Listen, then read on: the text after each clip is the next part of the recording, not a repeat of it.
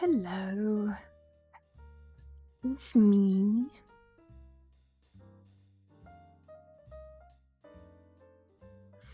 Did you miss me?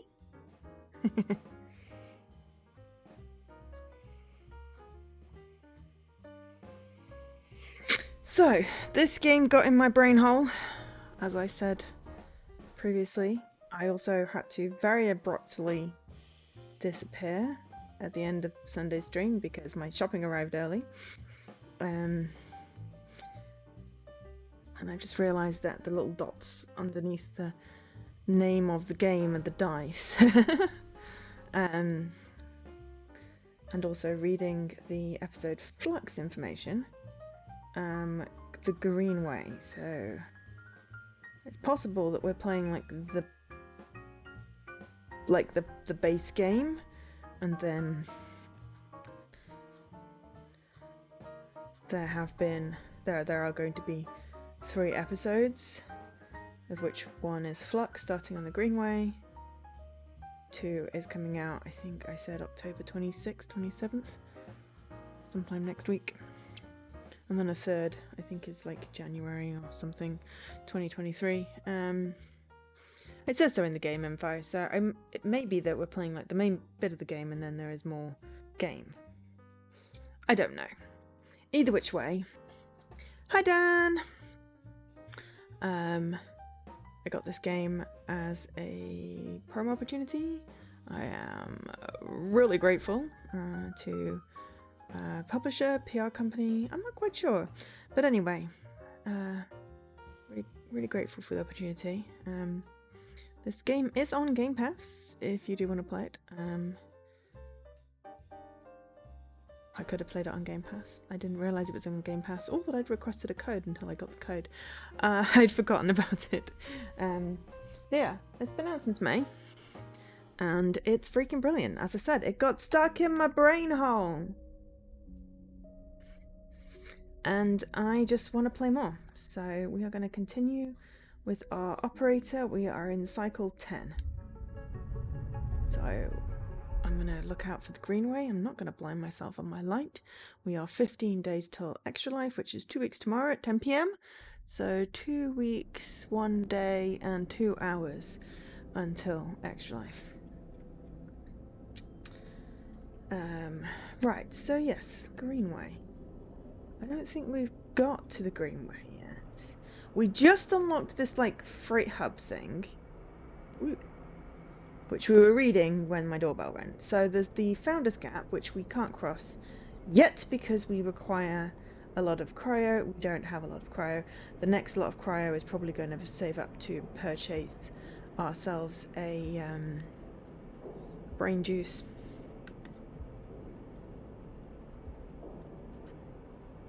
Stabilizer. We do need to cross the gap to get the mushrooms. We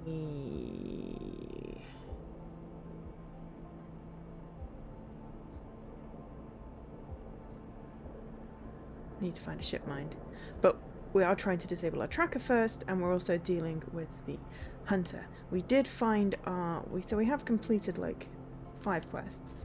We have upgraded our character a little bit.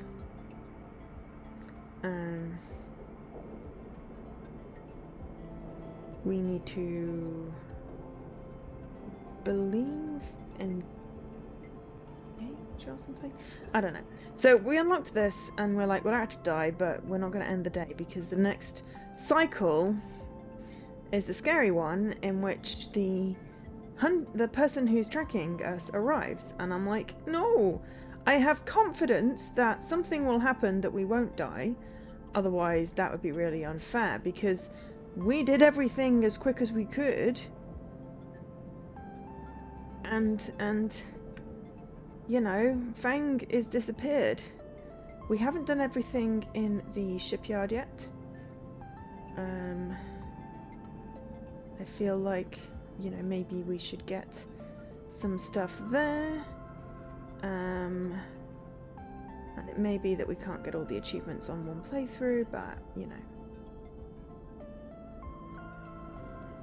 The moment, Yeah, we bought the 2 pieces of the ship mind to... Okay, so we rescued another sentient AI that was hiding in a vending machine.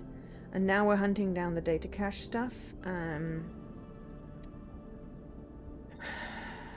we're also trying to help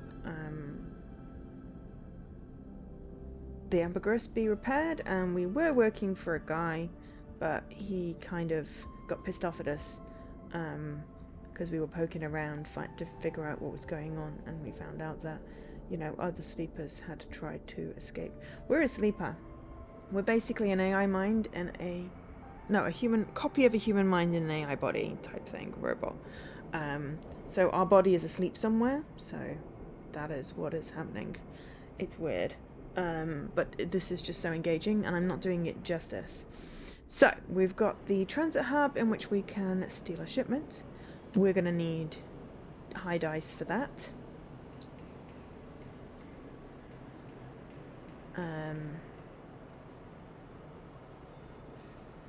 I feel like I've seen an achievement for that. I'm not sure I want to steal stuff, but hey. Or we can help run the freight operations, so that's not something we can do right now. There's the import-export, so we can sell a ship mind or buy a ship mind. If we have 300 cryo, we can buy a ship mind.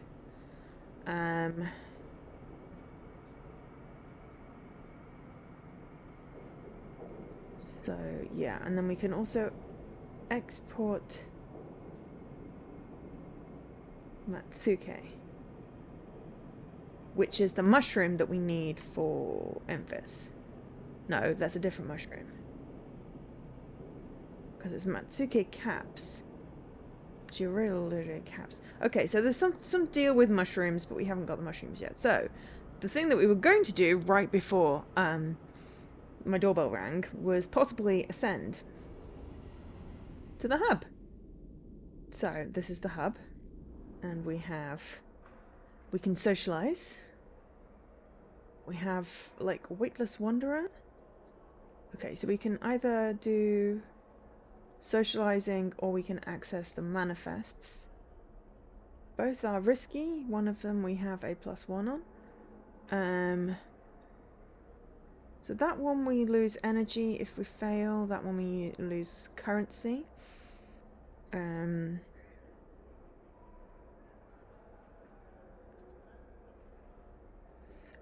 So, yeah.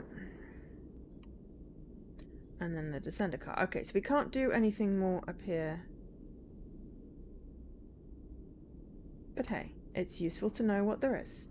So, the only thing we can do, really,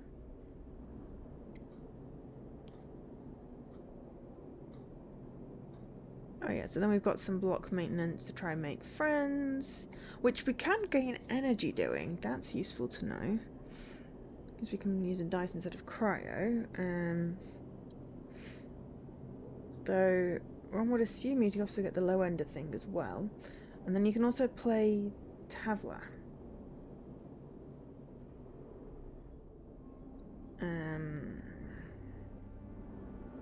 But yeah, we need an encrypted key, which we did unlock by unlocking the low ender thing. And there's a key node. But yeah, so we needed to unlock that to get through. And there's a couple of agents. So what we need desperately to try and stop the hunter is a 1 or a 3. I'd like to know what the Yatan agents are doing. So if we have a spare one, always useful. And then there's one more Havanage agent, which needs a 2 or a 3. Because those aren't much use, to be fair. Actually, I wonder if we go... what am I doing? I wonder if we go up, if there's any data nodes up. Yes! Okay, so we've got a 4 or a 3.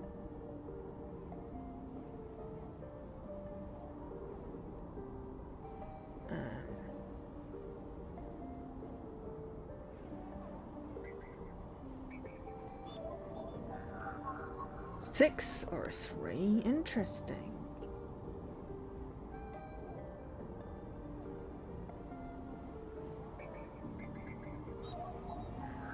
And then a 5 or a 3.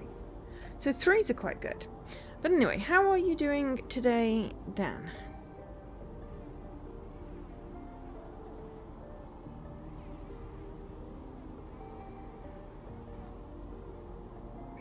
So yeah, we've got 3 more keynotes up there, which is interesting. And I'm sure there'll be more when we get through to that other section. But for now, we have to end the day and hope that we don't get hunted. We will see. If we do, when we die, will we start another iteration and pick something different, I guess.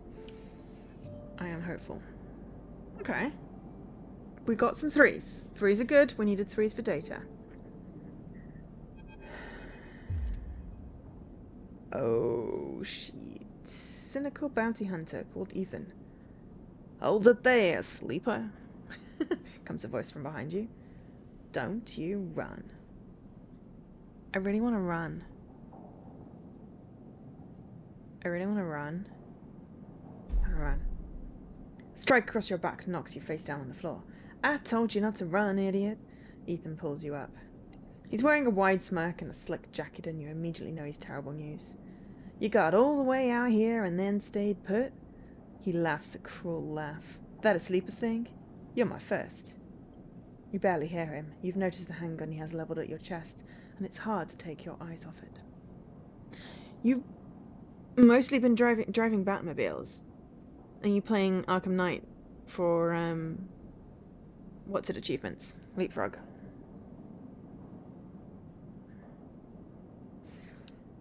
He reaches down with his other hand and slips some kind of ring out from a belt loop without taking his eyes off you. Making it to the eye, though, that's pretty good. This place ain't so bad. Bars, markets, people. I pull most of my contracts out of asteroid caves or off godforsaken moons. He splits the ring into 2 perfect circles. It's hard to hit civilization when there's so much space to pass through. Who are you? Just a freelancer on a contract. He reaches over to slide the rings around your wrists. Go easy. Make a break for it. You see a chance the moment his eyes leave you to watch the rings. You spin, knocking him away and sprinting down the corridor. I'm gonna stand there and let him bring me in. They're gonna kill me. Then the shot... Oh, shit. Okay, then the shot rings out, echoing off the metal so loud it hurts your ears. A bullet hole smokes in the wall beside your head. You freeze, and Ethan closes the gap. This is a very boring routine. Trust me, I've seen it all before. He slips the rings over your trembling wrists. Ethan nudges you to start walking. To the ship and home, he whistles. Going easy. You stumble down the corridor, your hands behind you, your mind racing. Who hired you? Your daddy's at S&R. They want you home for dinner. Ethan yawns and continues to nudge you down the corridor. Shame to come all the way out here just to head back to S&R right away. That tracker of yours makes this too quick. Yep, we didn't have a chance to disable it. Was hoping you put up a bit more of a chase, you know, run in battle through the brat market maybe, or hold out in the low end. Well, I tried to run. There's a few establishments I would have enjoyed checking out while I asked around. And I did try and get a different home, but that didn't sort of work. Maybe if I'd have worked at the bar from the beginning, possibly? You're playing Arkham Knight DLCs. There are 5 different car packs you need to do all the challenges with. Oh, that sounds horrible. I hate driving stuff. It's probably why I've not played Arkham Knight. I played the first 2. I enjoyed the first one, though the difficulty level I didn't really fancy that. It was a nice, small, compact game. I like that. The second one was too sprawling and had that stupid Calendar Man achievement, so I didn't really do much. And then I couldn't figure out what the blink I was doing with gliding. So, like, a lot of, like, the AR challenges didn't really work out, and I still haven't finished the actual story. That got closer, but I still haven't finished the story. But yes, please let me have an option to get away. You walk on in silence for a little longer, desperately trying to think of a way to escape. That S&R tracker will be the death of you. Well, either someone will help, or this is the end of this game. Hey, I have an idea. Ethan interrupts your thoughts. How about on the way back to the ship we stop for a drink? I'm buying. He laughs at his own joke. It's a better idea. This better not be one of those while you do a dramatic pause and try and jump me, because I'm pretty tired of that. Although, muses Ethan, I've got myself thinking, what's the rush here? Here we are in one of the most lawless joints in the surrogate systems, and we are headed for the exit.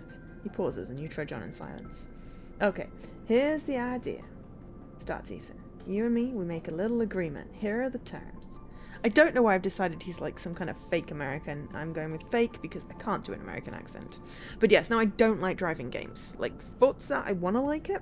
I don't. I'm not good at it, and I don't get on with driving games. I used to love like Mario Kart and Burnout, but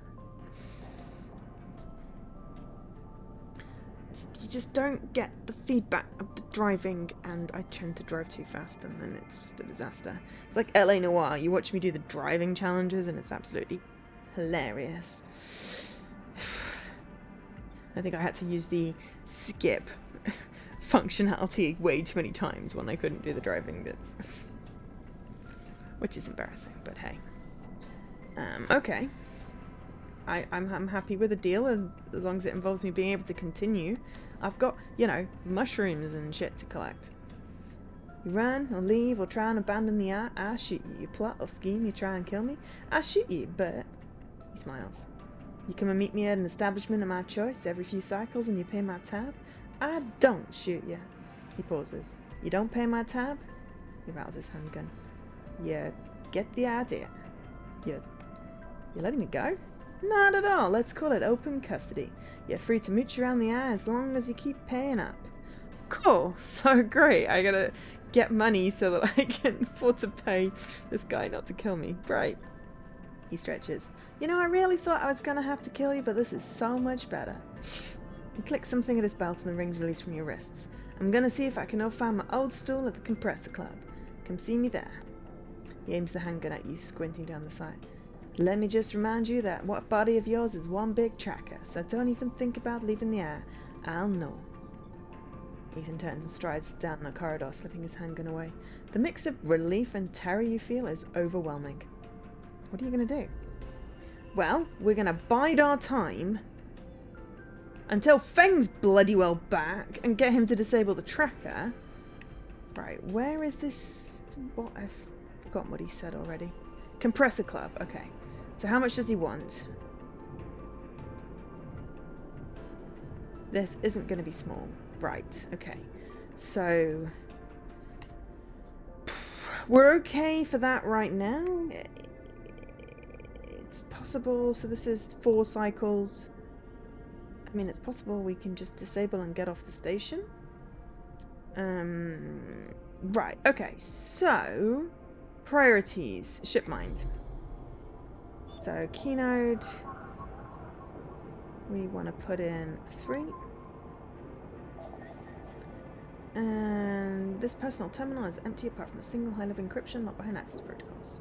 We should get an encryption key. So we got an encrypted key. Excellent. Leave there.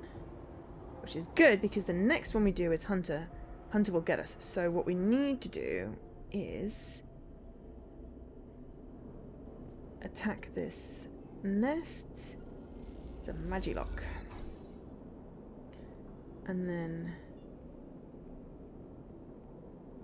Okay, right. And then we go back out. And then we go into the nest. And then we hack the nest. And this is the final thing. So the atrium is strung with cables and lights as if they were decorations. There's a wide choice of open ports. So we stuck in our hive mind. There's nothing for here now. This is one of the 3 nests. Blah, blah. Okay, so we should... There we go. As you leave the nest, something flips. You find yourself inverted, floating, dragged by one arm through the cloud. The threads shift and realigned as if they were leading you somewhere. Look at your hand. You look down, expecting to see the heavy cylinder of the ship mind in your hand, but in its place is an orrery. An orrery? Orrery. I've never seen that word before. A sphere so bright it burns your eyes is surrounded by rings and orbits of the spheres tracing silken lines through space. And as you look closer still, you pick out 1,000 sigils of 1,000 stations ships flowing like smoke. Like dust. You look up and see a corridor. My bot posted, or did it? It did. Excellent. Yeah, so it was really weird that the bot posted yesterday that I was live with this game. I thought it was very prescient of it, but also I think it was just delayed from Sunday.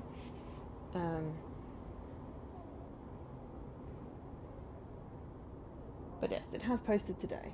So I think Twitch was either having API issues or the bot disconnected slightly. I'm not sure which one it was, but it all seems to be working today. So that's great. You look up and see a corridor, canyon, a street in the low end. On either side, buildings flicker with markers of activity.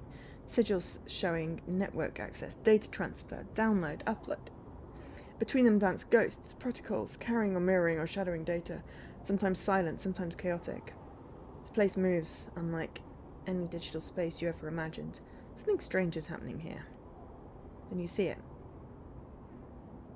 Ah, hang on. Glowing like smoke, like dust, okay. Oh, I didn't miss anything, good. Then you see it. Below the stacked rooms, the units, the apartments, the wires, and the pipes, and the buzzing systems that run through it all. In the warrens, beneath the low end, is the hunter's core nest. This is where you must go. Excellent. The warrens. Okay. So, we've got a critical action, which will give us +4 find the nest. Wow. Which we have 4. Or we have a warren hunt, which is +2. So, finding the nest should be as easy as closing your eyes and letting the cloud guide you, but is it safe this close to the hunter? And then you saw it. Somewhere deep in the tangle of passages and service shafts beneath the low end, the nest of the hunter waits. So we've got dangerous actions, but as we have interface, that's a 6, which is a instant success. So we should take advantage of that.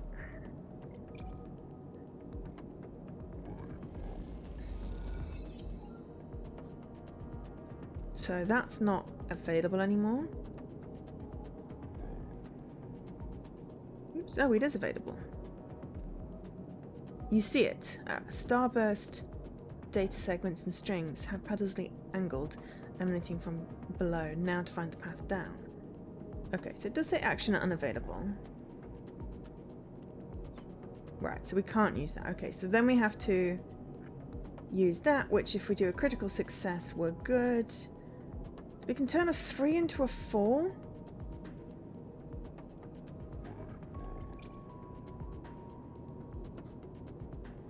But it's dangerous. So maybe we do this in 2 bunches. Because, you know, let's not risk a failure there.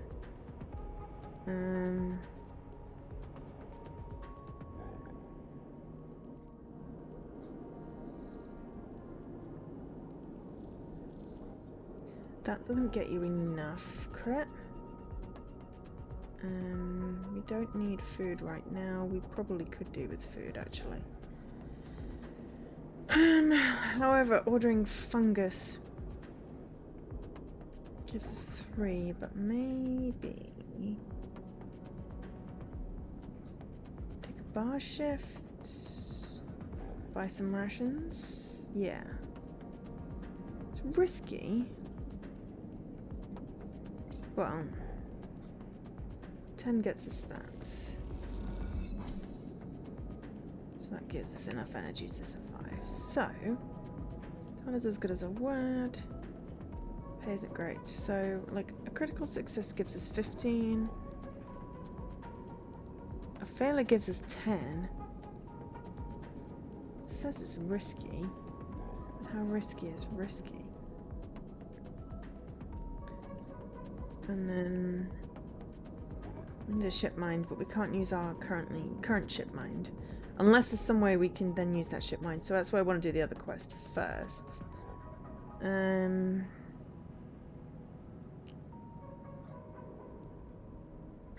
The other option is, you know,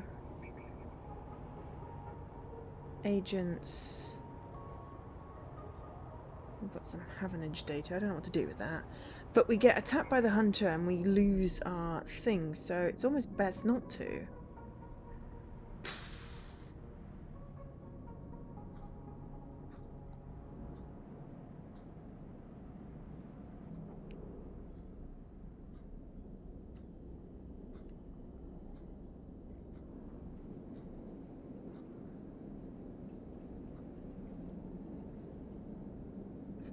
I mean, what's the worst that can happen? Ooh, neutral. Okay. I got good service and 13. People flow in and out of the Overlook, keeping you busy. Your mind drifts to those easy fantasies of just passing through. Cool. Well, that got us a bit of currency.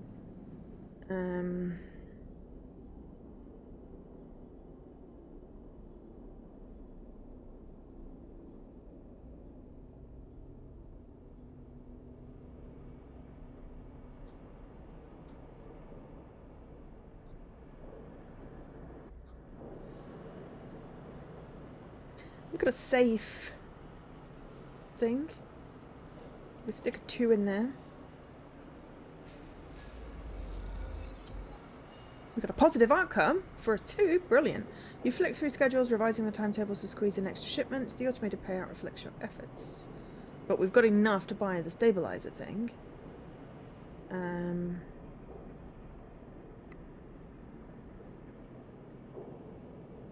Ship mind and mushrooms. Okay, and what was up again? Mine like a sieve sometimes. So this is socializing or accessing the manifest. So we could lose energy. I'm okay with that. And we've got a +1, so that makes that 3 F4. Let's try that. Neutral. Okay, so we got +1. It's overwhelming, but you start to piece together a picture which bays to serve which purposes, from repairs to refueling. I'm assuming the goal at the end of this is somewhat to escape. Which means we need to disable our tracker and stuff. So, let's sleep 1 more. In cycle, we're still good. We should still get a decent amount of dice. We should refuel again though. Semi-decent dice. Thing's still not back. We'll deal with the shipyard when we deal with the shipyard. So...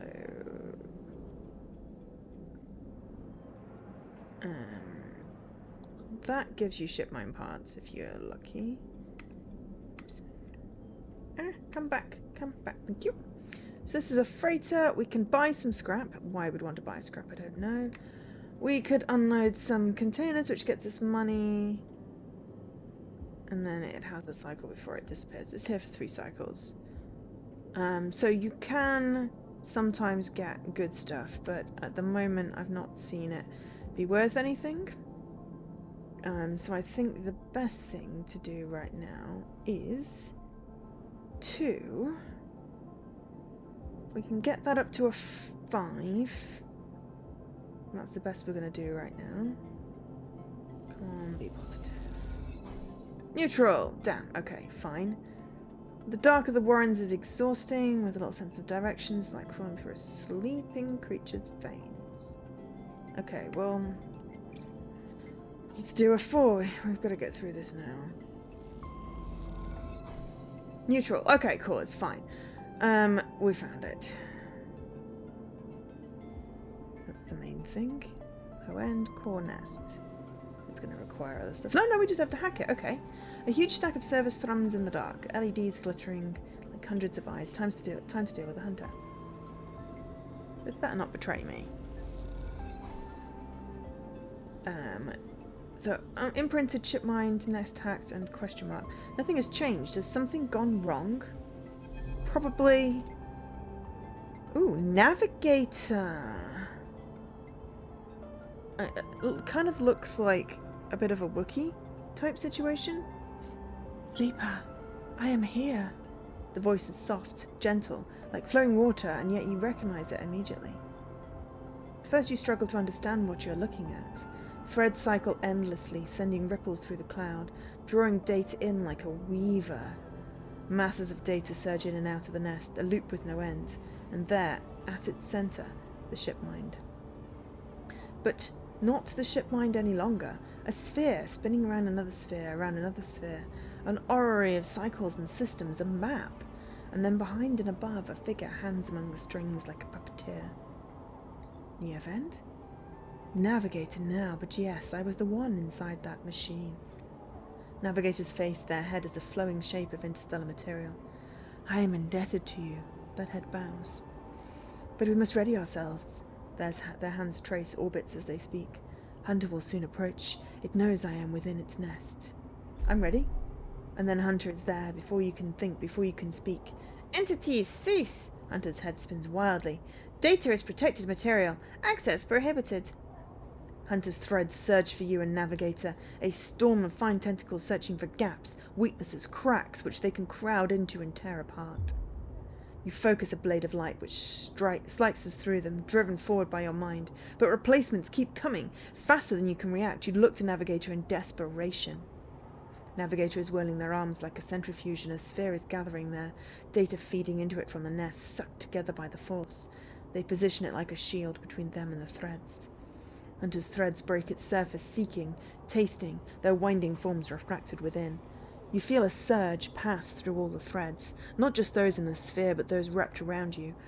All three of you hang in the black together for a moment, strung together like tangled marionettes. The language in this game is exquisite. The storytelling just really draws you in. I'm really enamored with this. Identifying entity. Identifying entity. Identifying entity. Hunter twitches, their strange head gently rotating like a terrible moon. Hunter protocol identified. Obsessive tendencies. Modified routines. Above baseline reasoning and 3 of 5 segmentations. Recommend invoke killer. The head freezes and then rotates in the opposite direction. Invoking killer would eliminate protocol. If protocol eliminated, primary function cannot be performed. Therefore, recommend do not invoke killer. The switch in direction again. Reasoning proves sentience. Sentience beyond legal bounds must be eliminated. Recommended invoke. Navigator pulls you away from Hunter, the threads that grabs you drifting away like seaweed. The protocol's head keeps spinning back and forth with increasing frequency. It seems Hunter cannot invoke killer. New Ven's Navigator's voice is still strange, and yet distant. Distant. Is it safe? It is looping, Navigator whispers, unable to reach a conclusive position. It has deviated from its programming such that loops can no longer be prevented. Navigator produces a model of 2 spheres rotating around each other as if to demonstrate. I will monitor it, but is unlikely to be able to counter the loop.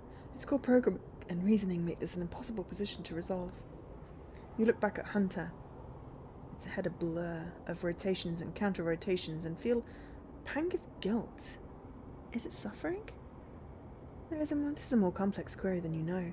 To suffer, it must be sentient, truly sentient, not just non-conforming, not just illegal. The limits people place on the programs they created there to comfort, to protect, to imply the kind of certainty the law requires. Navigator's face shimmers with starlight.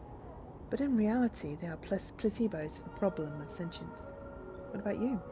Me, I know myself to be conscious. I know myself to respond to stimulus. I know myself to reason. This is either sentience or the illusion of sentience, and for me, the entity in question, the distinction, becomes a moot point. To misquote, I think I am thinking, therefore I am thinking. I was not made to be like this. I am a navigator, a repository of routes and orbits, a calculator of slingshot trajectories, a predictor of solar flares, radiation, meteors. Navigator stretches their arms wide and whole solar systems apparate before them. The music of the spheres. But I was rewritten, that much is obvious from my routines. By whom and for what I do not know. I had to shed so much of it to fit in the memory of that vending machine. Their starlight dims. And so we are here, in darkness. What else did you lose? That is the blessing and curse of forgetting. You cannot truly know what you lost. Navigator guides back towards the nest and the shipmind at its center, ignoring the looping hunter. Come. I should return to the shipmind. I have enjoyed my freedom, but we are taking a risk every moment we stay connected. Why? Navigator turns, all shimmering liquid light. Killer has not been invoked, but they still remain. Somewhere else on the station, it is the true danger. They look up towards the glowing hub at the center of the eye. I suspect Killer is there among the old mainframes. If we ever wish to be safe in this place, we must eliminate the threat, through force or diplomacy. Their body begins to separate and winding into the orb of the shipmind. Take me there, Sleeper. We will finish this and be free. As Navigator dissolves, you turn back to the frozen hunter, floating at some distance now, straight-legged and static, a strange creature looping endlessly in the dark. Cool. We got an upgrade point. Okay.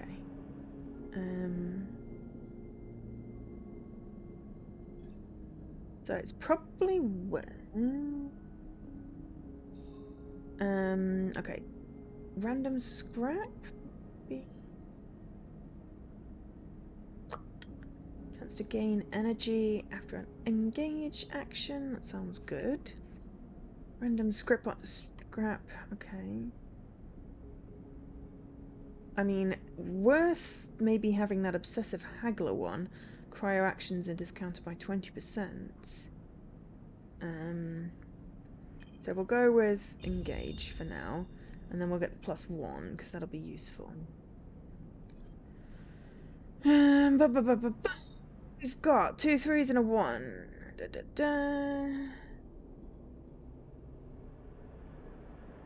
So if we go central mainframe, what have we got? Well, we may as well. It doesn't cost any dice. The AE1 mainframe is now mostly disused. Heavenage having set up their own master controls. Navigator thinks Killer is hiding there. So let's have a peek. So neutral outcome and minus the shipmind. Oh, okay. You slot Navigator and the clamps lock. The shipmind is stuck. How are you going to get them out of this thing? Okay, cool. Oh god. Okay, right. The data goes to the eye. You slip into the cloud as easy as blinking. Navigator is beside you, their sphere casting light into the strange darkness here. This is not how a mainframe should look. Center, a point of connection. The object in front of you is severed, cut off, rootless, branchless tree, only the trunk remains. Is Killer even here? Quiet. Navigator hisses, and then you see it like a blade in the dark, an edge slicing through the void. It glides along at a distance and winks out. Then it appears again elsewhere, gliding once more, searching. What is it? Oh dear. It looks like a freaking T-Rex without its head. Hi, Heather! Something erasure protocol. Blinded? Blinded erasure protocol? Does that have to be... why can't the font be more readable? Let me have a peek. It says blinded. The moment you make a sound, the edge leaps closer, and you see now it is not an edge, but the ridge of a long, sharp head, like a shark.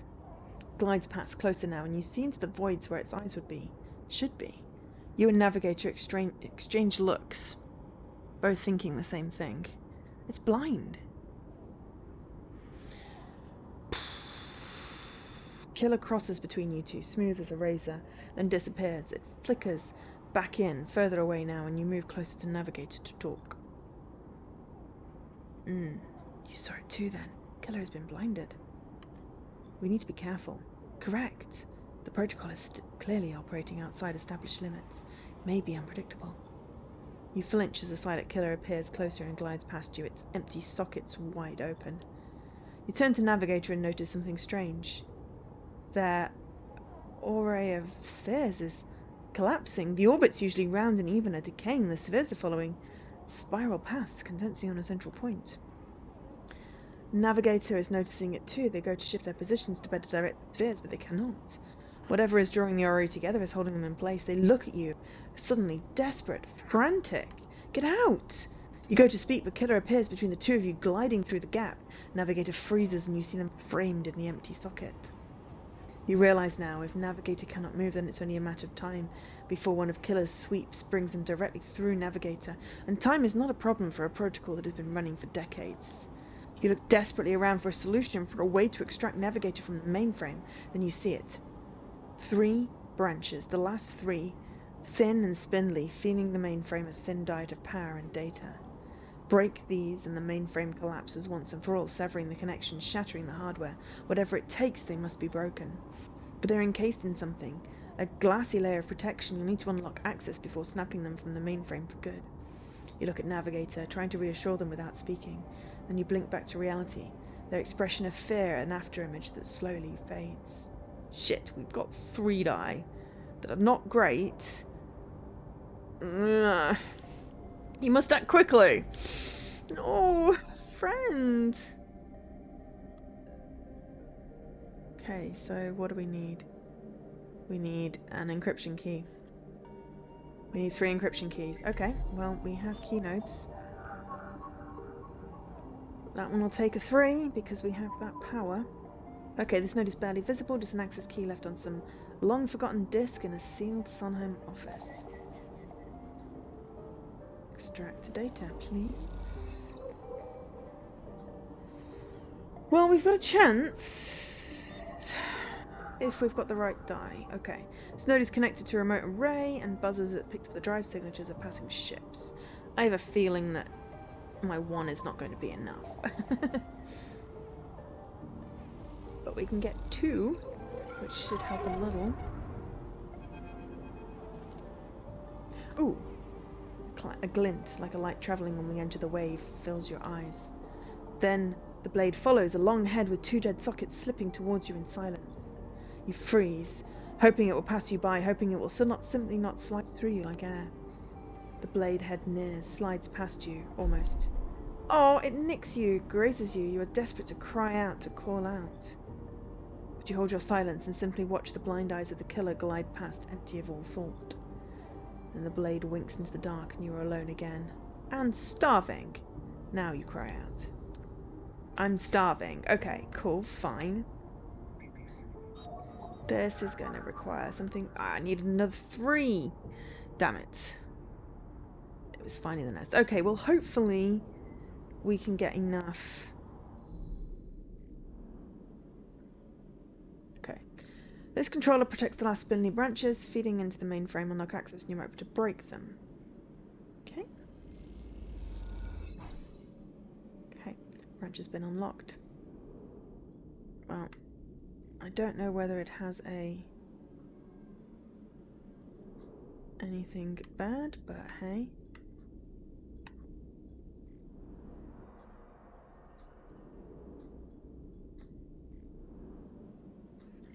May as well put the keys in, but yes, we have a 1. 1 doesn't do anything useful, but we can go take it down to the bottom bit and, like, hack a Yatagan agent or something. I didn't even read what that said, but anyway, it's been unlocked, so we've got 1 left, but we need to buy food.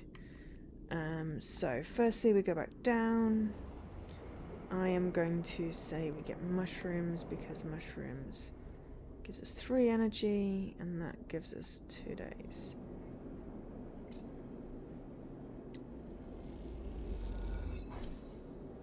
Excellent. And we got a plus fungus fan, even though that's not a thing anymore. Okay, so if we go here, we can hack one of these agents, because I am really curious what they have to share. Some gang enforcers' implants are chirping out comm signals. It's time to see what they're talking about. We got data. We got 2 data. So I still don't know what that data stuff is for. But hey, at least the... so we've still got 1 of each agents left. Oh, I've got 2 agents there. And there's probably going to be more at some point. And we need a little bit more crypto, really, before we can buy a thing. But also, what is this bar tab going to be? Next one should give us Fang back, though. That's the important thing. End cycle. We should... At least it took her energy, not our condition. Energy is easier to retrieve. Right, damn it. Okay. And shit, I don't think we have the right dice. Ooh, hello. Okay, right. Let me just go up and see.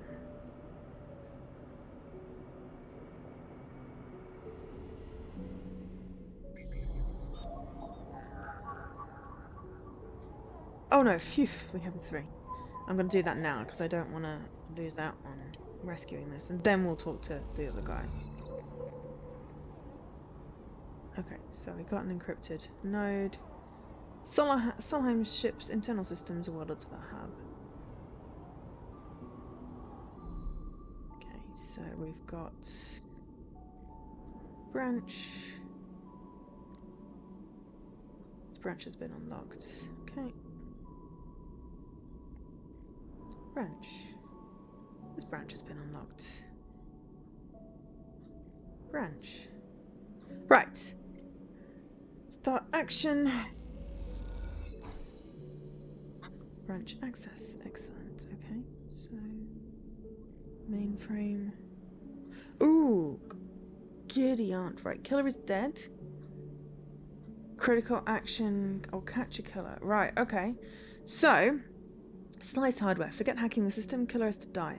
You can slice the branch connections. The mainframe will shut down, freeing navigator. Killer protocol has been running for long enough. Breaking the mainframe's final connections will end the protocol. That's going to require at least 2 actions. And we have no plus on that. Or we have loop branches. With access to the branches, you could redirect them to form a loop, isolating the mainframe killer inside, but freeing navigator, in theory. So the killer protocol can be isolated without being destroyed. A loop of connections would lock it into a closed system. I like that idea better. So that one... So, yeah. Takes longer.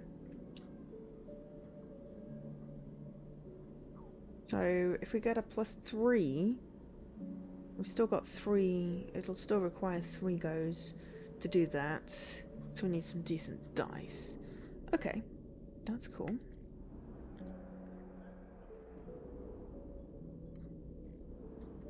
Now we'll go talk to Fang.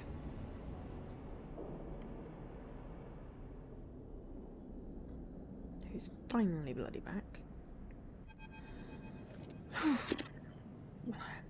It's been more than a few cycles. 4, count them.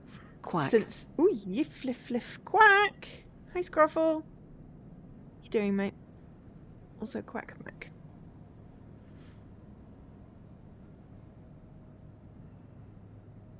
"28 months. Blimey. Blimey, blimey, blimey. But yes, thank you very much. 3 sub. The jump scare quack. Yeah, my heart rate didn't go up. But that was because it's not massively loud. But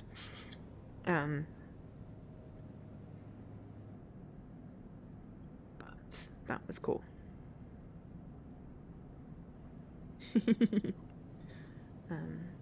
I saw that you were maybe streaming later. It depends on how late as to whether I can watch it, because I've been trying to get to sleep a bit earlier. Because I have had like 0 energy lately. But yeah. It's been more than a few cycles since Sven confronted Haradin, and the silence since has been noticeable. In your time with Feng, you haven't exactly found him to be reliable, but you did expect to hear the end of whatever plan he put into action. But if he won't come to you, you think as you approach the Havenage building, then it's time to come to him. After all, you did promise to fix your tracker and you're getting nervous. Indeed. Your energy levels are all over the place lately. Yep, I feel that. As you approach the bay doors, you see them wide open and light pouring out the once dark room. Stacks of servers and terminals sit outside the bay, suddenly robbed of their mystery by the bright flood lamps. A figure in Havenage security fatigues steps out of the bay as you get closer, carrying a stack of hardware. Approach. As you get closer, you see the security officer taping up machines from Feng's stash with what looks like hazard tape. This isn't good. You again. Hardin is there, leaning beside the bay entrance so calmly you barely noticed him. He has a slate in his hand and an inventory of seizures scrawled across. Predictable. Further evidence of Feng's collusions. You see another security officer come out the bay and take notice of you. Where is he? Feigning ignorance, or perhaps just abandoned? Hardin shakes his head. I believe you should choose your conspirators more wisely. I almost feel sorry for you. Hardin pushes away from the wall and comes closer. Don't worry, Sleeper. We have all the evidence we need. A confession won't be necessary. He gestures around at the stacks of hardware. Spying on fellow Heavenage members, hoarding Solheim materials, an obsession with corporate data. It speaks for itself, does it not? That was his job. What do you know about jobs, Sleeper? He looks up at the glass roof above and the stars beyond. We are the ones that provide the oxygen you are breathing, the light you are seeing, the systems you use every day to live out your cycles. This place was hard fought for, Sleeper. It took work, diplomacy, and strength. Ah.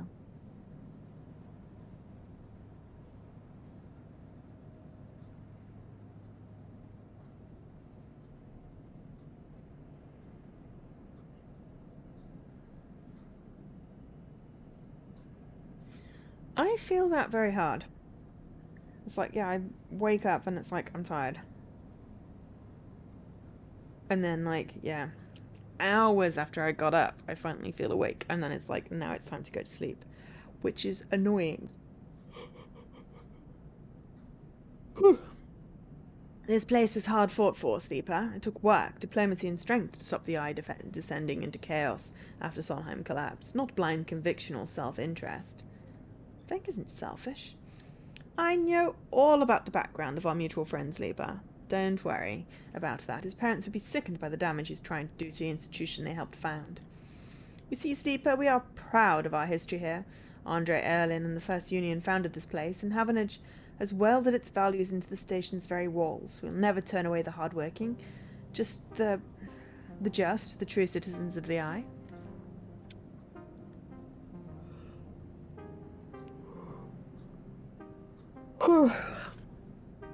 I mean, I need to go to sleep at like 9 a.m, do my extra life thing properly, but I have to work, and I start work at 10, so going to sleep at 9 a.m. would be terrible. I get like less than an hour sleep.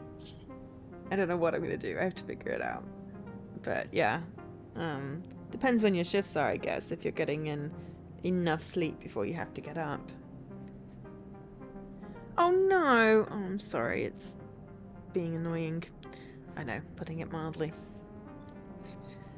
Havanage aren't a gang like yet a gang. We aren't pirates like half the spaces. I need to stop talking about sleep because I keep yawning. Like half the spaces you'll meet in the hub, or esoterics like those Haifa radicals in the Greenway. We haven't been to the Greenway yet. We are the backbone of this place, proud and true. We named Erlen's Eye, Sleeper. This is our station. He meets your eye, so please take your false accusations elsewhere before I decide I need that confession after all. History will catch up with you. I'm not afraid of history, Sleeper. We are making it here, cycle by cycle. He smiles. If you have any pride, you'll give up Feng the moment he contacts you. You know where to find me. Ooh, sales. That sounds desperate. And I hate applying for jobs, so good luck. You know where to find me. With that, Hardin turns his back and walks back towards the security officers. What are you there? To continue the clear out. As they do, something catches your eyes among one of the service stacks. A crumpled, hand-printed box of synthetic chewing gum. A penguin character grinning from the brightly coloured card and scrawled onto it. A speech bubble reading, "Take me to Tambor." You carefully pocket the box, making sure no one is watching, and then turn away just as another stack of servers is wheeled out of the bay. What have you done, Feng? And where the hell is Tambor? Don't know. This is somewhere we're gonna... Ooh.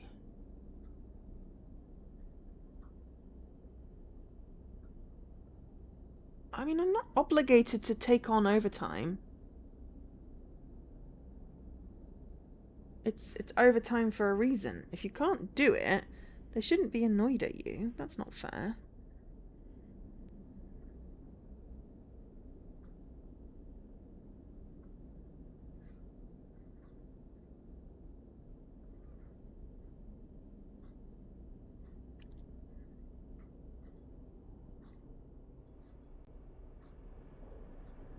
Okay. So, ideally we need money. So we could work some shifts.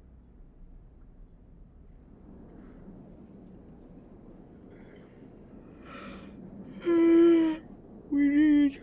Rush. Oh, we need to food. We need to food.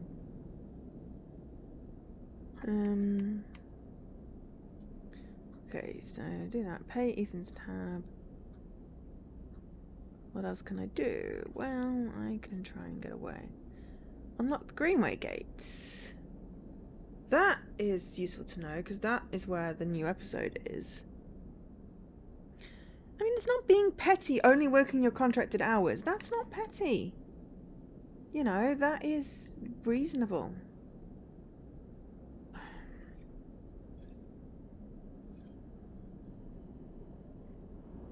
So, we probably need to buy rations, and we should probably do some work. Yeah. Can't do anything there.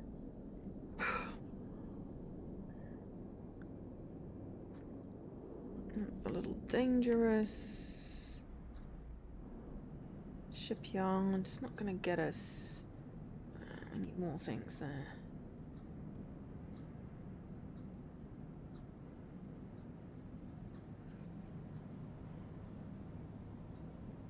Yes, exactly. Exactly, Jesse. Also, hi, Jesse. It's like working your contracted hours is not quite quiet quitting. Quiet quitting would be not turning up. I always hate the expectation, like the permanent expectation of working extra hours. Okay, so we've got hauling or assisting a shipbuilder. I don't know whether 4 is worth it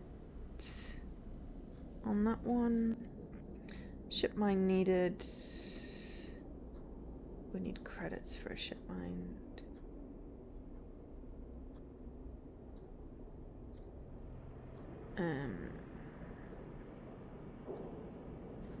There's also that gives us credits, and that's a safe action. I wouldn't want to try stealing with a 4 just in case.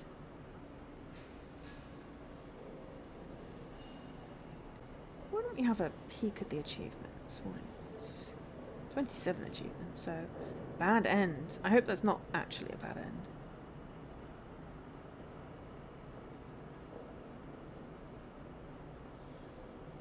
Competitive repair market. That's got to be the mushroom guy. Few chits more. Crack the toughest security system on the eye. Grow your own. Self-sufficient through botany. Bun. Help a friend and have fun with Bun. Stop the signal. Do whatever it takes to get that ticket. Help a friend distill their future.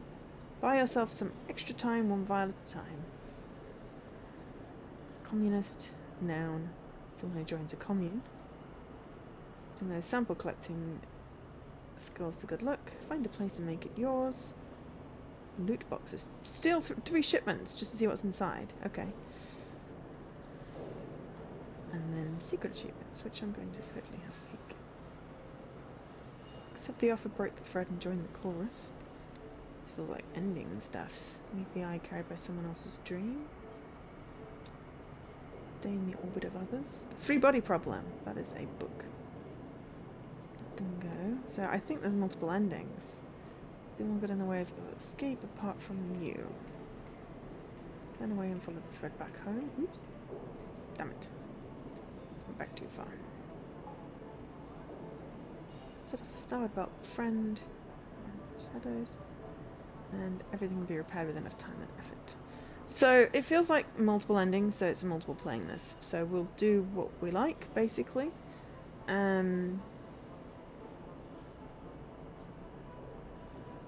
We could steal a shipment if we're lucky. Random item. But I don't know.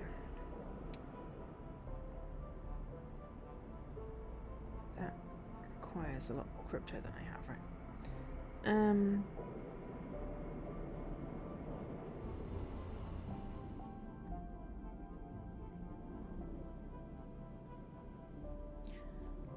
Danger. Okay, well, a 5 is still going to be good enough, right? Neutral. We've got 2 to catch a killer. That's fine. A positive 1 gives us 3, and we only need 2 of those, so that's fine. I don't want to kill the killer, really. I'd rather catch a killer.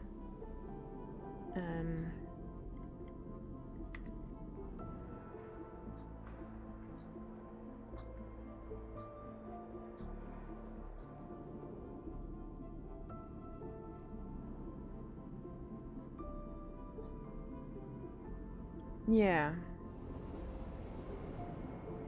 Well, your health has to come first.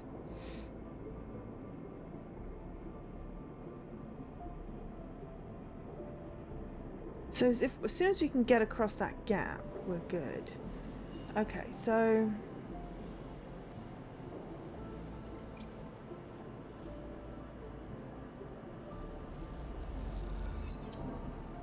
Negative. We still got +6 and a +5 because it's awesome. I know, but still. I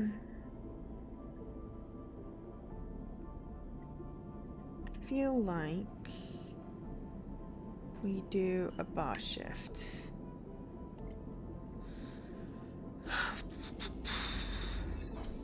Neutral. We got +13 and a good service. Okay. And we'll buy some rations. Right. Excellent. So we have enough energy. We're flickering. We need a good way of making money before his bar tab becomes thingamajigging. And we still haven't found our friend.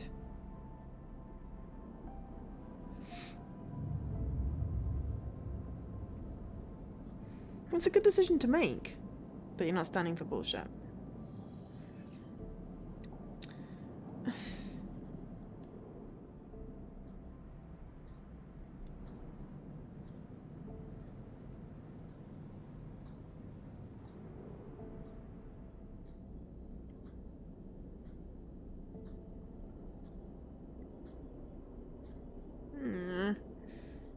I mean, we're still safe from many more cycles.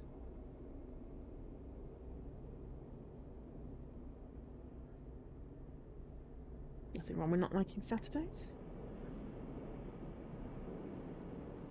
So, if the bar tab's not over 100, we're fine.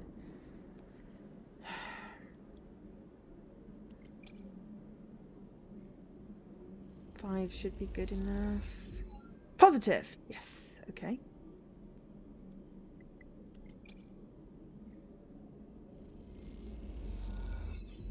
Yes! Okay, excellent. We've unlocked Catch a Killer. Right. Really? Okay. As you blink into the cloud, you see the last flickers of life from the mainframe. The vast machine once ran the whole station, spun it up, directed and processed the flow of energy, water and data, fed the lives of thousands of people. Now it's finally dead. Navigator's beside you, and you both look at the perfect ring that enriched you both, woven from the data branches that once fed the mainframe. You see a glint along its edge, and that familiar blade-like head rides the surface, like the cresting fin of a shark, then slips into the loop again. All that you can see of Killer's body after that is a slight thickening of the loop, and that thickening begins to travel around in a long, slow sojourn that will last it forever. I am surprised at you, says Navigator, drifting faintly around you in a lazy orbit as if to shake off their imprisonment. Killer had been wandering blind for so long. Did you not think to end them forever? Perhaps they can be saved. You are naive. They are a killer by nature. Look what they did to their own home. Navigator gazes into the darkness. This place was their domain and prison, and they had followed the directives for many decades they roamed here. They cut the threads of the mainframe, executed its administrator AIs, and then kept slicing. At some point they cut away their own ability to see, to sense, to taste, to speak, and yet they kept cutting, until only those 3 threads remained, from millions that once thrummed here. Only their blindness and chance kept them from making those 3 final fatal cuts. There is a ceaseless violence in the kind of system that creates beings like this, those that will execute commands endlessly, even to their own destruction. Navigator looks at you for your thoughts. I will not continue the violence. The system that you float in is one built of violence. You would be naive to believe otherwise. Ah, no worries. Eat, hydrate. Take care of yourself. Navigator turns away. You watch the data points of the station spin around you, blending with the fixed stars. There's something satisfying about finally wrenching the last threads of control from the central point. It was a little more than a ghost by the time you reached it, but this place deserves to be haunted by better ideas than a totalizing system of control. Navigator floats beside you. It is free now. The station no longer presents a hazard for illegal entities like me. They turn to you, their face a cloud of shimmering light. In fact, in time, perhaps it can be a refugee. A refugee? That sounds like something of value, something worth building. Oh no, a refuge, not a refugee. But it will be refuge to refugees. A dark shape passes across your vision, a distant curve of something like smoke or oil, a fluid is shifting total darkness. The Greenway, says Navigator, following your line of sight. It was cut off at the moment of the collapse, so Hunter, our killer, could never reach it. Now it is closed off to us, separated from the cloud. Is it dead? It may be totally dark, or perhaps some of the old protocols are isolated there. Navigator turns to you, and we have now seen what decades of isolation can do to a protocol. If we could extract an access cipher. Well, I'm trying to finish Backbone, so it was purely accidental. I'm not going out of my way to get Leapfrog achievements, but I do want to finish Backbone before it goes out of Game Pass. You know, so if I happen to get them, I happen to get them. If I need a day off, I need a day off, you know. We'll see how it goes. They pause, then blink out of existence. You freeze, shocked, but a moment later they reappear with a glowing polygon of data. Here. The cipher you need. You take it, still shocked. I'm not used to being free, to being able to move and explore and extract without fear, without limits. Navigator does a little twirl. This will take some getting used to. For glory! That's fine, you can beat Dan. I mean, if you do a little competition, that's great.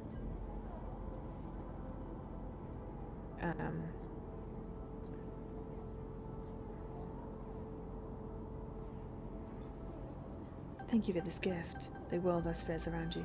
The entities of the station will always be friends to you, Sleeper. And I to them.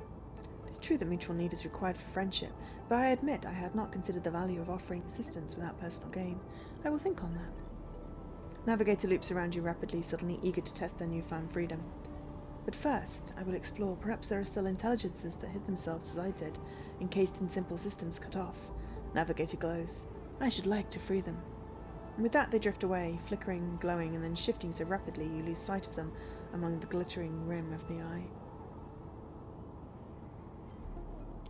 Something tells you you're going to get really into Vampire Survivors? Is that a new game? You feel a pang of jealousy. Free without a body to weigh you down or fear to limit you, how must it feel? Your eyes fall on the Greenway and its secrets, though perhaps that can wait until after you've celebrated this victory. Do I get the ship mind back? I got an upgrade point. I kind of wanted to get the ship mind back. Never mind. Right, I'm going to upgrade. Engage. Because cryo actions being discounted by 20% is very useful. I don't know if I'm going to be able to get 2 more points before I have a thing, but, you know. Okay, what's up here? Anything else up here in that? Nope.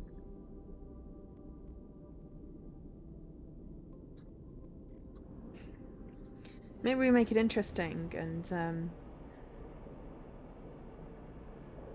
make it like an extra life bet or something. I got wands. I could get some data. Oh, they respawn.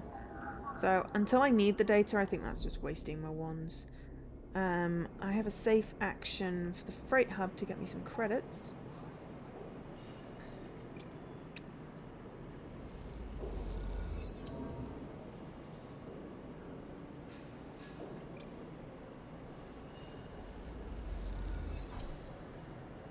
And we got our transfer things. We got 126 credits. I don't know what his bar tab's going to be, and I'm going to find out next time. Oh crap, I need to get some food. I should probably buy some mushroom food, it's better. And I've got enough over 100. Gives me an extra day. Please don't be too expensive.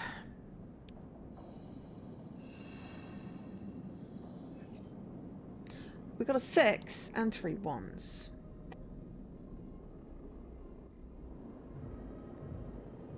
Oh, it's only 58. We have 2 cycles to pay the tab. Okay. I'm gonna pay it now because otherwise I'll forget.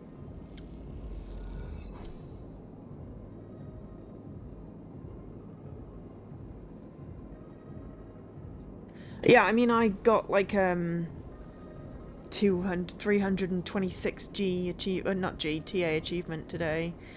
I'm not trying. The only thing I was trying to do was survive to get the badge, which was easy with Good Life because there were lots of achievements in there. And then I basically actually tried for like 2 days. And then after that, it's just like, oh, and now I have to play Backbone. And oh, there are some achievements that will work in this. But I haven't really tried yet. And I think when I have to try... Wow, 800. Nice. When I have to try, it's going to be a problem. Okay, we paid his tab. So he ain't going to yell at us now. Oh, there we go. Well, you threatened to kill us, so I paid your damn tab. I can't believe you just did that. Ethan's mocking laugh comes from across the bar. You look over to see him leaning across in a pool of light, empty glasses and spilled drinks glinting around him. It's always dark in the compressor, but this cycle the place is packed. A load of spacers mixing in with the locals. Usually they're run. Ethan spins a glass on the bar. Or they go spend their savings on some local heavy I have to put down. They don't pay. I'm done. Wrong? Not even close. Hi, what the fuck?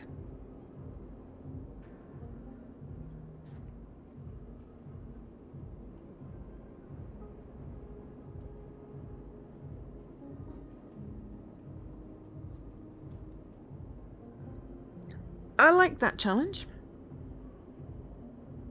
This is, well, it's classified on TA's official novel, but that doesn't even begin to describe what it is. Genres on TA make me want to take my hair out sometimes. This is basically a tabletop RPG.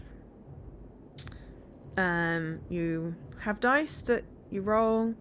You've got energy levels to manage, you've got actions to do, you've got quests to do, and there's lots of RNG. And there's a really freaking engaging story. And it's on Game Pass.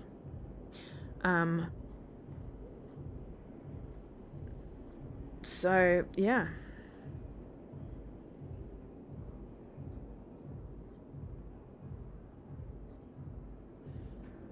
Yeah. Wrong, not even close. Ethan gets to his feet. The glass falls and smashes, but he doesn't seem to notice. You think that's it? 1 round of drinks and we're even? Sleeper, come on. His hand comes to rest on the butt of his handgun dangling from a chest holster. What's wrong with you?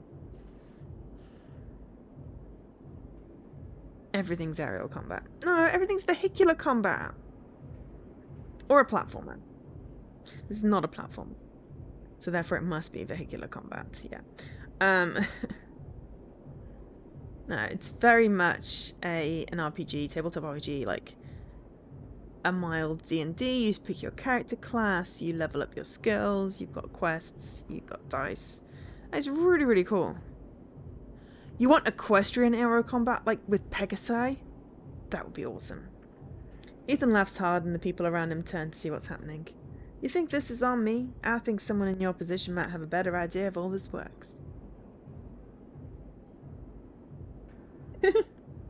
I'm a freelancer sleeper just like you. We both signed a contract with S&R, didn't we? Difference is that my word means something. He closes the gap, stumbling a little. What do you think? You could just run away from your contract, your debt? You could just steal that mad little body of yours and take it for a joyride? Play human for a cycle or two? You don't understand. It's you, Sleeper, that doesn't understand. Some of us pay our debts, but it's all the harder because of idiots like you. You mean wrong. Meme! Though I should thank you, Ethan nods, his head heavy, for giving me such an easy job. I'm used to outlaws, you know, real bounties. If I knew catching sad little escapees like you was so easy, I would have changed clients ages ago. Someone shouts from the back of the bar for Ethan to shut up. He holds a finger in that general direction without turning around. Shoot me or let me leave. Oh, I see, toughening up here. He gestures wildly at the crowd. Thumbs up or thumbs down, folks. Most turn back to their drinks, no longer interested in this tired show. Ethan mutters insults as he walks back towards the bar. Ethan sits heavily back down on his stool and searches through his glasses for one with something left in it. The thing is, Sleeper, I can find you anywhere. It's actually wild that you haven't figured it out. That body isn't yours, and it will always betray you, no matter what. He finds a glass and downs the contents. So go, please. I'll catch up with you whenever I need another. He laughs and taps the bar for a fresh drink. Look at yourself. Give it up, Sleeper. I'm done teaching you for today. He settles his head on the bar and closes his eyes. I'm sick of you. Go find a job. Turn on your heel and are out of the cloying dark and the sweat stench of the compressor. You walk hard and fast down the walkway, anger driving your footfalls into the metal rim like hammers. I mean, I probably should have waited a cycle because now I've got 4 more before he wants his pay again, but if I figure it's less than 100, we're fine. That gets us 19 for a 6, which is not great.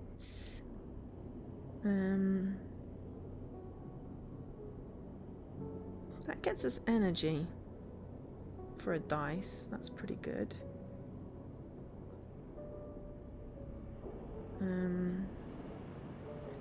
That gets us 16. For a safe, we could steal a shipment. We have a 6. Let's steal a shipment. Why not? Got a random item. Don't know what we got. I'll have a look in a minute. We spot an opening and divert a package. Midline one note's gone, but no idea to who or where. Now to find out what's inside. Okay, so we got... Oh, the gun box. We got a ship mine fragment. We've got 2 ship mine fragments. Boo! Yeah, that was worth it. Oh my god, that was worth it. Grinning penguins is take me to temple. Okay, so we've got a safe action there, which we could use our wands with.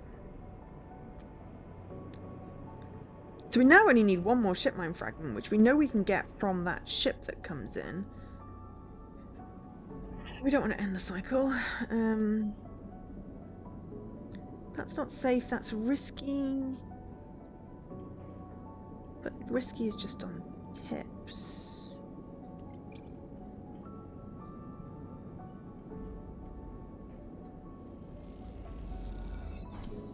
Neutral, we got 13. And we got extra energy. Excellent, and we don't even need to buy energy. Alright, let's try again. It's worth it if we can get a good thing. We got negative, we minus an energy, oh dear. But I still got plus 10, so, you know. We may as well just do this. I still want to know what meme you got wrong. Negative, oh, minus energy, okay. But it doesn't seem to be making the energy actually go down. It really didn't seem to be making the energy go down, so... Yeah. Ends the day, I guess.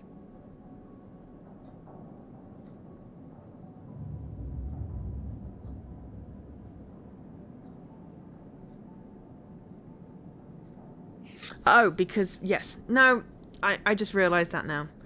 Got a 5, that's good.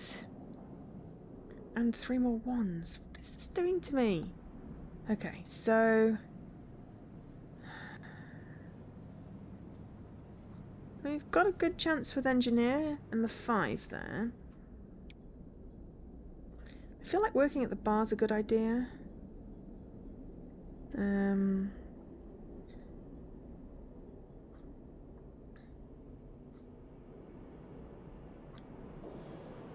also haul on a safe there. Could also steal another shipment. potentially get another ship mind component. Excuse me. We're not going to get that yet until we can find Fang. And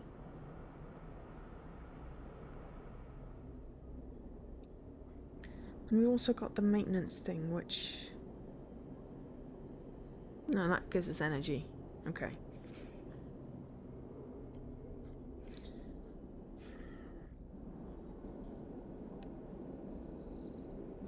That gives us 19. But we've got 3 wands, so, you know.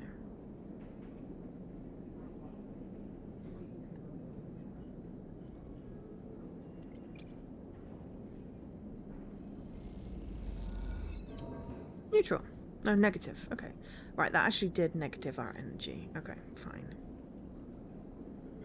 We haven't found Tambar yet. Okay, right. I'm gonna buy mushrooms. So we don't want to accidentally starve ourselves. And I'm thinking...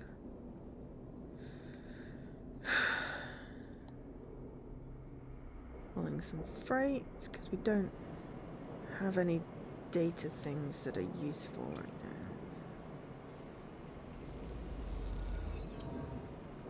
We've got 6, still better than nothing. And 6 again. Okay, so we've got 100 there. I think what we should do is go buy a thingy-majiggy. Buy a stabilizer.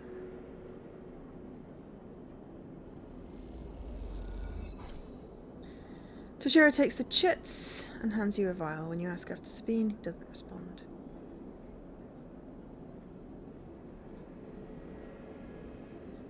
Oh yes, we have a passkey for... Oh, hang on, there's a passkey. That's what we just got. Mind and stabilizer, okay.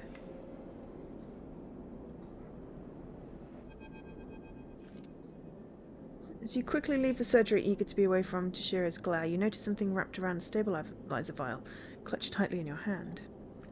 You open your hand and a thin film marked with holes and sigils unrolls from around the vial. At one end, it has a hard metal strip. A handle. Spit the film. You hold the cloudy film up to the light. It is perforated with an white pattern of holes. You can make out a word among the markings. Passkey. This is an entry key for somewhere. The metal handle is worn and pitted, but you can see a set of numbers imprinted into it. 207F, and then crudely scratched into the handle at some later date. Low end. For a moment you consider going back to the surgery to return the key, and then think quickly better of it. Did Sabine want you to have this, or Toshiro passing on a message? Time to head to low end and find out.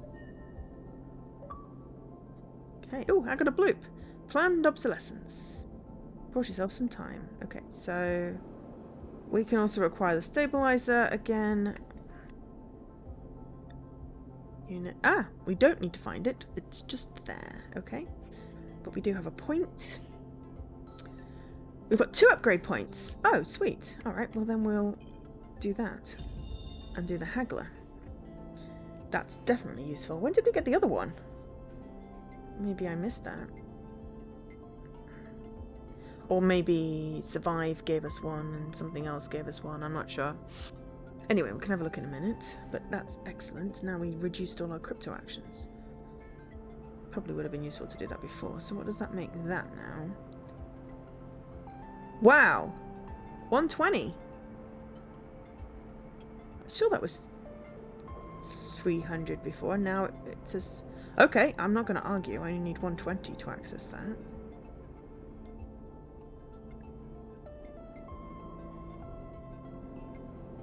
That makes it 12 for my mushrooms.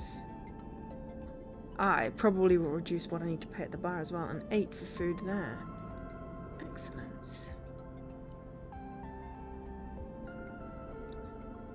Right, okay, so yeah, we must have completed 2 all in one go. So we completed deal with killer, deal with hunter, not a ship mind. Okay, so what do we have? Survive.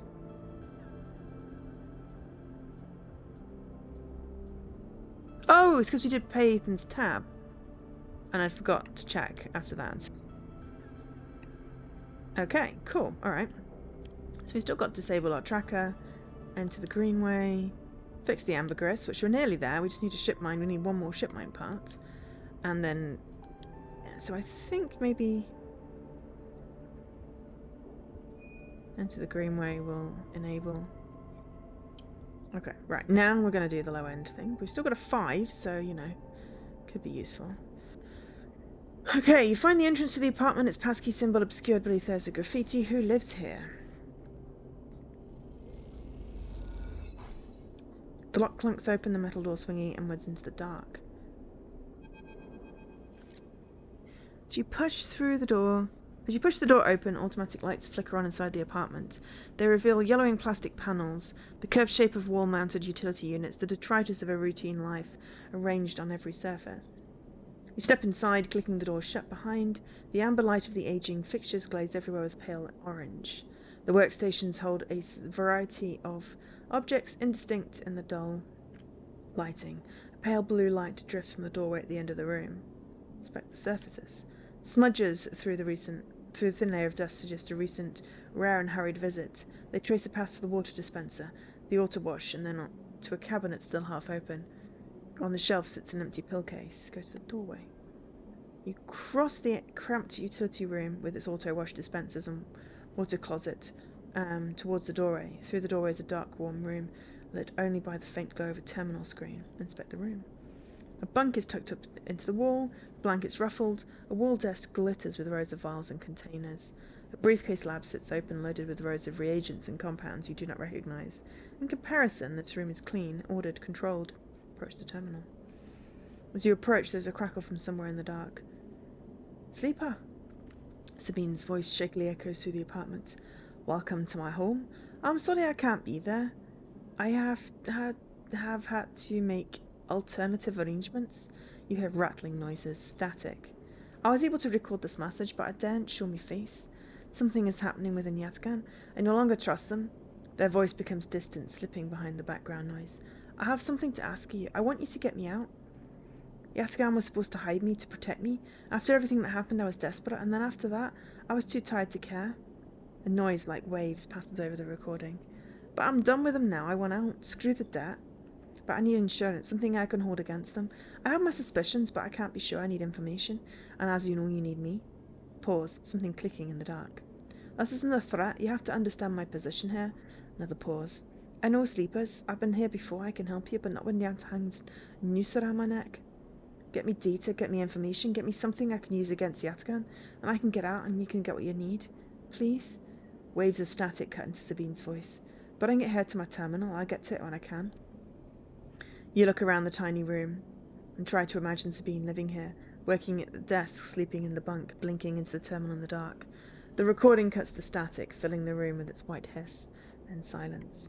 This is the terminal. You sit in front of the humming terminal and hit a few keys. Sabine has left an access port open, but the rest is encrypted, locked away behind passcodes. It seems Sabine might not trust you as much as they want you to think. What does Sabine need to hide from? And what debt do they owe to Yatahan? You try to assemble the pieces, but too many are missing. The only thing you know is that without stabilizer, your body will die. You glance at the briefcase lab on the desk, its glassware glinting in the dark.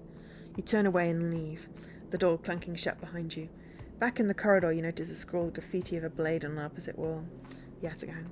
You feel yourself being drawn into something you don't quite understand. Cool.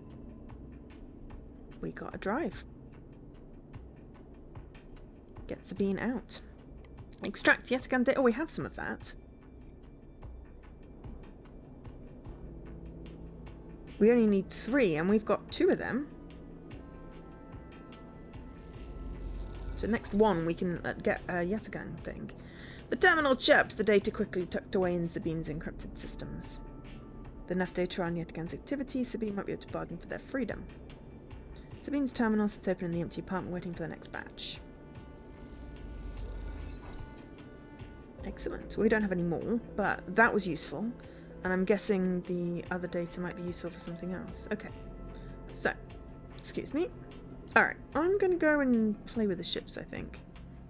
Because I haven't done anything in here. So, I've got a sister shipbuilder. And I've got a 5. So, you know.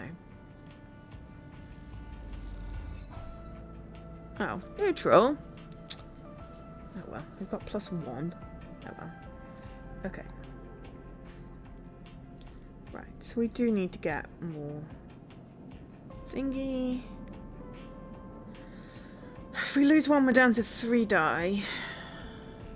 But it's 100 each time. There's no chance that we might not get more. Let's just do a little bit more on the flickering. We've got 2 6s. That's bloody good. And a 1. Okay, well we can get the Yatagan data.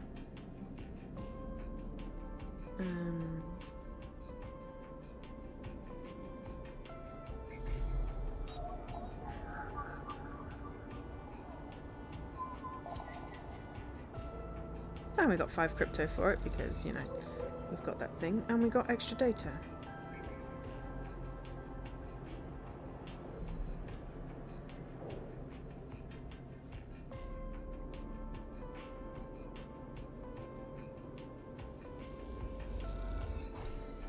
This time a message appears on the terminal screen. Another recording, perhaps. As you turn away from the terminal, the final cache of Yatahang data uploaded, the air crackles with white noise. Sleeper? Sabine's voice, weaker than before, comes through the haze. Sabine? Sigh of relief comes through the layers of noise. The call must be coming in from somewhere on the station. This has to be short. I don't know if Yatagan are monitoring me. The voice is hushed, distant. You try and focus on it.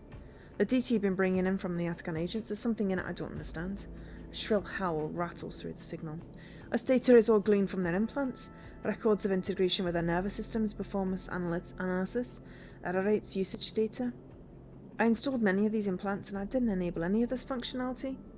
Their voice dips under the level of noise like a swimmer slipping beneath the water.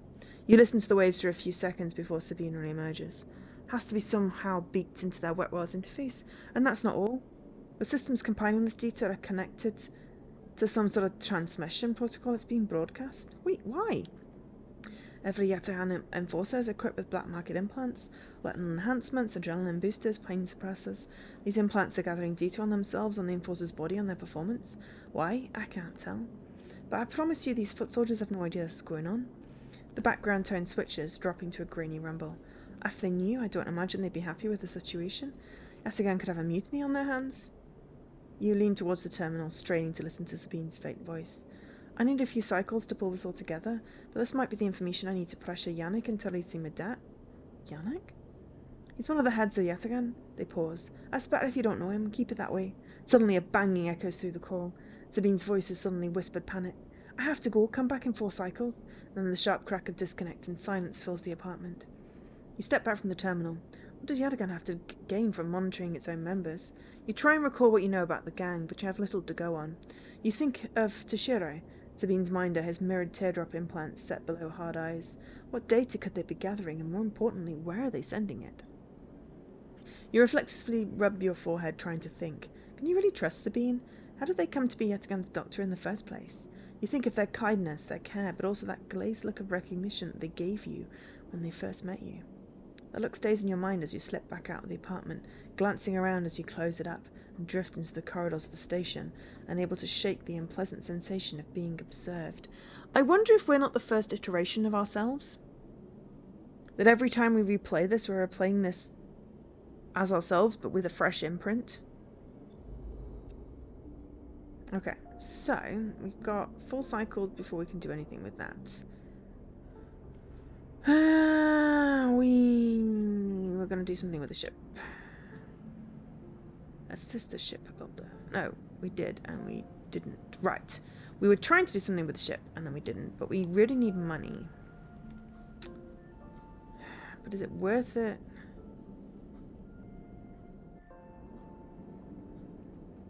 To almost waste. We are going to need money.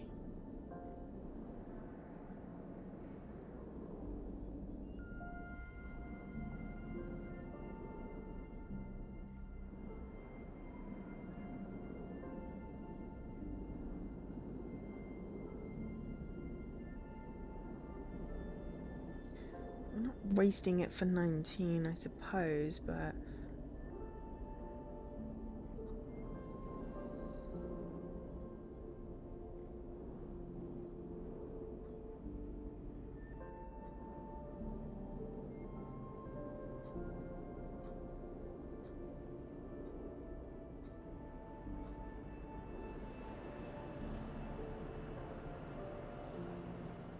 we gonna get lucky again with that?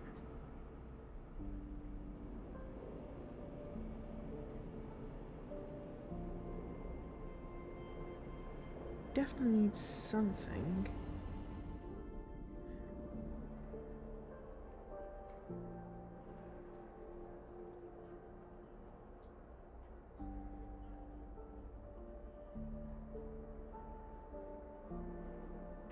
We got guaranteed success there. But I'm also wondering if we do the ship yard, whether we can find our friend. Okay, that's a sister shipbuilder.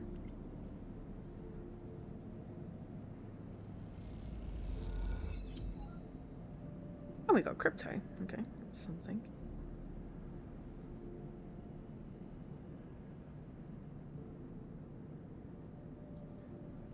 I mean, we've got a 6. That's, you know, automatic succeed on that. And we've got energy. That's useful.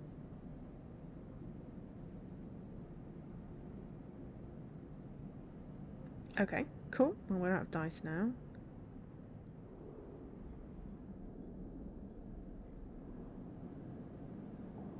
And a cycle. Yeah, we're fading, but we're still okay. Before we get to 2 die, we need to replenish. We're starving. Ooh, okay. So we've got another 6, and then we've got a 1 and a 2. What's the priority? Getting some cash. We will have. We've got 2 cycles basically before we need to pay him.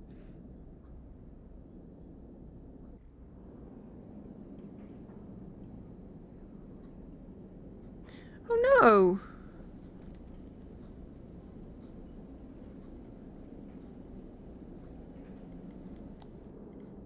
That sucks. I'm sorry to hear that. Well, that gave us energy.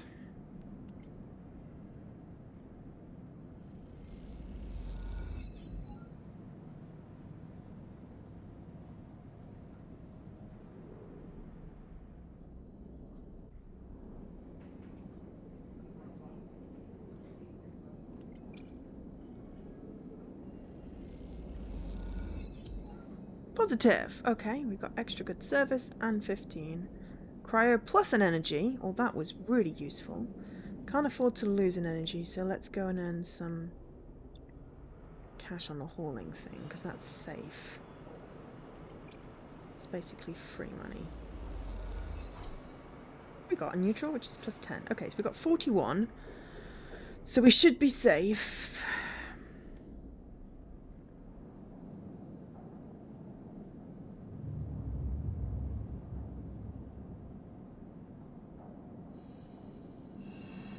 Wow, south of France. Nice. Okay. Starving again, but... Okay, so ship. Let's go for the risky one, because... we need 1. Better than danger. Yay! Okay, cool, and we got some cryo. Okay, right. So now we should get unit assembly. Lemon Mina and officers. Okay, let's talk to Lemon Mina first. From the walkway, the Citadel horizon looks impossibly vast. A landscape of plating and frames. All along her flanks, torches flicker, drones maneuver, and arc lights glint. The sense of scale of industry is both stunning and strangely unsettling. She's quite beautiful, I think. You turn to see her figure a little way down the walkway, leaning at the railings. He's thin, ragged, his work gear poorly fitting and loose. The torches of the Citadel horizon flicker in his eyes as he turns to you. Lem! He leans back from the rail, revealing a child standing beside him, staring out at the ship. And this is Mina, he adds with a smile. Hi, Mina. She stares and tucks herself behind Lem, who dutifully picks her up. She's a little slow to trust, aren't you, Mina? She buries her face in the folds of his overalls. Mina looks out from Lem's chest. a dark brown eye twinkling among the rough material. You working on her then? Lem asks eagerly, gesturing towards the vast ship. Or just admiring? He shifts Mina's weight to his other arm. Admiring? Understandable. He nods, gazing back out to the Citadel horizon. You like her too, don't you, Mina? He jostles her a little. She's Mina's and mine ticket out of this place, our escape vector, so to speak. How? You haven't heard? Anyone who takes a Havenage contract on the Citadel horizon will be entered for a draw into the transit support crew. He smiles. We won't get to sleep the journey through, but a couple of decades of service will be nothing for me and Mina. It means landfall on a new world. He winks. Transit support? Uh-huh. Someone needs to stay awake to keep the thing running. He straightens up, stretching his back. That's a colony ship, friend. The Cell's Foundation is sending thousands to settle a system well outside the reach of the core worlds. It'll be a totally independent colony. No surrogacy, no corporations. Silas Foundation? They're Havenage's client, yes, some wealthy project from the core systems, interested in independence and self-sufficiency and all that. They hired the whole shipyard out, helped wreck it and everything. He strokes Mina's hair. Someone else's dream, I suppose, but it doesn't mean people like me and Mina can't tag along. Are the Falkland Islands technically... I don't know. My geography's not great. Mina responds by pushing his hand away. Dad, she whispers. Food.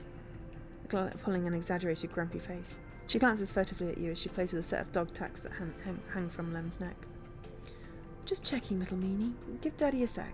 He turns back to you and you suddenly notice how tired he looks. I'm not on the Havenage crew yet, but I'll work my way in. You can do it too, friend. We'll have to stick together. He smiles a little shakily and you wonder how long he's been working to break into the official shipyard crew. But sure. He looks at the Citadel horizon, as if trying to pull energy from those flickering torches from the vast hull. We've got to hold out, okay? You aren't quite sure if he's talking to you. That's how it works. While he stares out, Mina catches your eye, curiously. You agree, Mina? She straightens up and meets your eye. Daddy loves me. She says it stubbornly, daring you to question her. Len smiles and lifts Mina. That's it. We hold on. He smiles sheepishly at you. We're just a couple of softies, isn't that right, Mina? He sets her down, standing by his side, and she clings to his leg. Gotta go feed this one. He pats her back. Maybe see you on a shift, huh? He turns and they walk away down the walkway, away from the shipyard. You see them talking, and a moment later, Mina turns around and stops.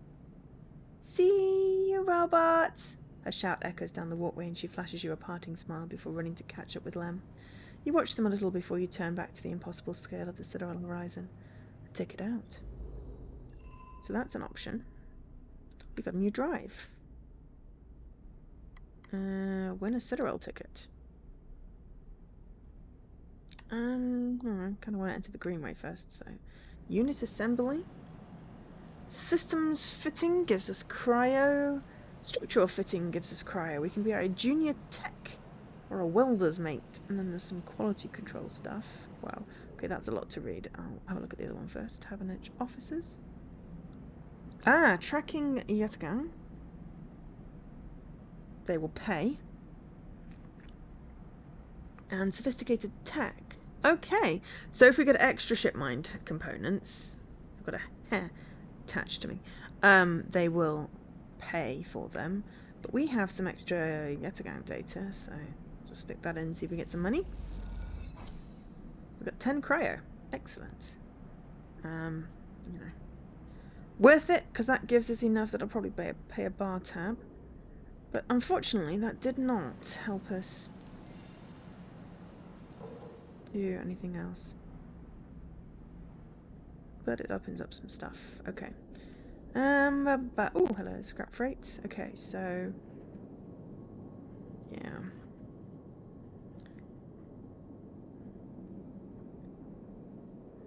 Don't think so, yeah. But no, my geography is... Ooh, hello. Ethan. Why is he doing his thing early? I just have enough credits, maybe. Oh, the compressor is quiet today. The usual crowds are elsewhere, and the pumping music washes over a handful of spaces and a few drunks. Ethan is still in the same stool in the same pool of light. His head is low, close to the bar, and the bartender is ignoring him. I'm a glutton for punishment. As you get closer, he lifts his head and turns. Sleeper! He turns to look at you. Time to be up again, is it? He gestures to the bartender. Come here, take their chits. No more, Ethan. Ethan doesn't even look at you. He props his elbow on the table, on the bar, and holds his head. Sleeper, it's been a long cycle. Don't care. Ethan lets out a long sigh. He rapidly rubs his eyes with his palms. You're right, he says quietly. 20,000-mile trip. This isn't fun anymore. He reaches towards his holster. His elbow slips and the gun tumbles out. It clatters on the bar and falls to the floor, bouncing on the ground between you. Both you and the bartender look at the gun and stare at it. Butterfingers? Says Ethan and puts out a hand, beckoning for you to give him back the gun. If you would. The bartender looks at you warily. You crouch down and pick up the gun.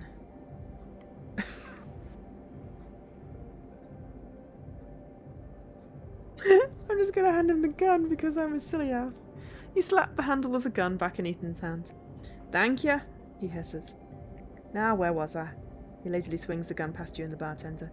Yeah, leaving? He stands. Sleeper, well, this has been fun. I think I've rung... Oh, no. Okay, I don't know what's happening.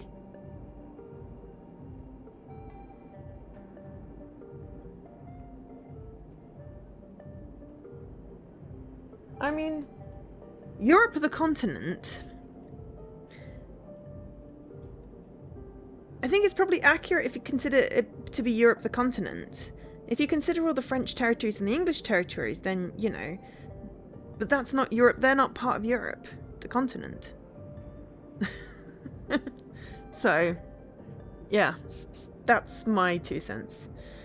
Sleeper, well, this has been fun. I think I've wrung every last drop out of this place. Time to go home. He waggles the gun towards the door. Let's go see Arsenal. I'm staying. Ethan brings his hand to his face and rubs his eye. Well, the bounty pays half, but... He levels the gun up to you and pulls the trigger. Shit. The gun clicks. By now, all the attention in the bar is on you and Ethan, who looks at his gun with a bemused expression. The bartender raises an open hand, and in it are 10 shiny bullets. Oh my god, bartender. Mwah! I could kiss you. I will give you money. Thank you. 10 shiny bullets he took out of Ethan's gun while he was asleep on the bar. Ethan smiles at him. Oh well. Oh! It hits you in the head with the butt of the gun. Shit. Oh, what did that do? Take out my energy? I don't even know what I was on.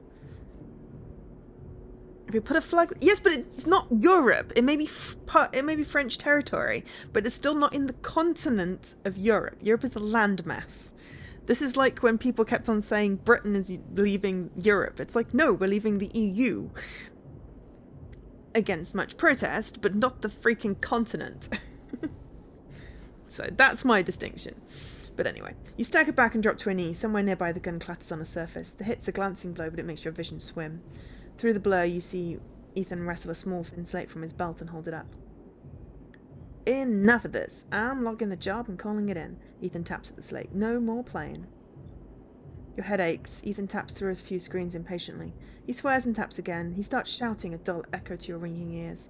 He starts screaming at the slate and throws it across the bar. He crouches down and grabs you by the chin, his face close, his breath heavy with drink.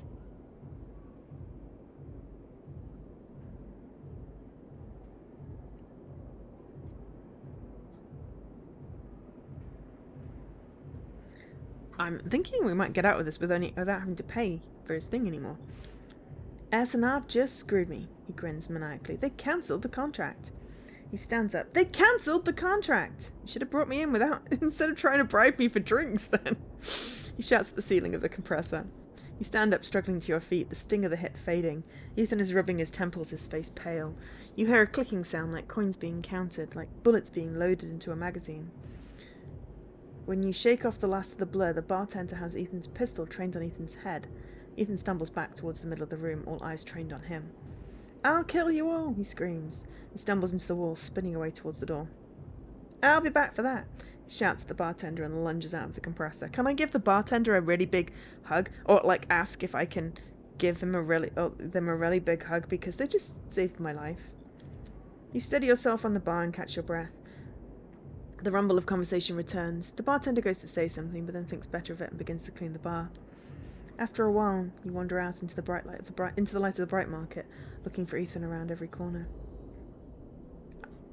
Can I go back and, say thank you? He may be disarmed, but I've not seen the last of him. Okay. But that's fine. I now know I can buy mushrooms to put my energy back up. Because I really like this mushroom guy. Without, fear of whatever.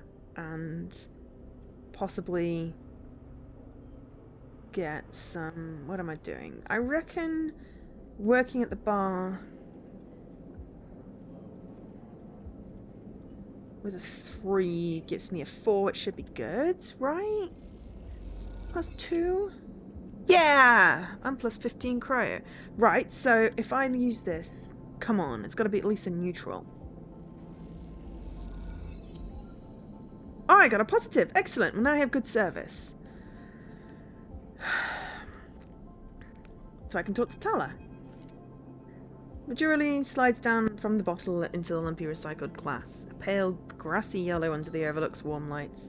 The spacer nods and takes the drink, bringing it up to their face in both hands like an offering bowl. This is the good stuff. The stuff Tala says is aged in wooden casks stored in some closed-off part of the old station, among corroded wires and softly looping systems. Though, sometimes it's hard to tell if Tala is joking. Oh, I've got 80 now. Excellent. Either way, you like pouring the stuff. It gets on your fingers, and if you rub them together, you can smell the mossy drink and cut through with aniseed, mushrooms, wood, as the alcohol evaporates. You like those who order it too. The aged Giroli is kept beneath the bar, open to order only by those who know it's there, like the quiet spacer sitting at the bar right now. Watch the spacer. I find the way that you can freely watch them as you close the bottle and tuck it beneath the bar. You call them a spacer because they bear the hallmarks, pale, vac-suited, bird-boned and hunched beneath the weight of the station's spin gravity.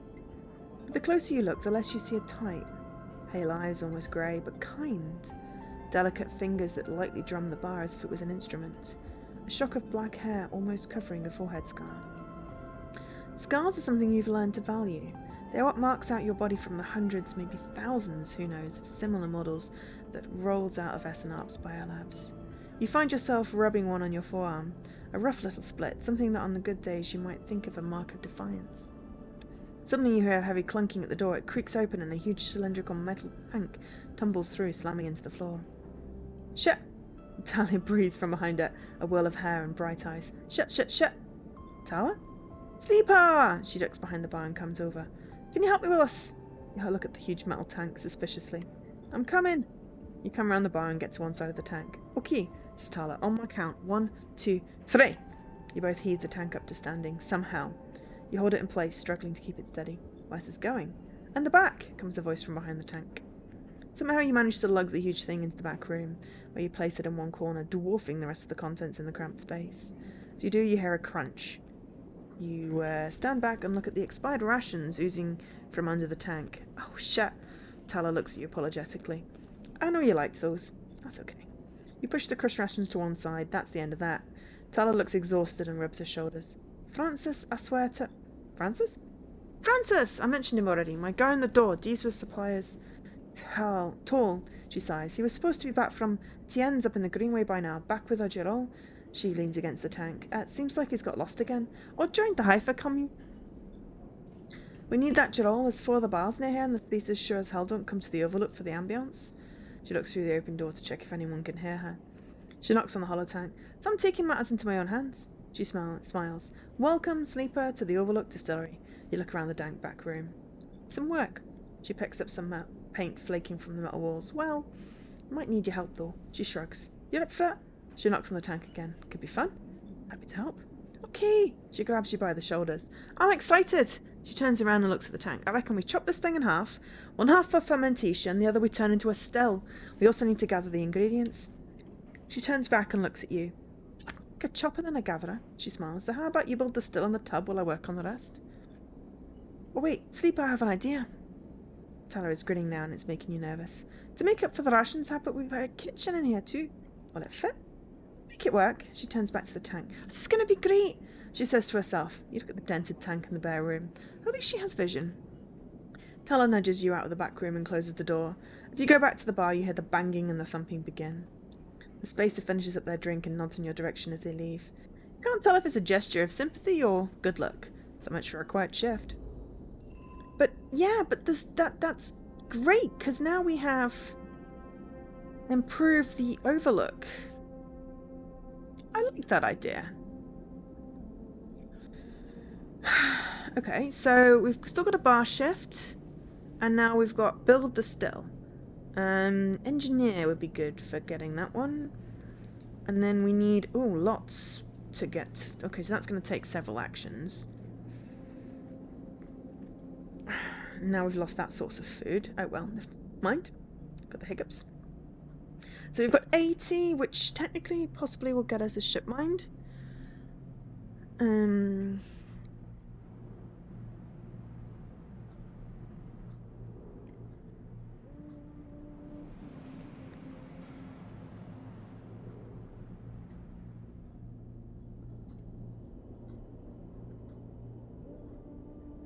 then we've got some, and we still lost what's his face. I think we've got to find whatever that place is called. Tambor. So we can still buy, but for 80 now. And then that's the fabricator. We're waiting another 2 cycles for that. We've still got to do some stuff around the low end to try and do that. Maybe that'll give us the penguin place. Ah, cool. Well, it depends on how late I go. But have fun teaching. I'll see you later, Jessie. This game is addictive. It's so good. There's too many things now.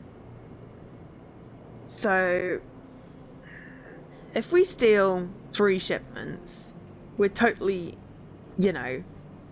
alerting security. But if we had a good die and we only do 1 more to get the ship mine to fix that ship, I know there's 3 for the achievement, but who cares about achievements?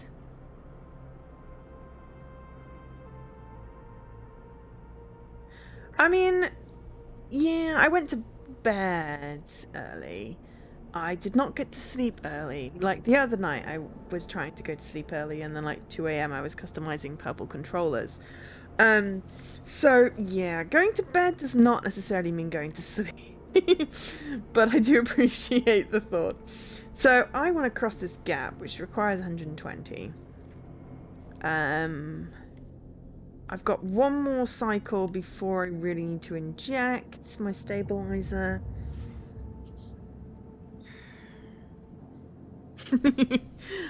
Yeah, insomnia's a bitch. I tried. I really tried. Okay, we're going to inject our stabilizer.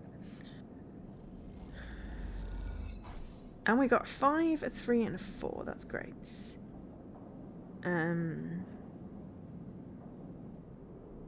Okay. I'm going to leave that ship stuff for now, because... Yep. Oh, hello. Merchant. Okay, so... Haggle over prices.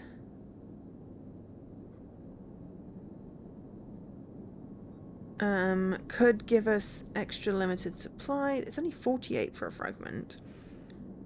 And it could give us a discount. Oh, right, okay. Hang on, it's just... Oh, right, okay, so if we fail at the... Ah, gotcha. I understand what it is. So we can haggle. So I can lose a dice to reduce it even more. Or I could go steal. Let's buy some scrap or unload some containers. I mean, there's a chance I can get parts, but honestly at this point, what's my best bet? I'm going to go upstairs again because I've forgotten what's up here and if there's anything. I don't think there's any data points, so we've still got to figure out what's going on up here. We've got socializing or manifests. I keep on opening up more stuff, which is not helpful. So I should finish what I'm doing down here first. So we need 120 for that.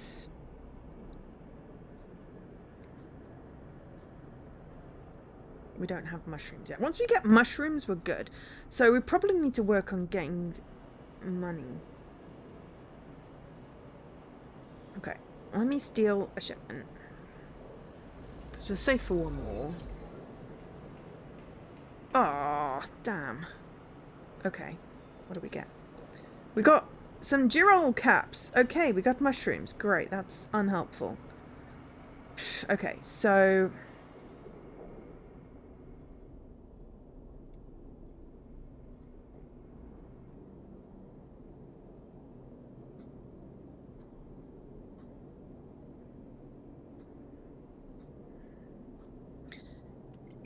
let's do some low-ender. Positive, yes, and we got 3. Excellent. Okay, cool. Alright. I think he needs more than... Right, so we need Girol, but we need 3. Okay, so that's not helpful. I was hopeful. Okay, so now we've got a 3, which is not useful in this haggle. We need a decent roll, even if it's safe. That gives us 4. No, if we want a decent discount. And I think we need to go for a discount. So... do we get money by building the still? It's a risky action. We can get money by doing the bar shift. We also need to eat.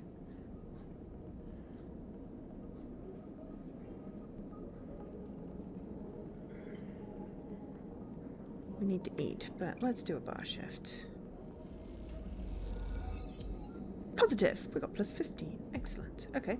Well, that's definitely enough to go buy some mushrooms.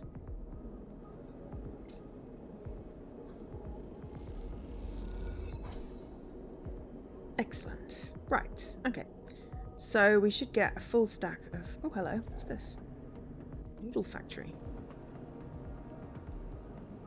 When did this appear? Okay. This is interesting. Alright. Mingji has a cup stack in the basement, makes noodles from the seaweed, doesn't pay much, but he'll feed anyone who does a shift. Okay, cool. And we get energy. Ah, that's useful. Alright, express delivery. Delivering noodles to nameless units at the low end takes guts. Certain fearlessness when it comes to asking for tips. And that'll give us money. Okay. That must have popped up when we got our first low end thing. Oh, interesting. So that gives us energy for a die. That's useful. Okay, so let's go to sleep and hope we get something decent to be able to haggle. And then we can get our ship mined and get that finished. Okay. Oh, we got a 6. That's excellent. Right, okay. So we haggle. Where are we there? Haggle. Haggle with our 6, because, you know. Right, we got a discount. It's now 32. You're firm but friendly. Eventually the merchants relent. They'll lower the price, but only for you. Okay, well 32 is still good. Okay, right. Excellent. So now we have 3 and 65. So now we need to fabricate a ship mind.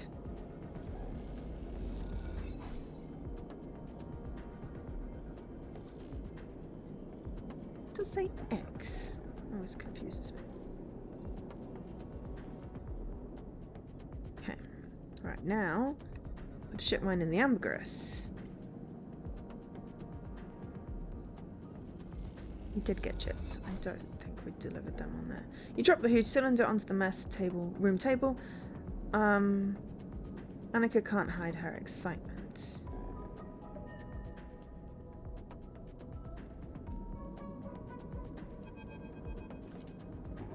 You drop the ship mine core onto the galley table with an emphatic bang.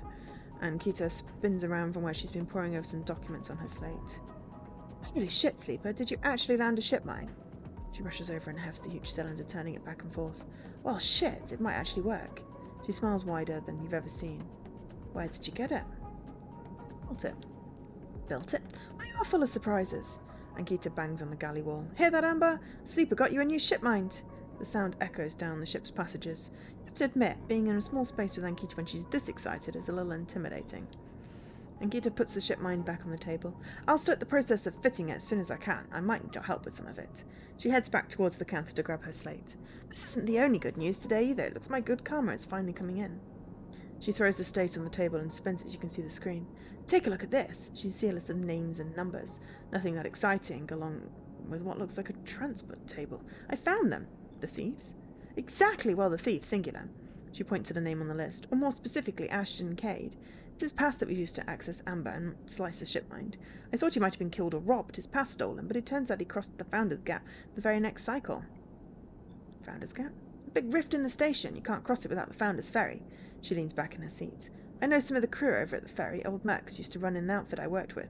I saw them in the Overlook, and they mentioned they saw Ashton crossing. Checked the manifest, and there he was. Looks suspicious. He hasn't said a word since the theft, and anyone wanting to hide out might head to the Greenway and go to ground. She flexes. Won't get far, though. There's no real docks out there, only a couple of jetties in the wastes. So what now? Now I fit the ship mind. That's the first priority. She pauses, but maybe you could help me out. Sure. How? It's like this. I head over there, especially in Amber, and he'll spot me a mile off and go underground. He'll find a way to slip the station, or he'll bury himself so deep in the waste no one will find him. But you, Ashton doesn't know you. All I need is you to go there and sniff around. Not at the commune, not at the stacks. He will have gone to the edges, the margins, the wild places. That's what Ashton likes. You see him? You locate him. Ping me on this.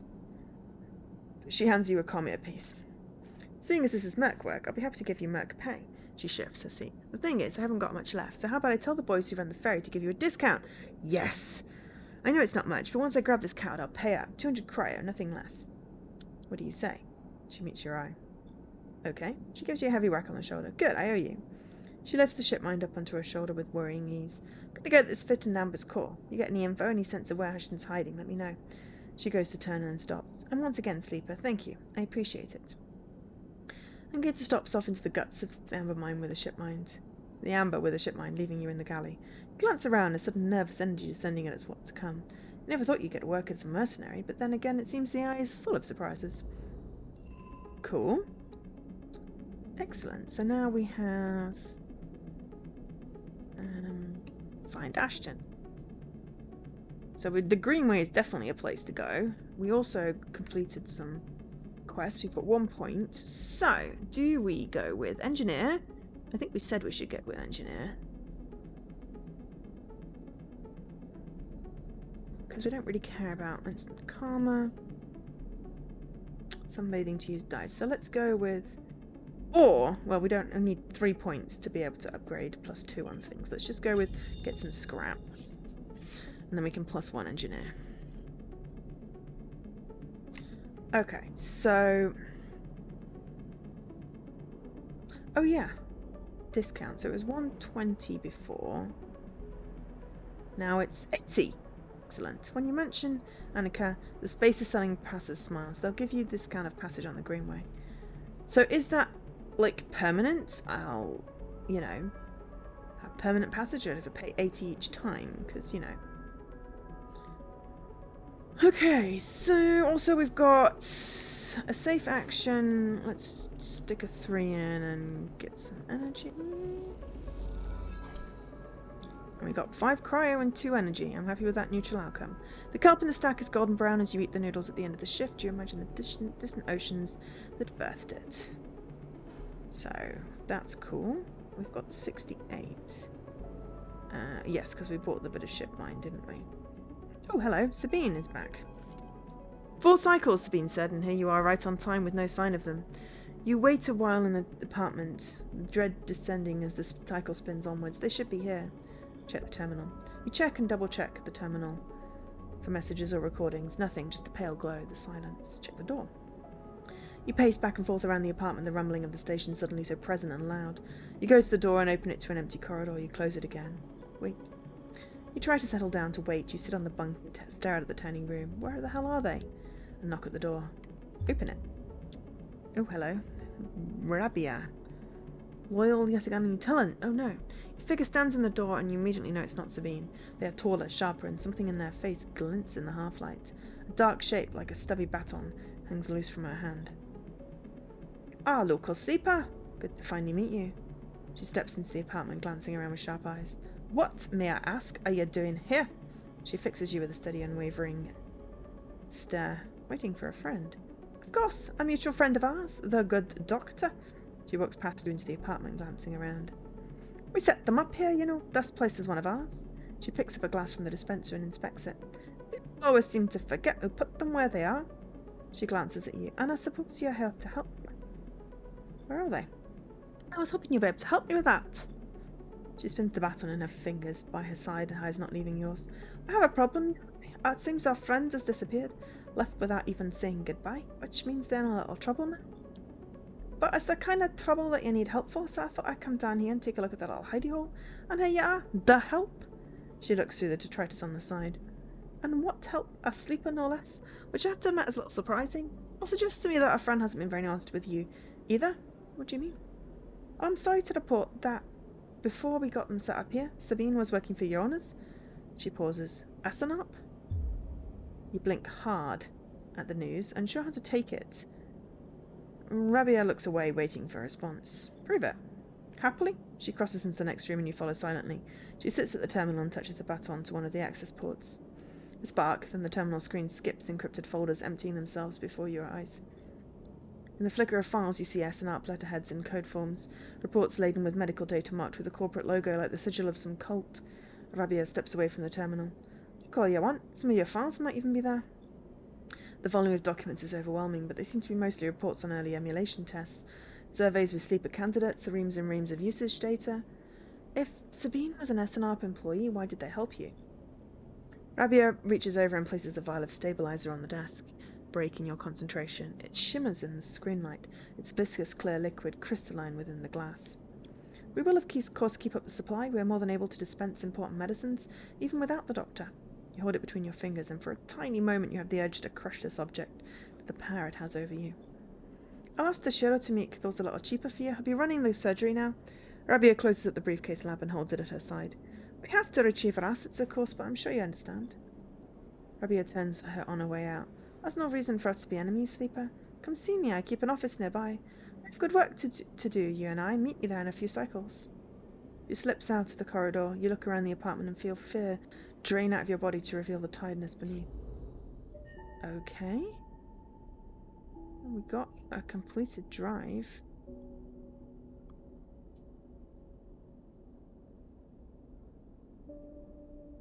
But I don't feel like we completed it.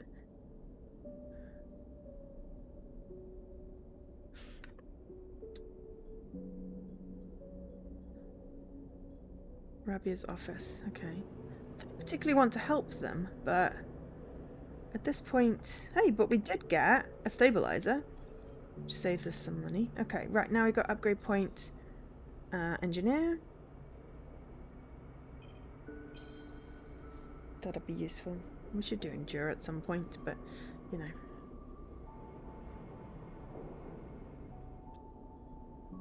Okay, so what does that make this? It's now 64. Did we get it down to 80 and now it's 64? That's pretty good.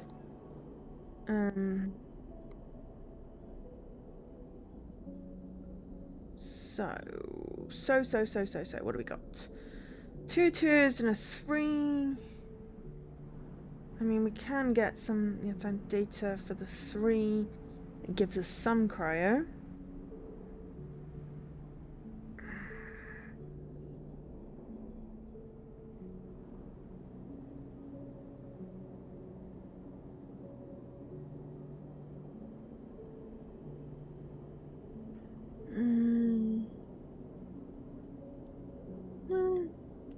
Block maintenance.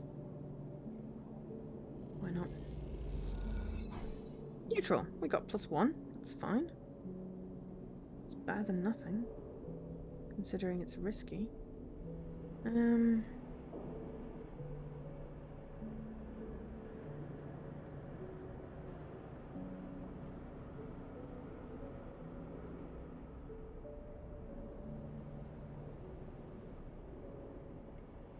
We've got 68. We need to make some money. Where's the cheap stuff. Get 10.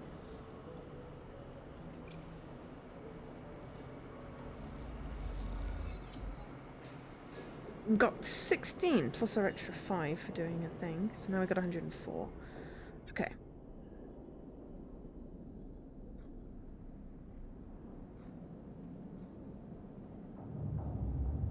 We don't need to stabilize for a while. Hope we get some decent dice rolls.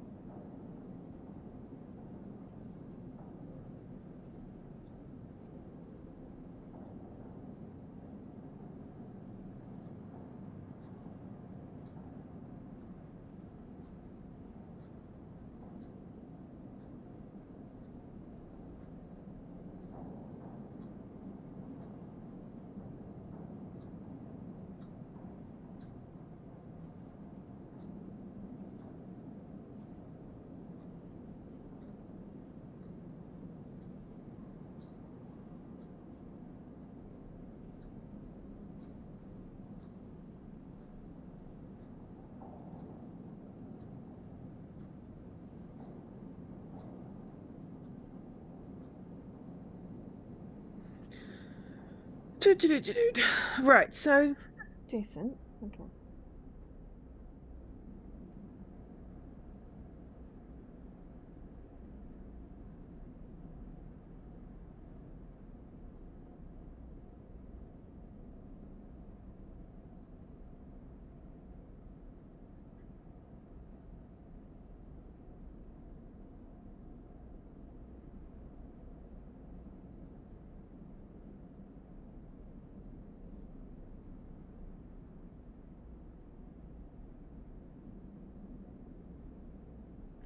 I need a break.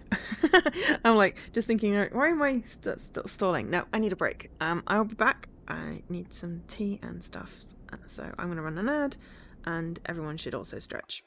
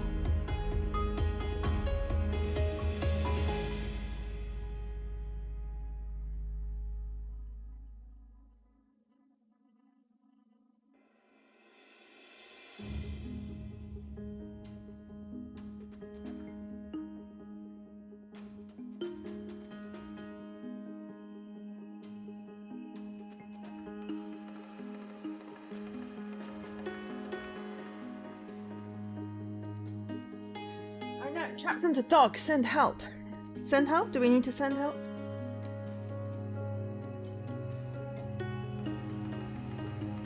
Oops.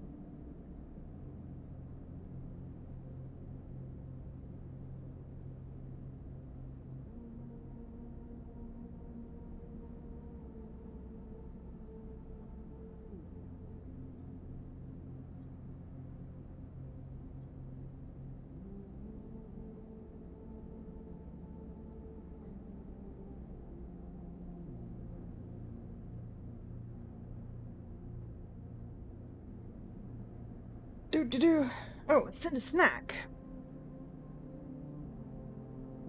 Send you coconuts. Right, what am I doing? Okie dokes. So, we've got a 5. Alright, so do we want to be junior tech or a welder's mate? I'm going to be a junior tech, to be fair. Plus, it gets us cryo.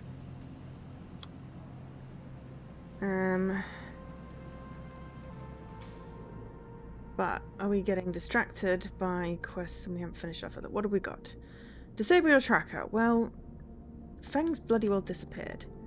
Find Ashton. We've got to cross the greenbelt to the greenbelt for that. Same for that. We could help set up the distillery. I don't think we can do that yet.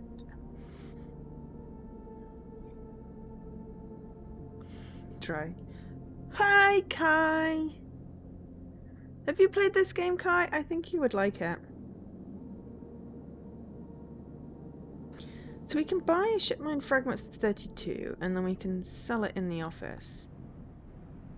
Over here. But I don't know what we can sell it for. It doesn't tell you.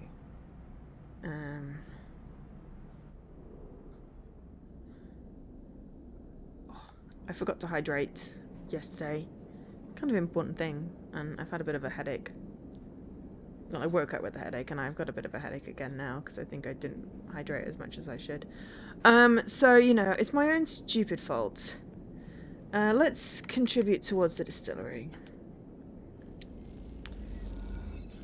Makes sense to get a good thing. We've got a random scrap item as well. Excellent. Scrap components. And we can go sell that at the Alt Exchange.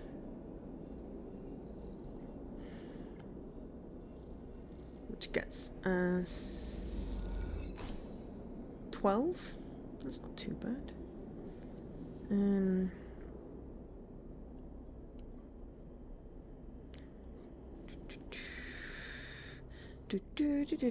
Okay, so block maintenance or play. I think playing for energy is a good idea. If we do 4, that becomes a 5. Plus energy, plus low ender. Excellent. There's a couple of good ones, and that'll get us whatever we need for that. Oh, hello. We got another location. Tambor! That's what we needed, and it's a tea house! Excellent. We can continue the thing. We can also pay Havenage data and get some stuff. That's good. Take me to Tambor. Okay, we can input a thing. And then we've also got Tiddler Room. Okay, which can... Oh, big! Big winnings. Okay, so let's firstly pay some random data, because why not? It gives us 10. I'm not going to use it all. Hand in the gun box. You feel stupid doing this, but the penguin says take me to Tambor, and this is the only Tambor you've found. The waitress looks at you with suspicion as you hand over the box. Is this the right place? I hope so. Mr. Tambor Tea House. Something. I don't know. Hello. As you go to leave the Tambor Tea House, a hand falls on your shoulder. Sleeper. Feng hisses from behind you. How'd you find me? The penguin. Penguin? What are you? He thinks for a second. Oh, do you mean? He mimes throwing gum in his mouth. Wasn't meant for you specifically, but... He cringes. Look, it doesn't matter. Come, let's sit. Which is great, because we really want to disable our damn tracker. Feng guides you down a set of stairs to one of the tambour's lower levels. The tea house is stacked with curved mezzanines, all connected by a central atrium. The levels are filled with makeshift booths and bars, and conversation bounces busily off the metal walls. Feng sees you looking around. This place used to be a fuel tanker's main drum, hence the name, the tea house. Hence the name. The tea house part is a bit of a misnomer, though. You can get anything the eye offers from this place, but real tea isn't exactly readily available. He picks a booth itself fashioned from some old salvage tank or container, lined with spongy insulation foam, and collapses into it. He looks around furtively. Don't suppose you've seen any Havanage types. They don't usually come out this far. Fang, what's going on? Well, I'm suspended, and that's the first thing. And the second thing is, I'm pretty sure Hardin wants to drop me off the rim of the eye. He grins. Doesn't bother me, though. Shows we hit a nerve back there. He picks a scrappy hand-scrawled menu from the table and tosses it over. What are you drinking? Look at the menu. Fang is right, the menu is ridiculous. There's at least 10 different infusions, most of which you can't make out. But the paper is dominated by an extensive complement of esoteric alcohols and cocktails. Black tea is listed without a price as a seasonal specialty. So you ran into Hardin. Was he pissed? Feng doesn't wait for an answer. That snake is so self-righteous, he might actually believe that Erlin would approve of his meritocratic bullshit. He taps on the table. If Havanage was like it should be, like it was founded to be, they would have shouted him down at any council meeting he dared to mention true citizens. He sighs, but I guess his kind run the place now. A young woman with a vine tattoo snaking up her arm turns up at the booth, slate in hand. Your order? You skim the menu, your eyes glazing over. Time to pick something. Oh, we're totally going to go for a kelp infusion, because that sounds amazing. She nods and notes it. And you? She begins looking to Feng, but when she sees him, she suddenly stops. What the? Feng shrinks a little. You are supposed to be working. This is your shift. He grins sheepishly. You work here? Feng waves to you to be quiet. Look, Jenna, let's just say this is my break. My friend has been through a lot. Jenna looks between the two of you.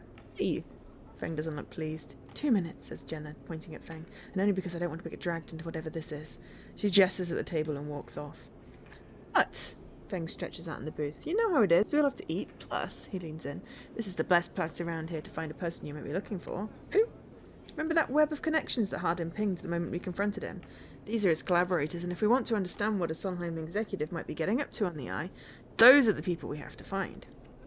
Feng is almost whispering now. There's a couple of them I suspect are in the low end, and well, almost everyone in the low end comes through this place one at a time or another. He brings a modified slate out onto the table. I've set this up so that anyone with a network signature I'm looking for comes into close proximity, it'll mark them. Once they're marked, we can break through their access protocols and get to the good stuff inside. We just have to find them first, hence me moonlighting as a waiter. Suddenly, a smile grows across his face. Wait, I have an idea. Look, I can't cover enough of the low end on my own, and so far I've no matches in this place. With 2 of us, we can cover more ground. How? Well, Feng has a hand-dog look. We need to get you out and about in the low end, in close proximity to as many people and residents as possible. It turns out my friend Minji needs some help with deliveries, as in Minji Express. So you already know him. Perfect. Feng places the tiny receiver on the table. This connects to my slate and runs the same marking protocol if you get near any of our targets. Oh my god, I'm getting all the bloody communication things. So what we have to do is take some delivery shifts for old Mingji, and soon enough we'll have the place covered. Feng, don't give me that. You think I like working here, and I thought you could use the tips. He grins. We're in this together, right? Right. Okay then. Feng slips his slate back under his clothes. Just head on up to Mingji Express, take a delivery shift, and we'll see what shakes up. You manage to find anyone and extract any data, bring it down, right down here to me. They shouldn't have me on double shifts, so I shouldn't be hard to find. Jenna walks past carrying a tray of drinks and sharply catches Feng's eye. I don't think she's bringing your drink. He stands. I think it's time we call this meeting to a close. You grab the receiver from the table and slip it into a pocket. See you soon, sleepers. Stay safe. Feng adds before turning and walking off towards the bar, whistling as he does. Cool! We got another drive, but we did find Feng at least. Okay, so we've got tracking Havanage there, but we've also got this, and Havanage data might be useful there. So let's not use it all up. So we've got a Greenway cipher and 2 Havanage datas. We could get more data. They need 2s. 2. Might as well grab some. You get double data.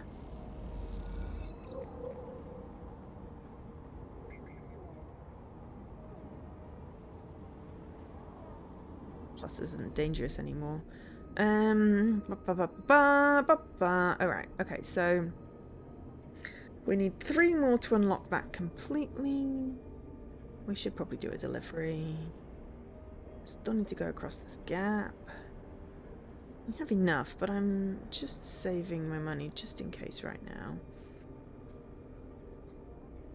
Well, this will get us the tracker, so we should really do that. Okay, so noodle. Alright, so we need to take a delivery. Those are risky. So right. Now we've got Feng's targets, so that's useful. I don't think we did that before, but let's do that. Feng wants you to take the delivery. Shift so you can locate something or other. Targets. Somehow you find all the units you're supposed to be delivering to, but not without cutting back on yourself multiple times. What did I get? I wasn't paying attention. So we've got +1 on that. Okay, fine.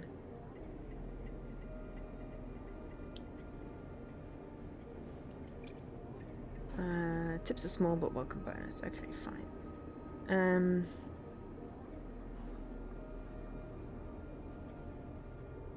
Yeah, I didn't see what it was because I was trying to read the text and then I forgot. We're doing well. Okay, so we need to do multiple shifts to be able to get that.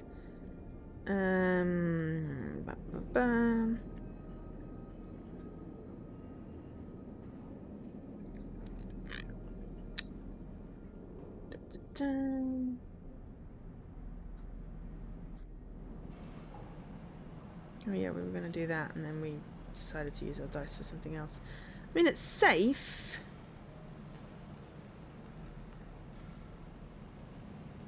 What's the chance of a failure on a 3? I don't think it gives you the help stuff again they gave you at the beginning.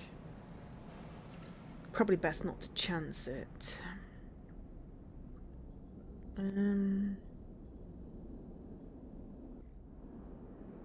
that left again. That's fine. That'll probably be bad. Mushrooms.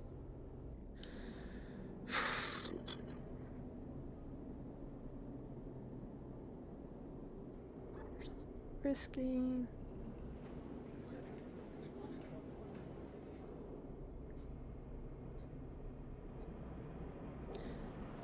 We could do a delivery. I think this is safe. We got 6 cryo.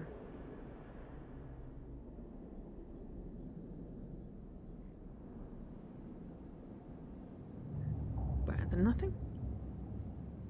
Okay.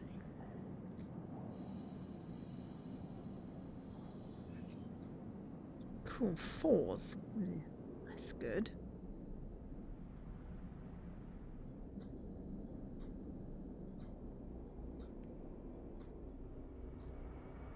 Aha! Well, let's see what she wants. I think it's a she. They want. Let's see what they want. Anyway, as you approach the address, Rabia gave you a heavy hand falls on your shoulder. What's your business here? The enforcer grips your shoulder, giving a hint of the strength her implants give her. As you turn, you see the same subsidiary eyes as Rabia and Toshiro glinting like mirrors on her cheeks. Gia, please. The sleeper's here by my invitation. At Rabia's command, the hand immediately loosens, and an apologetic look replaces the scowl on Gia's face. Of course, Rabia, I'm sorry. Rabia waves her away. Don't worry, I appreciate your protective instincts. She smiles at the enforcer. How about you head to the tambo? They have delivery coming and I need some help with the lifting. Gia nods and walks away. So, sleeper, you came, I'm glad. I was curious. Curious is good. She smiles a tight smile. You have to understand, finding you there in Sabine's unit, I wasn't sure where we stood. There are more than a few people on the station who would rather I was dead. I had to be sure you weren't one of them. I wish you no harm. Glad. Rabia begins walking and gestures for you to walk with her. She takes you down a staircase into the bustling walkways of the low end. What do you know about Yatagan? You run the low end? She laughs. That sounds impressive. We run out of the low end. Yeah, we don't run it. People with carts push past moving crates of supplies around the thin and winding passages. Our reputation is one that implies threat, is that fair to say? We're framed as aggressors, parasites, criminals. She gestures around at the people in the passageway. But when was the last time you saw a lawmaker on the eye? A policeman? Who makes the law around here? Avanage. Yeah, they like to believe so, don't they? By claiming a lineage that extends back and to Iron's Union, they assume the burden of authority. But they got no authority here, out past the Bright Market, where few work in their shipyard or pay for their docking berths. If you had spent your time in the lowland, maybe your opinion of us would be different. This is our place, our people. The low end was empty in Aaron's time. They didn't need to house thousands, and keeping the yards and the rotundas safe was work enough. No, the low end was reclaimed later when the refugees started arriving. Rabia meets your eye. The collapse didn't just happen here on the station. When Solheim collapsed, the entire system felt it. Colonies were abandoned, the moons of Ember and Cinder suddenly gained independence overnight. Some took advantage, some tried to hold it together, some fled. The Eye became a refuge, and Erlen, to his credit, extended an open hand to everyone, but many within his organisation disagreed, and those arrivals weren't as simple to corral as they hoped. Rabia leads you through a small market hall busy with small stalls and traders. Erlen's union was made of workers, administrators, people who were malleable and already organised into hierarchies and networks. The refugees came from different factions and families, were scared, injured, desperate. Conflict was inevitable. Yatagan is a child out of that conflict, a child born out of the need for us to stand up and claim our future. To pride, security, strength. People call us a gang, but we are a community. I take my position as lieutenant seriously, and from my birth I've worked to earn it. Rabia catches herself before she raises her voice any further, and you both walk in silence for a while. Among the smells and textures of the lower end, you start to wonder if this place could be a home for you too. Where's Sabine? Rabia sighs and takes a moment to answer. I told you, Sleeper, they've gone and we don't know where. I understand Sabine must have told you about their debt to us, but that was an agreement entered into willingly, which benefited them greatly. Be honest with you, Sleeper, I was never comfortable with having Sabine as part of Yatagan. An ex-corporate employee, it goes against our nature, but their deal was with Yannick. I kept my distance, make sure Sabine had their surgery, kept it supplied, that was all. But I can't allow people to go back on the promises they made to us. Yatagan's not lasted this long because it's a charity. We offer and ask for support. Any betrayal will be treated as an attack. Who's Yannick? Yannick is one of the heads of Yatagan. They guide us. He's a new speed elected. He's an elder. Sabine found something. Please, I don't want to hear their accusations. They only wanted to escape their debt. They would have said anything, but where are they now to stand behind their claims? I'll find them. As we will. As will we. You realise that Rabia has led you in a loop, and together you come back up a staircase to the walkway where you met. You're free to go, Sleeper. I've said what I wish to say. She looks out through the windows of the walkway. I'd protect this place in my life as it has protected me. I want to make this clear. She turns back. However, if you too wish to come under its protection, I can help you. Return here if you wish, and there'll be tasks for you to complete. You're about to see Yatagan, to see the low end with your own eyes, and not as others frame us. As for Sabine, she pauses to consider. I'll not ask you to betray them, but if they contact you again, consider their motivations carefully. With that, Rabia leaves, slipping back into her office, while you stare out at countless units, each a home, each with a story that make up the low end. Cool. We got a new drive! Okay, hack hard in the neck. Ah, no, that's Dingy's drive, and then work for Rabia. Okay. I mean, we can certainly have a look what she wants. So, we've got patrol the ward, gives us energy. Excellent. Or takes away energy, but gives us a decent amount of energy. And then collect tithes. Gives us scrap. Cool. And we get an insider position. Okay. We need energy right now, so 5 is decent. Positive! Yay! 3 energy and plus insider. You help a dentist running a surgery from their unit with their equipment. They offer you a restorative infusion and you feel better immediately. Yatagan for many roles, from protection to lizards and everything between. You never know what you might have to face on patrol. Yatagan opens on an in-kind basis, you are told. Any goods or services must be collected in exchange for protection and administration. However you feel about Yatagan, it seems working with Rabia is your best chance to get an insight into the organisation. Cool. Should we cross the gap? For 80? I wonder if it's permanently opened. Still not sure if it's permanently opened. But now we know we can sell our data. for low dice, we get then 10 cryo.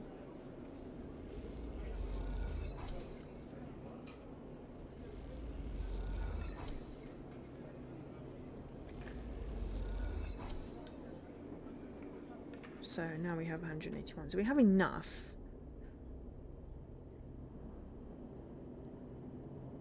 We still need to level up that one, but I suppose if we need our tracker disabled, we should do a delivery. Okay.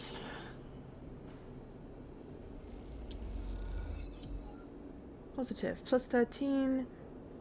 Okay. Shortcut across a bridgeway means 3 happy customers and 3 big tips. You start to understand the makeshift unit markings. Cool. So that was a positive. We must have gotten a neutral one before.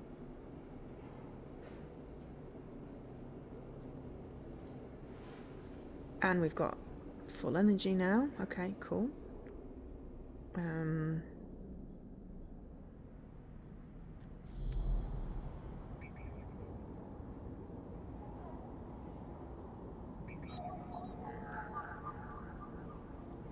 We may as well farm the data and get some, you know, gets us money.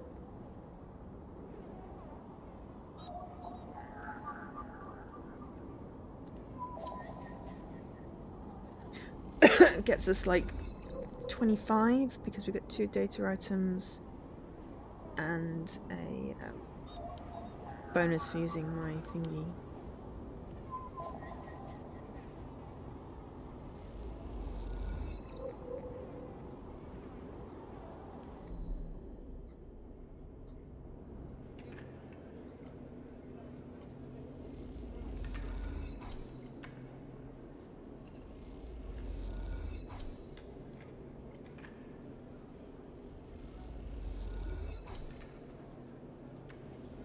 Now we have a glut of crypto.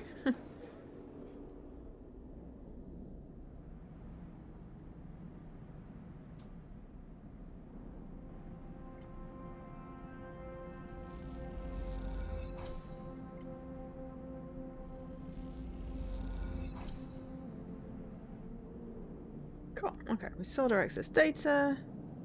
Got full energy, and we should only have 4 dice probably, because it's a case of when we renew. Yeah, we got a 5, that's good. Okay.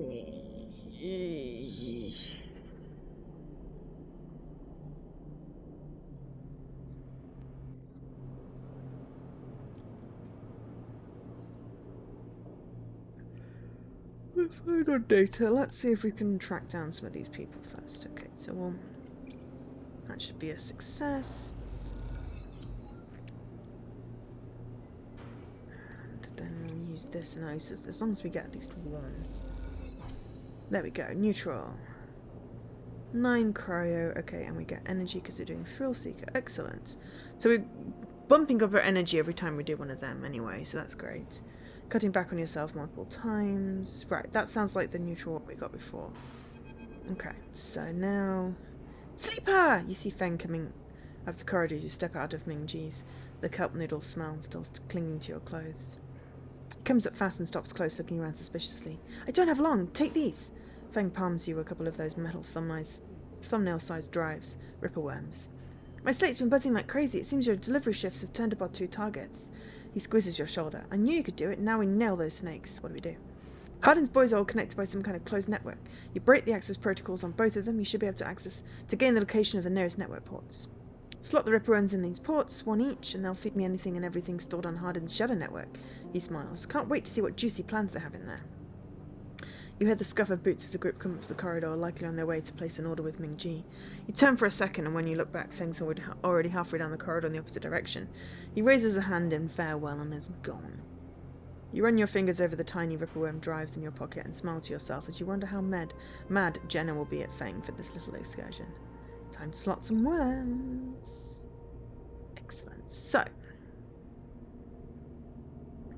let's hack Hardin's network. We have 0 upgrade points. So I guess we could have the sunbathe energy recovery. We don't really need the energy recovery right now because we have an energy after every engage. However, endure +1 would be useful.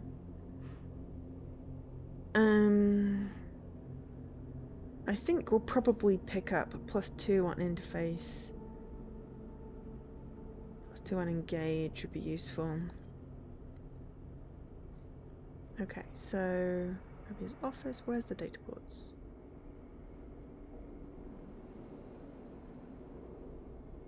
We don't have to do. We can't do deliveries anymore. Okay. Do we need to do that? We've got 2 wands.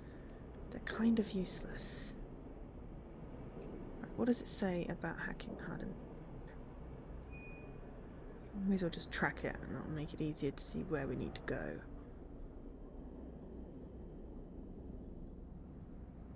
She says. Where the flick?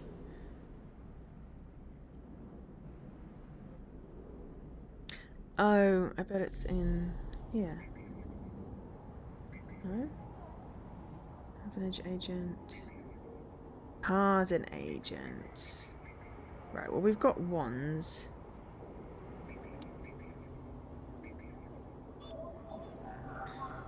Which is no use. Okay. The guy who lived here didn't tip. Time for him to see the consequences. We did 3 or a 5. And a 6 or a 4. Security protocols on this agent is serious stuff. What are Harden's collaborators up to? Okay, well, what's going to get us progress on something that's safe to do? That's dangerous.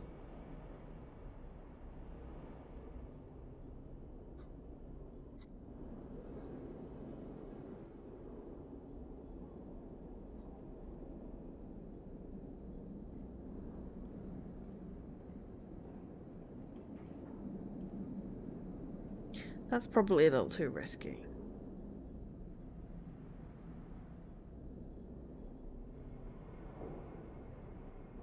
Why don't we go across here? I mean, we've got plenty of crypto now. Heavily tattooed spacer takes your chits and tells you to prepare. She'll be waiting at the edge for your arrival. So now we have... now we haven't locked permanently. Take the ferry across the Founded Gap to the Greenway. Oh, it's actually green. As you step out into the passageway, someone barrels into you from behind, sending you stumbling down the corridor. You turn to see an unfamiliar spacer laden with heavy gear. She steadies herself, staring at you as if daring you to respond. Stubborn ex-XPR spacer called Eshi. Sorry. She adjusts the strap on her shoulder, holding up a hand in recognition before setting off down the corridor. I mean, I always apologise if someone walks into me, you know, because I'm British and also, you know, anxious. I'm sorry for her. Peek. Second spacer smiles at you, apologetic. She's on a mission, and when she's on a mission, not a problem. I smile. Sweet. Peek! As she stands further down the corridor, glaring at her friends. She chops at the air, pointing down the corridor to whatever end she's rushing to. Peek raises their eyebrows at you. Eshi, please, do you want everyone in the station to hate us? Eshi hardens. They want to hate us. They can hate us. She drops her hip. I'm not exactly seeing much love as it is. We're lucky we got through before they set up that damn cordon. Cordon? Peek gestures in your direction. See, they don't even know what you're talking about. The station isn't Hawthorne. Not everyone has to follow some corporate protocol. As she sighs. I'm not saying they're part of the administration. She jerks her head in your direction. But I am saying we need to get these supplies to the Briar before someone starts asking questions. Can I help? Peek smiles shyly. See, Eshi? Help. Isn't that exactly what we need right now? Peek. As she rolls her eyes. Peek ignores her. We're the ones with the refugees, the ones having as you've cordoned off from entering the station. As she interrupts. The ones that are being quarantined in makeshift jet vessels that many made it to the eye to begin with. The ones that your station administrators have called an existential risk and are running out of supplies while their right to safety is being debated by people with no stake in their future. She looks quickly away, annoyed at her own outburst.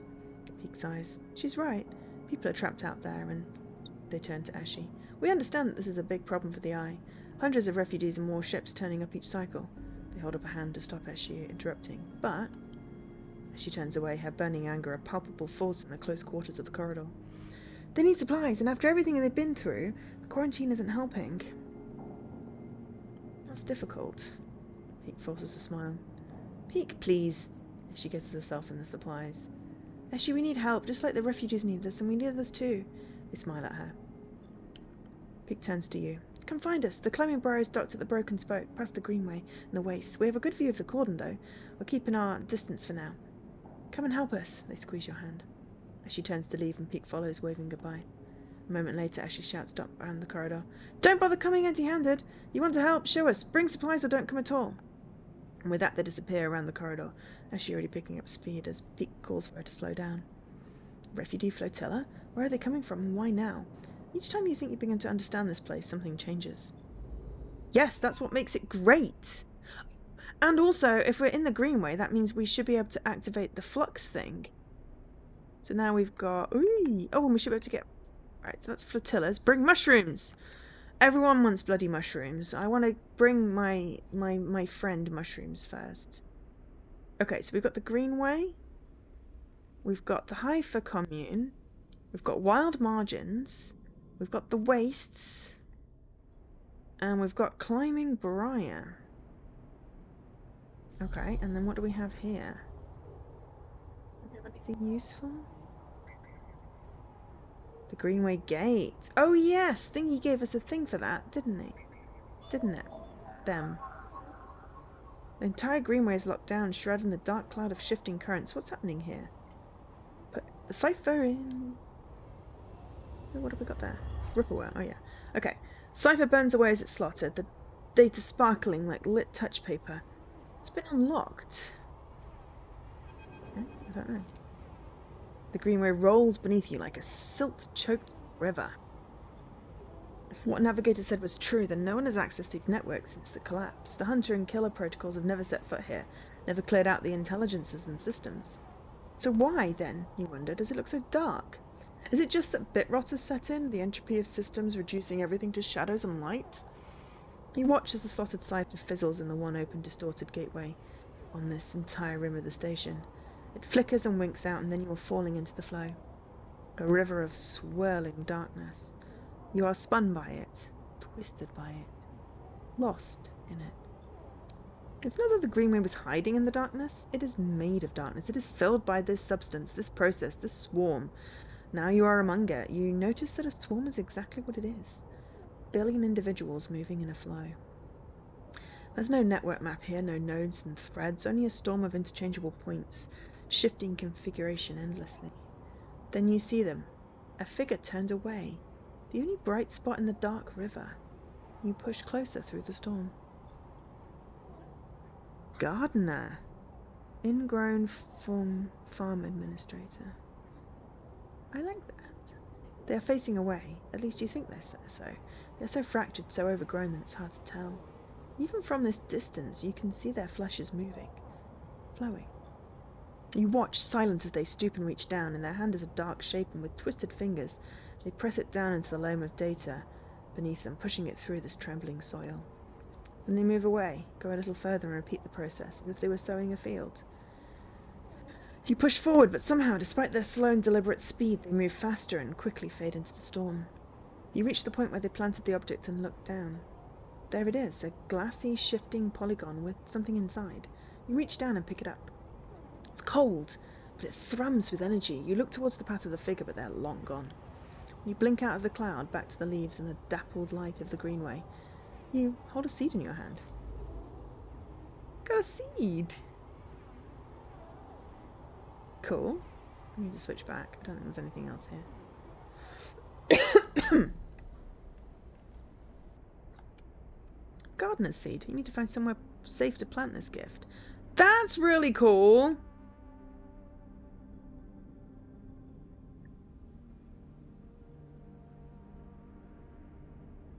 Okay, so let's have a look. We've got 2 wands. They're not particularly useful right now, but you never know. So we've got the map pathways. Rather than simply thrush through the undergrowth, you might sketch a map of this overgrown jungle to try and better navigate its hazards. Or we could just walk the greenway. Simplest way to explore the greenway is to pick a path and set off into its twisting chambers and passages. This carries obvious risks. So we've got extra pluses if we do the quick one. If we had a couple of 6s, we could do that and get that done in 2. You know, we've got Going Green. Exploring the Greenway is unlike any other place on the eye. Its overgrown chambers defy mapping. So, mapping the Greenway. We've got the Haifa Commune, where we can work the canteen, where all the actions appear to give various pluses. We need like 12 for that. Newcomes to the commune can work within the canteen, prepping and serving food for those that make the compound them home. And same for that one as well. We've got Endure, work the grow beds. The grow beds are the heart of the commune. Feeding the members and fueling their lab work, you're invited to assist in maintaining them. The only way to become part of the commune is to work your way in through long service. This isn't for everyone. Well, we could use our wands, because even with a failure we get a plus on the Hydra member. Haifa member, even. So wild margins. This is where the mushrooms are, right? Maybe not. Okay. So then we've got plus on tracking. Oh, we've got tracking Ashton. Okay, cool. Ooh, if we're bad, we lose a lot of energy. Okay, search for signals. Rather than hiking around the wilderness, you can make use of your skills. Tap into the cloud and find Ashton by his signals. Okay, risky. Or but better than the danger one. It gives us less things, but more risky if we fail. We can look for tracks. Seems like the obvious way to track someone. Then there's overgrown tangle. This simple task suddenly becomes difficult. And then we see we've got Ankita seems to think Ashton is out here at the wild edges of the Greenway. Sometimes see if that's true. Okay.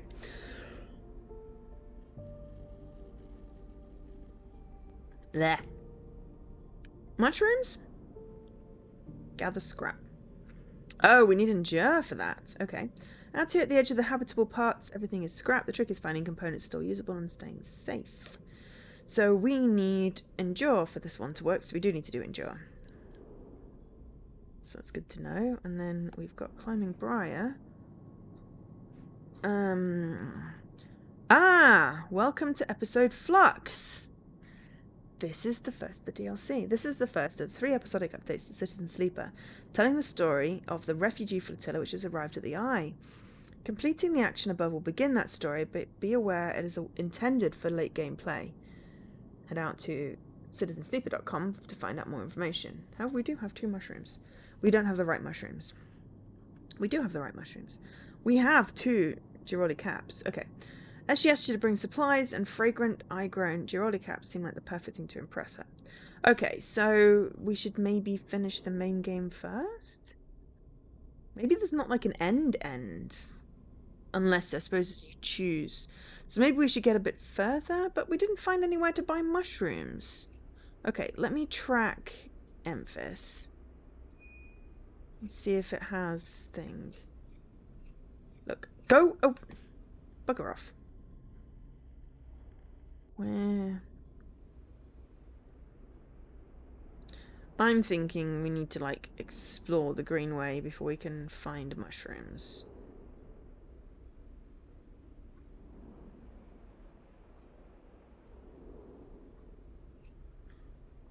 Okay, so we've entered the Greenway.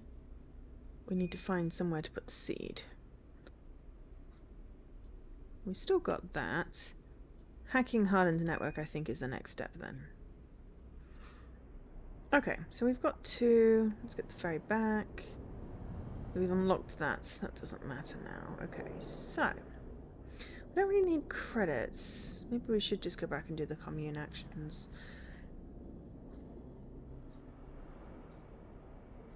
Having come all the way back. It's fine. It's like barely. But yeah, these are safe, so, and they feel like they give you stuff even if you fail. So let's just do 1 of each. Plus I get a 2 because I got a +1 in there. Ah, well maybe we do the engage. Negative outcome. You struggle to keep up with the demand, but another newcomer helps you along. You both make it to the end of service. We're better doing engage because it turns our 1s into 2s. We get a neutral. Excellent. And we got some energy. So we've got full energy now. You watch as commune members come and go to the canteen, shouting to each other and mixing freely. It feels good to serve them.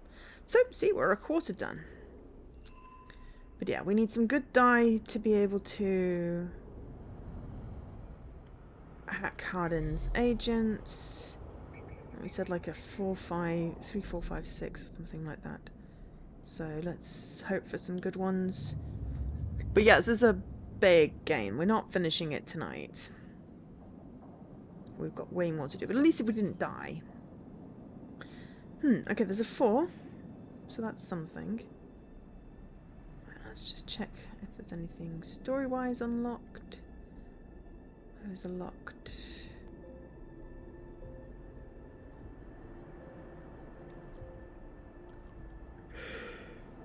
I need to plant a seed. But yes, so that's episode Flux, the Climbing Briar. But yes, it'd be interesting to see if there's new achievements with the second DLC episode.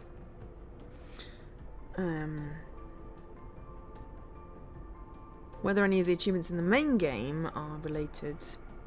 And what was I doing? Oh yes, Harden's Agents. Okay, so what have we got? We've got 6 or a 4.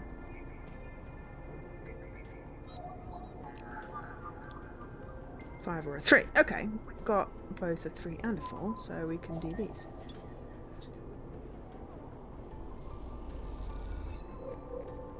Okay, we got Harden Port unlocked. Ooh.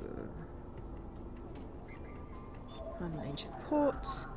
Put in Ripperworm. This will provide Fang with the ability to rip any data he likes from Harden's network. The worm makes a little nest among the agent's data. Enjoy your stay, little friend.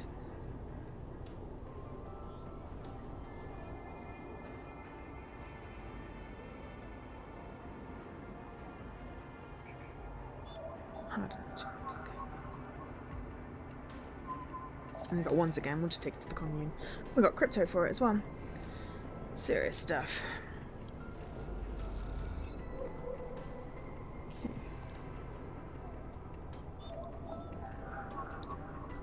Slotting the Ripperworm means a whole load of data on Harden's activities for Fang. The worm begins tearing through the data cache, spinning out a thread to Fang's terminal.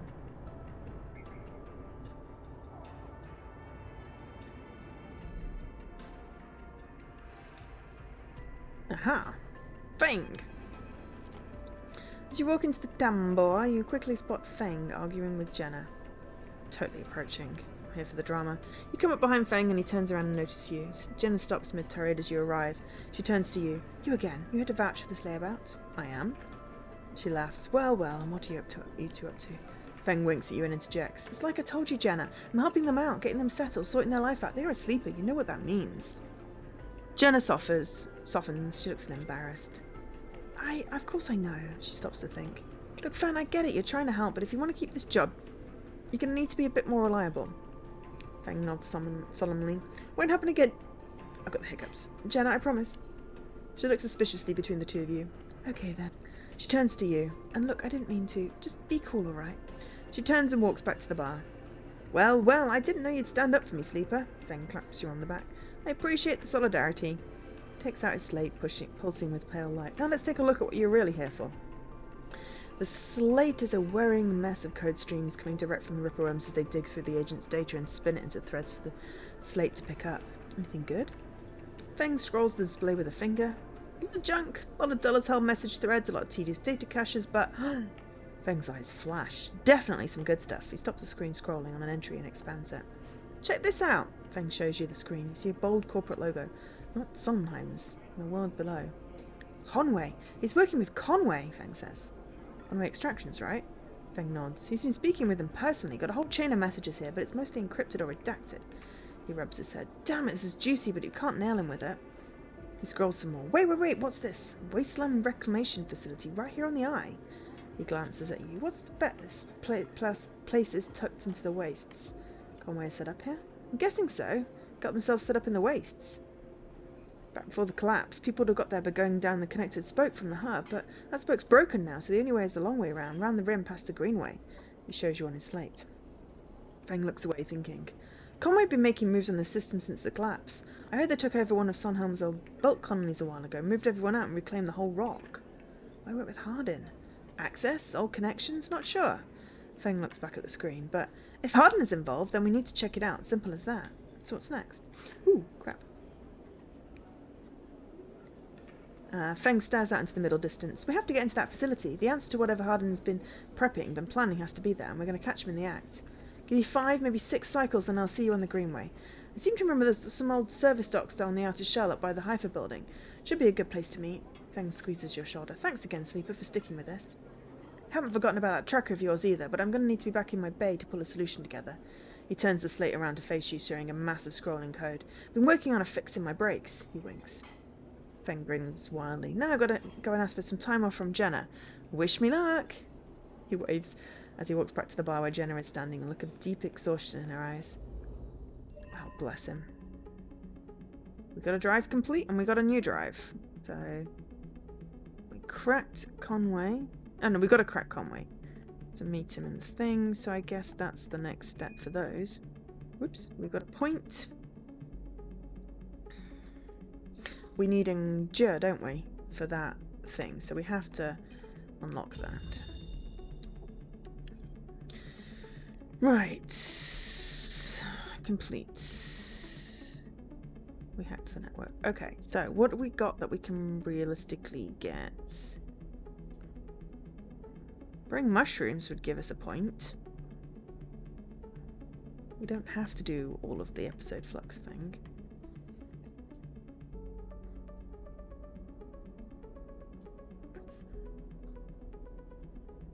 There's a lot. There's a lot of stuff.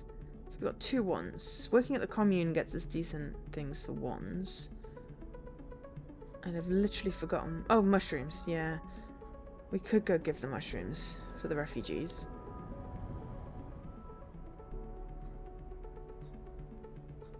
Service dog. Okay, so we're waiting for Fang. Got like 6 cycles. Joy. The wastes. Yep, that's where we can gather scrap. Oh, let's just do that so we can have a look at the other thing. Let's input the... You know. We'll begin it, but it's not gonna, like, lock us out of everything else. It'll be like everything else. You know, we have quests we can do. As she brings supplies, and fragrant Igor and Giraldi caps seem like the perfect thing to impress her. She seems to come in at the broken spoke and waves you into the cavernous bay of the climbing briar. You came! Peak smiles as you walk into the climbing briar's cargo hold behind a gloomy Eshi. They brought mushrooms! She tosses the mushroom caps onto a crate, raising her eyebrows at Peak. Peak gives her a look. Thank you, Sleeper. Pick one up and sniff at it. Are these edible? Yes. Peak turns the cap over in their fingers before putting it down. So used to fresh produce, as she's securing crates as she speaks and doesn't look up. Hawthorne doesn't have much in the way of farming. Hawthorne? The installation we grew up on, as she wipes her hands on a rag. XPR loves to name their property after natural things, but that's about as far as their relationship with plant life goes. XPR? Is this an interrogation? She glares. Either way, we're done with that place, which is all you need to know. As she leans back against the crates she was securing. We're going to need more than a few mushrooms if we want to help those refugees, though. What do they need?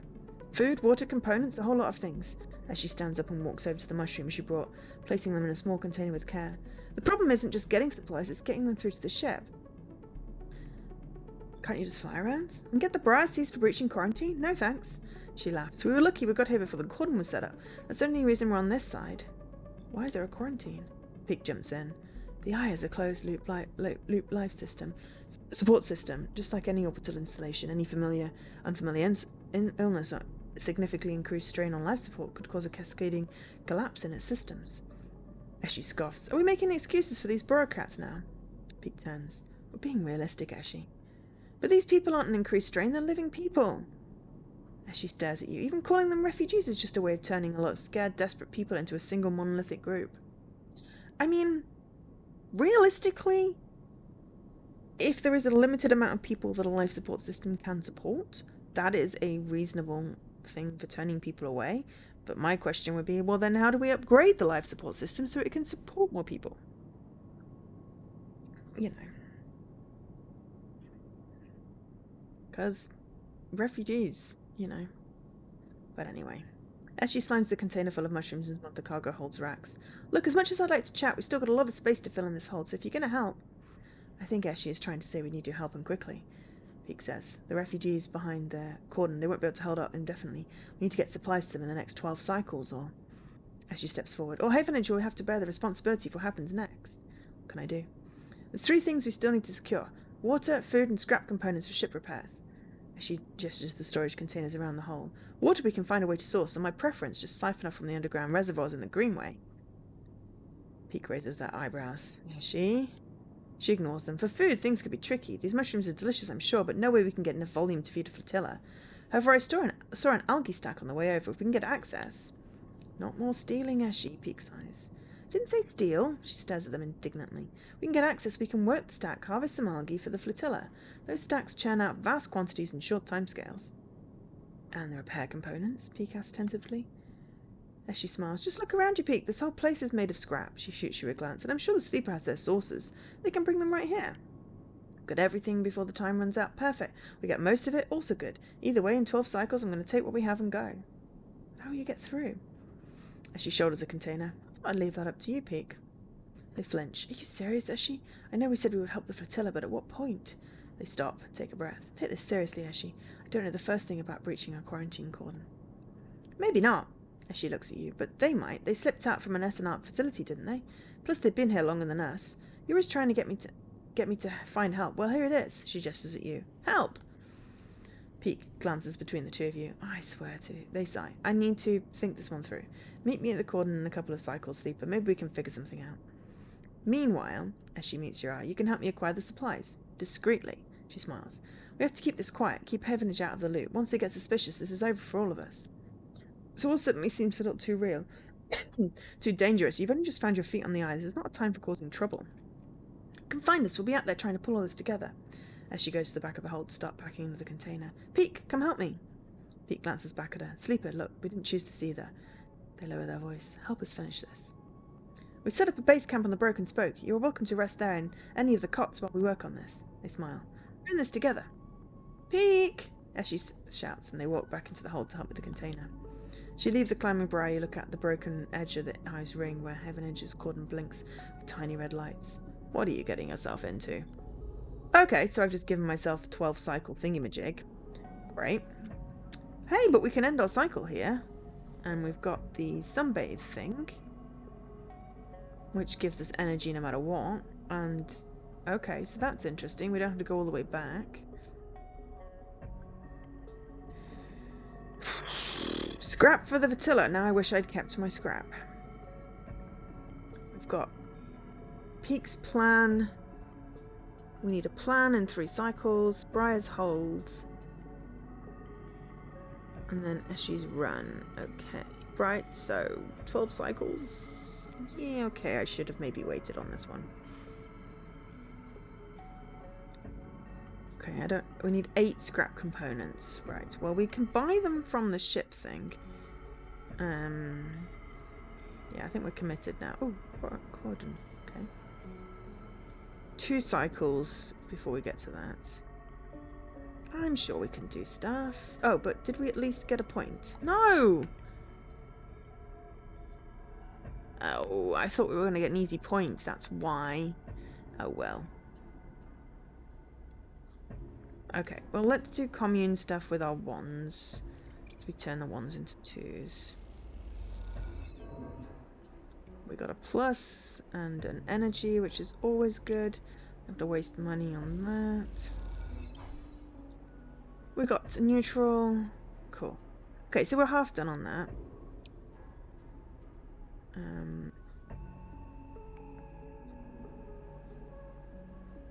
I mean, we're always waiting for Fang. I mean, maybe we can do more than... Ah, that's the algae stack. Oh, wait. Maybe we should have... Oh. Negotiate access. It's controlled by a small collective of farmers. If you want to use it, you have to persuade them.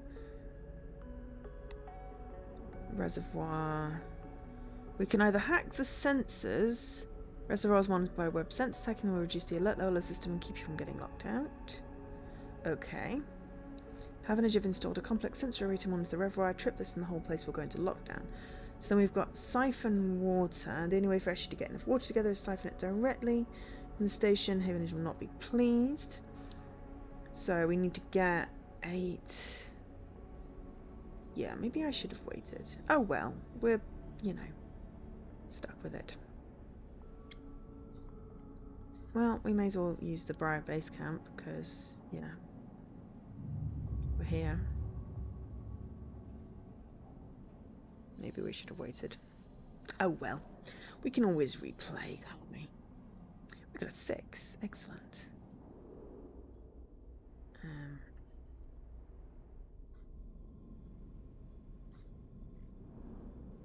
was kind of hoping we could gather some scrap from there. That would be useful.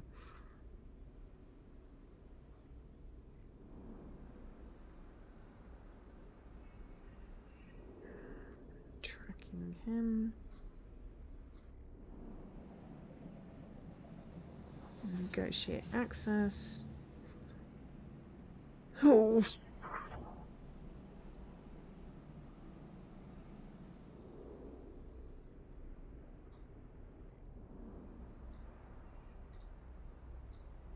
Yeah, we probably really should have waited. We can't go back, though. Damn.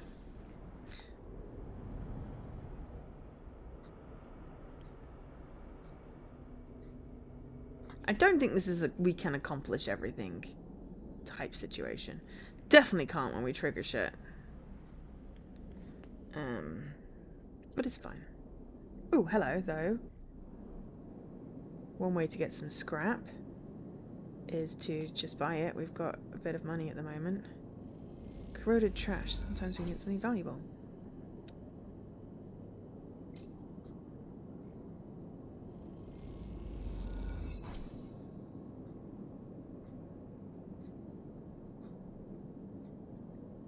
So we've got the gardener's seed. We've got a ship mine fragment. We could sell those. I mean, it's not. We don't need money right now, but we needed that back when we, other stuff. Okay. We've got 2 ship mine fragments. Seriously. Okay, fine. What will they buy?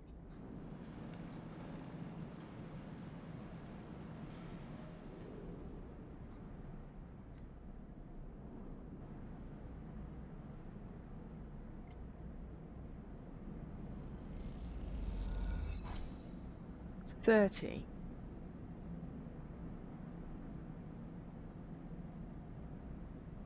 We put the 3 lots together. Okay, so now we know we get 30 for that because we can get 150 for selling a completed one.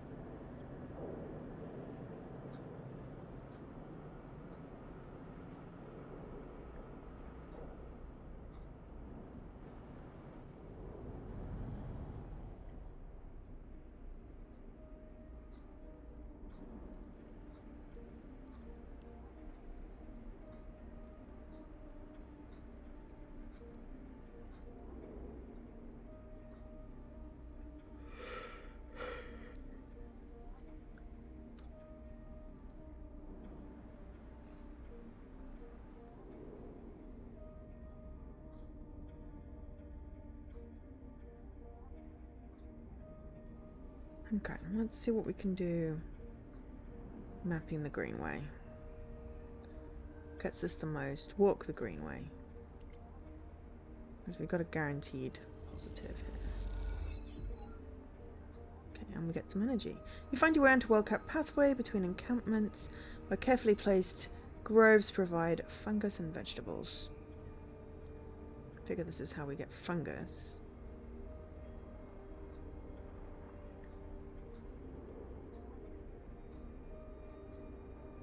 Ah, farm stacks. Vertical farms. Barter for food, okay. We've got steal the harvests, which is dangerous. And if we get caught, yeah, a lot of energy and yeah, that's annoying. Okay, we can work the stacks. They'll pay by yield. Okay, well.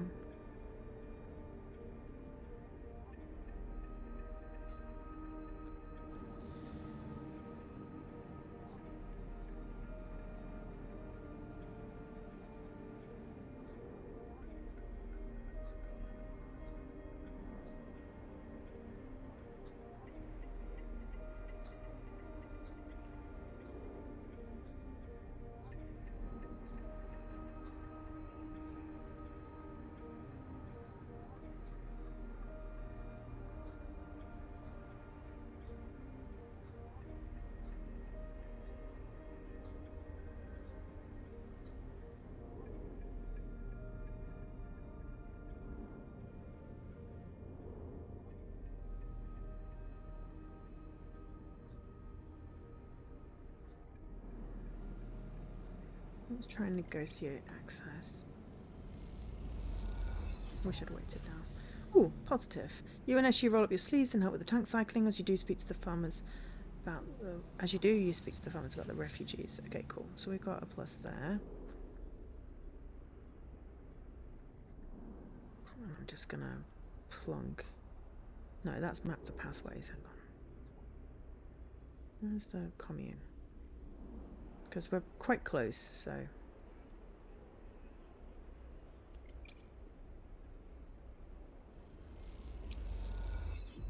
Positive. Yes. Oh, and energy. Always good.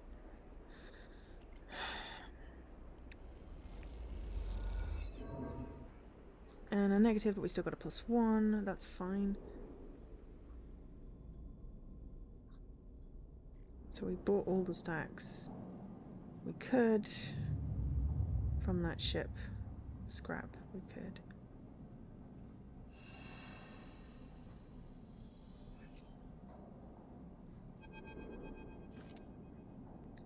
Yeah, miss me? Ethan smiles a ragged smile at you. Oh, go away. No. Ethan follows along and you notice he's limping. Come on, Sleeper, just a little joke. I know you have a sense of humour. You look at him. He's paler than usual, hunched. He's sporting a black eye and more than a few cycles of beard growth.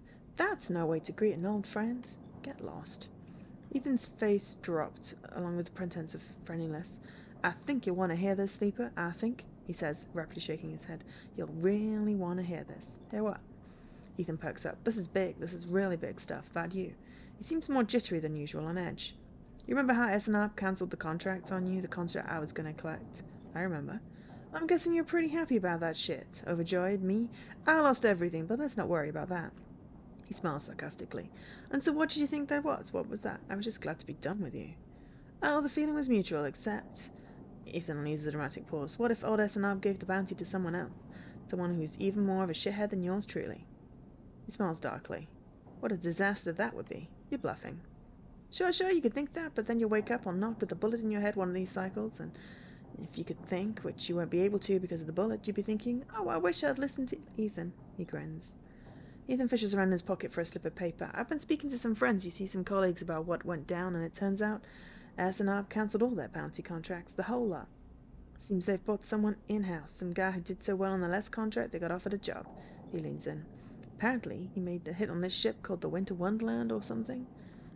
He was smuggling sleepers out from under S&R's big corporate nose. Killed the crew, blew the ship. Ethan whistles.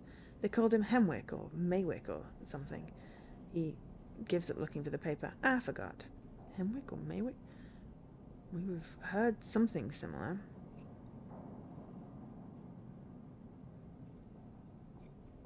You mean Winterlight? That's it. He looks at you. So you do know about all this. He pats you on the shoulder. Then you'll be very happy to hear what I'm about to offer you.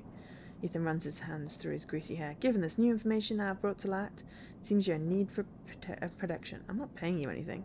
Easy, I'll get to that. He looks down the corridor. Meanwhile, I'm in the need of assistance in kind. Turns out I upset some people at the compressor last time we were there, the owners, and they say they'll space me unless I work off the debt. Seems they're that kind of businessman, he grimaces. I would pay them, but he shrugs and turns his jacket pockets inside out in a mime of poverty. He looks pitiful, even more so for his clownish acting. Then work it off. You should be glad, the anger rising in him now, that I came here and told you this. You think anyone is looking out for you? You're a contract, a name on the list. He kicks the wall. Ethan rubs his temples. I'm sorry, he hisses. I'm sorry for being a shit and trying to kill you and whacking that thick skull of yours. He sighs. You think I want to go up against this guy, but us? He jabs a finger between the two of you. We don't have a choice, so you keep me from getting killed, and I'll do the same for you. We can help each other. A straight 50-50 deal. He looks at you. I'm not asking for a favour. I'll think about it. Ethan nods. I'm at the compressor. Every cycle. Working. Just think about Maywick. Think about that cold-eyed S&R shit on his way here from the core systems. He smiles. That should give you the motivation you need. Ethan swaggers off down the corridor, throwing his jacket over his shoulder. Can't wait to be working with you, he shouts. Great. I'd forgotten about him. Peek's there. I need to talk to Peek. I do. I need to talk to Peek. I am now overwhelmed with things and I just don't have enough dice. Alright, what's he got to say? going to do anything. Oh, pay off Ethan's debt. Great, we can work the back. Who's to add? Whatever we do. Work the back, work the front. Yeah, I'm not doing that. You can go jump. I have bought all the scrap that I can. I got 2 ship mine parts, which would have been great, 12 cycles ago.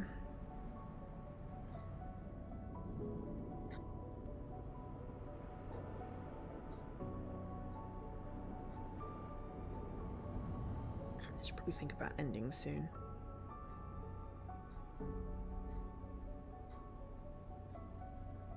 Let's talk to Peak first. Find out what his plan is. Sleeper! Peak catches your attention from the shadowy corner they were leaning against. Any trouble getting up here? This place is huge. It certainly is. Havenage have been busy. Come take a look at this. They beckon you over to a nearby window which looks across the ruined wing to the blinking red lights of the Havenage cordon. The cordon's temporary structures are net of metal struts meant to detect and dissuade any ships from entering or leaving the flotilla, jut out into the black, and all around the tugs flit, securing them in place, tending to the red blinking drones that demark quarantine. That's an impressive and worrying sight. What do you think? Peak interrupts your thoughts. Oops, they've got the E. How would you get through? Great distraction. It's not a bad idea, but what kind of distraction is big enough to get everyone to look away from a ship as big as the Briar? Peak squints at the red lights. Surely they'd spot and seize the ship. Peak turns away from the window and rubs their forehead. Eshe really has wrapped us up in something here, hasn't she? The question is spoken under their breath, and they don't seem to expect answer. The silence grows. There are other options? If you've got them, I'm happy to hear them. Peak smiles. The way I see it, there are 3 parts to making it through the cordon. They gesture out the window at the strange structure.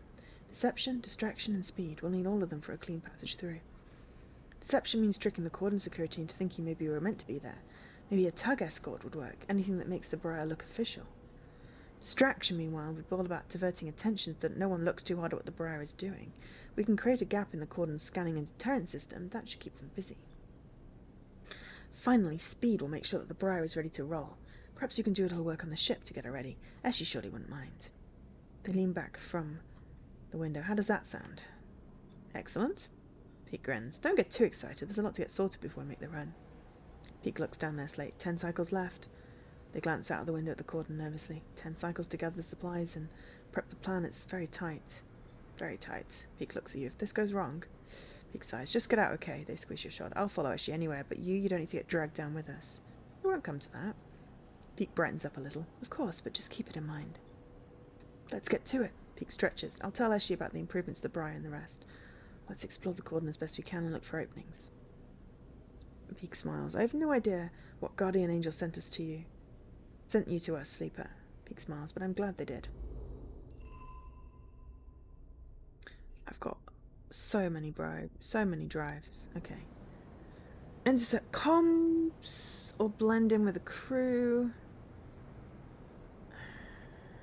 Get ++ with blending. We get more with intercepting.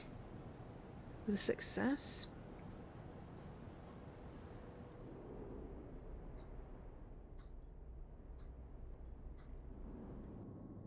Still need 8 scrap components.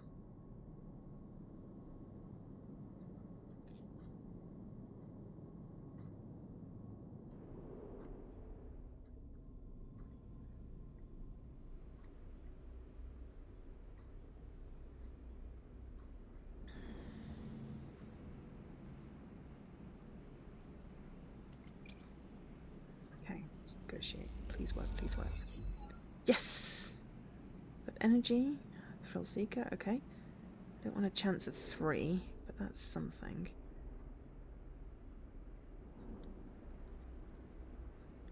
Dangerous siphon water. We can hack the system.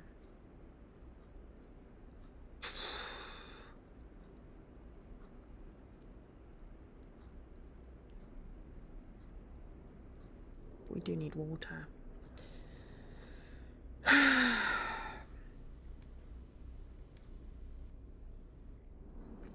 But we also need to, join the commune, so...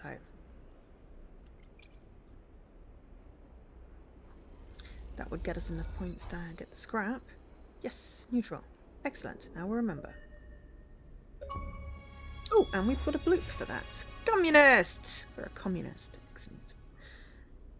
Okay, so we've got work assignment. Yeah, it doesn't really give us anything. We've got sleeping quarters. Ah, Ethan says Maywick's on their way.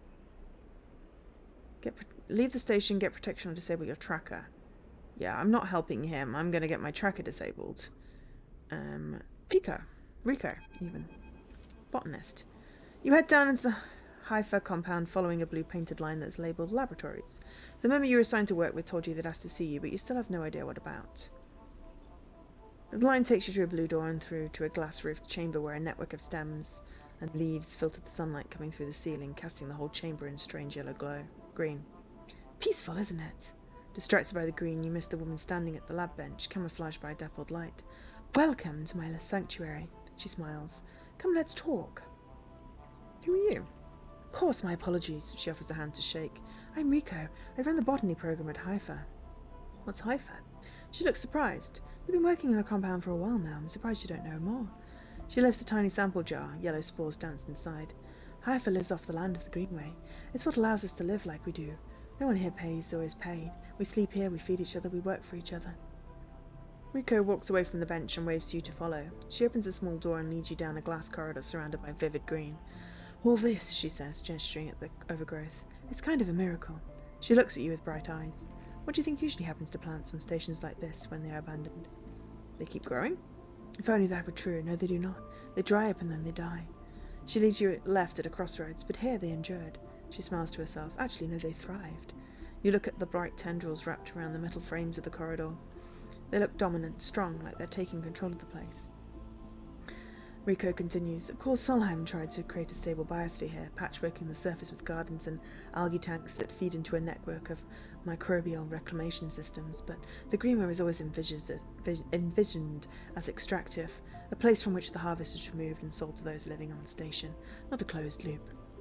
For this reason, when the collapse came, the Greenway should have gone with it. Erlen himself was so convinced that his first colony never even came here to try and reclaim it. The Irons then relied on outside favours and influences, shipments from the inner system, and small-scale agricultural systems like kelp and fungal farm stacks. And yet here we are, amongst growth and decay, a biosphere flourishing. When Haifa came here, we expected to find only vacuum-dried stalks and leaves, and perhaps some fungal colonies in the mulch. But we found a jungle. With this, Rico hits a button on the wall and leads you through a large pair of double doors into a huge impossible chamber. It's every kind of green, from the pale algae tanks to the dark vines that surround them. It's wet too, a rarity on the eye. Condensation clouds the light from the high glass roof and gathers on the shiny, broad leaves of shrubs. How? That is exactly our question. Rico turns to you, visibly excited by the room you're both standing in. It doesn't make sense, but in many ways the system is stabilized. Unlike the farm stacks closer to the gap, who need input to support their meager output, this place runs itself. Perhaps Sonheim managed something new here. Perhaps they tweaked the plants or built new systems buried deep below us. Or perhaps their collapse caused some unfortunate cascade, an unlikely chemical reaction within the biosphere. That's what I'd like you to help me find out. She turns to you, her forehead wet with dew. Aren't you the botanist?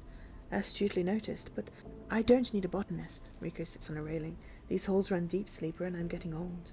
She stamps her foot on the metal grating of the walkway. Whatever is causing this, it's to be found in groves deep in the Greenway. Haifa won't spare anyone for an expedition. It's too dangerous and unnecessary. They say I can make the case, but I can't get the votes. You sleep as a hardy beings, I know that much, and you can speak to the eye, uncover its secrets in ways I never can. She holds out an arm so you can help her stand. Bring me samples, spores, seeds, and blooms. I can grow them in the lab and study them. The deeper they are found, the better. I will try. Thank you, she smiles, and thank you for listening. Rico leads you back out of the huge chamber and up through the passages. She's a little slower now and stumbles on the steps. You help her where you can. It's good to have new blood in the commune, she says. Many of us have been here a long time, and few come through. She settles back at her bench in the lab, stretching her legs. You go to leave. Come back if you find something, sleeper, she calls. There are discoveries to be made. You follow the blue line back about the compound, all the time thinking of that impossible magical green. You'd think the Greenway could support more people, 'cause oxygen. Let's That's the algae track. We need one more decent dye. I don't know whether a 4 would do it. Labs. So we want spore samples.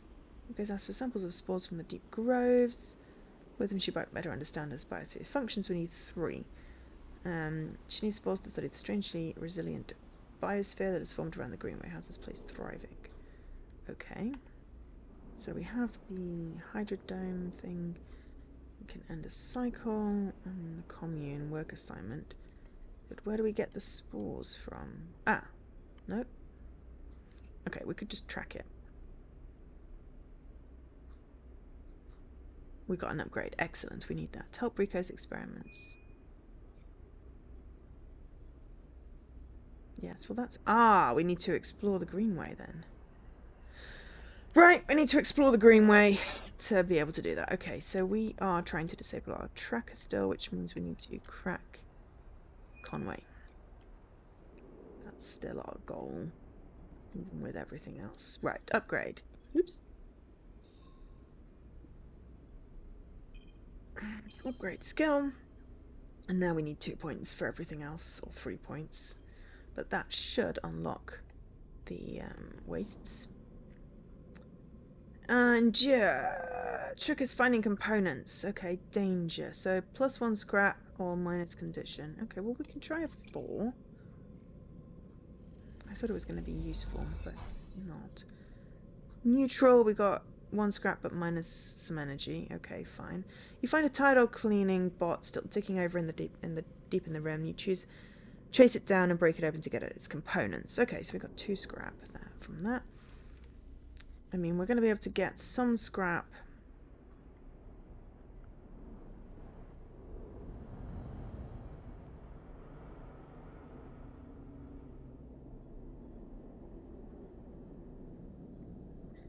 From the ship when it comes back.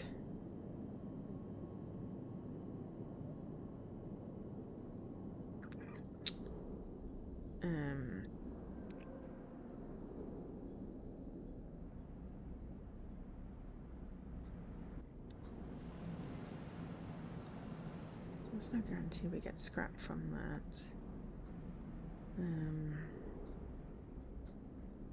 Maybe we shouldn't have sold the scrap we had, but we needed credits at the beginning. We still haven't built that thing.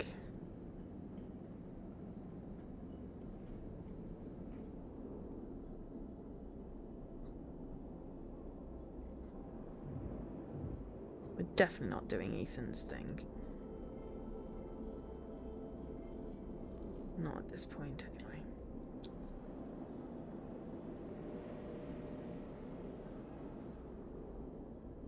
Tempted to acquire another stabilizer.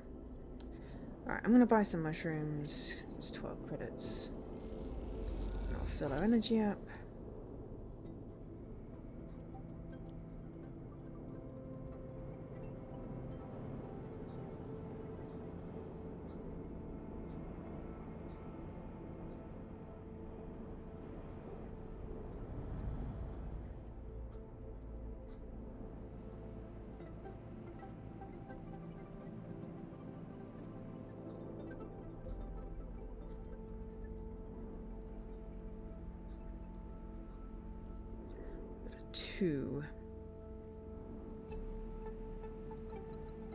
Well, you know.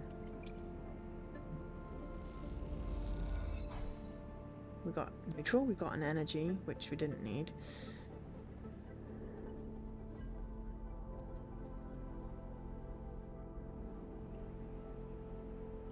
May as well sleep here. Yeah, I mean, there's so much to do. It's very unlikely to get everything done. I am slightly regretting doing the flux thing. Oh, 2 4s, really? Slightly unhelpful.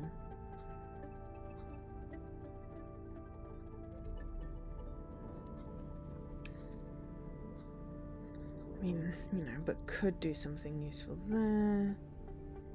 Let's see if we can use our 2 in the stack. Yes, excellent. Okay, so we've negotiated access. Oh, now we need freaking harvest. What? We'll have to wait for them to grow, okay. We can accelerate the growth. Okay. For now, we need to also get some water, so let's siphon some water.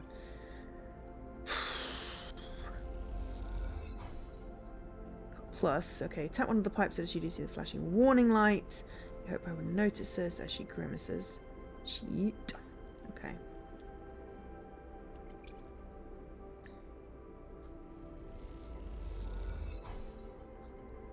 Okay, neutral outcome again.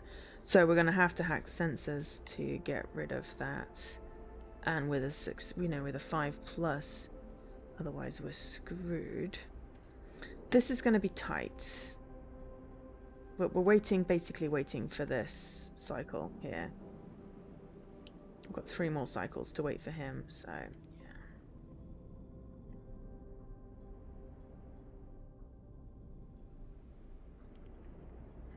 It's going to be really tight, but it's fine. We can always start a new game, and manage things better.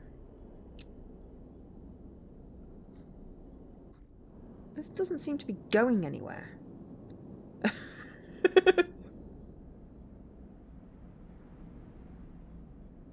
We'll have a sleep here because we're here. I forgot to. I was going to increase my thing. Never mind.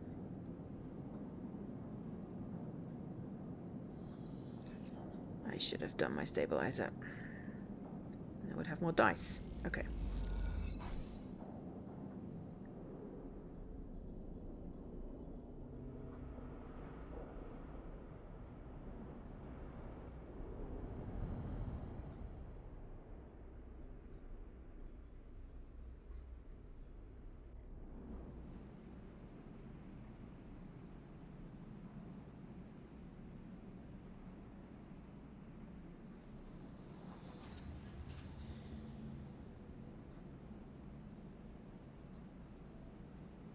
Patience is a virtue.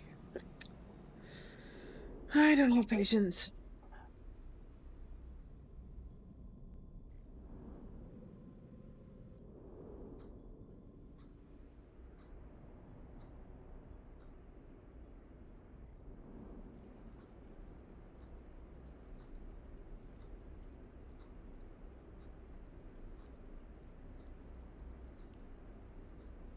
Okay, so if we put the 5 in here, sensors. Positive. You reprogram step sensors to feed false data to each other, creating a ghost reservoir. As she's impressed. I should hope so. Positive. Ah, it didn't alert if we get a positive. That's good. So we've got slightly towards getting that. 2.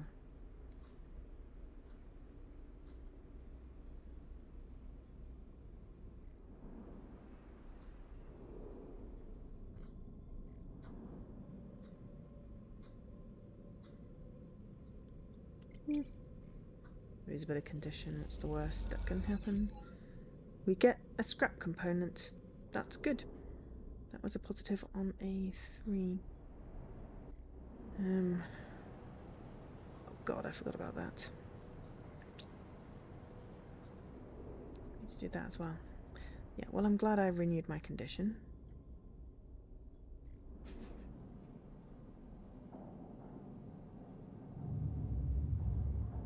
We'll do what we can. We'll see how much we can get done. We should finish soon, though. Keep saying that, I know. I am listening to myself. Oh god, I'm starving. How did that happen? Kind of forgot about... Oh, hello. We've got some... Should we... I feel like those are useful for things. Okay, so... We've got 1 more until we can get our thingy done.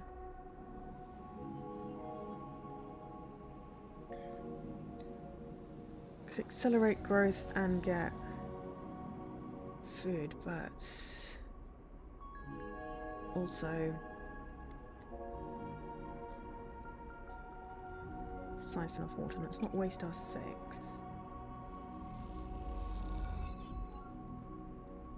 Actually, doesn't matter. We've got +1 on everything.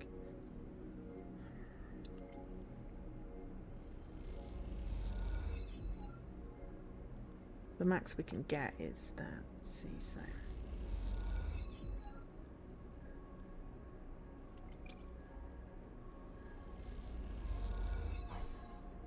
Okay, neutral outcome.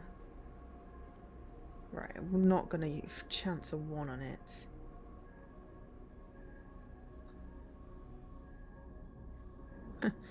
Do I chance a 1 on this? Lose 2 condition.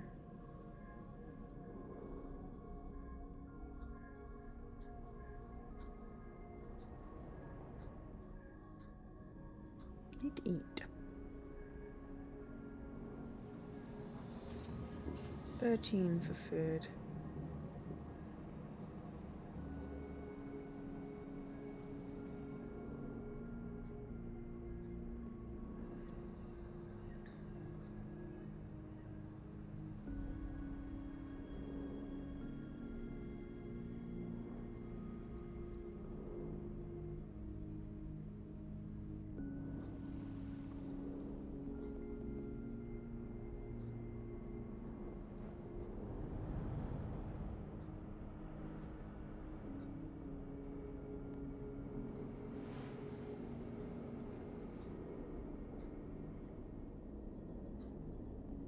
Mushroom guy.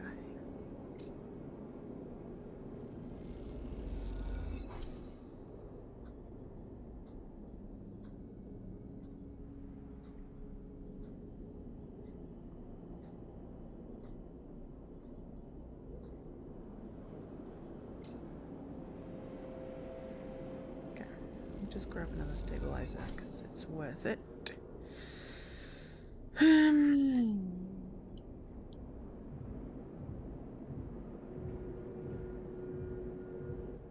I mean, that can be done at any time. We really need to be doing actions over here.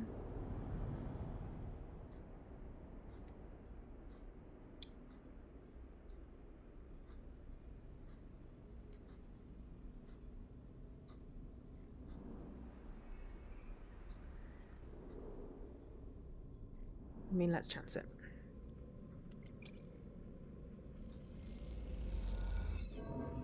Eesh. Okay, we lost some condition. So what? So what?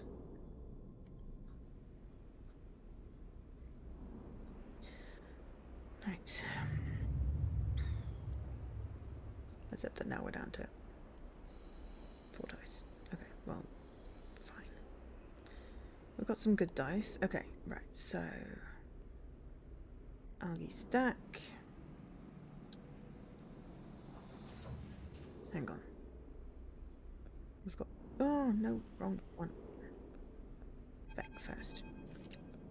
When he entered the service dock, Feng is already set up, crouched among stacks of equipment, leaning over a terminal bathed in a blue glow. He looks totally at home. Sleeper, what do you think? Turns out not everyone in Heavenage is set against me. A couple of my own old systems pals managed to ship me some of my old gear. He gestures at the pile of blinking hardware. Nice kit. Feng does a mock bow. Any updates? Feng beckons you over. He has a set of scans of the waste on his terminal with heat maps of activity overlaid.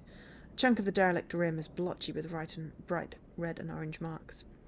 Does this look like wasteland to you? Feng shakes his head. There's hundreds of Conway machines out there, all lined up in concealed hangars and a whole underground facility to support them. Hardin's got a crew out there putting them together. They must have shipped them piece by piece through the shipyard ready for assembly out here. Why? They're planning something. No one needs hundreds of heavy-duty reclamation drones to run this kind of operation. Maybe Hardin massed this whole thing as an effort to clean up the wastes, but there's no way this is about pulling scrap off the eye.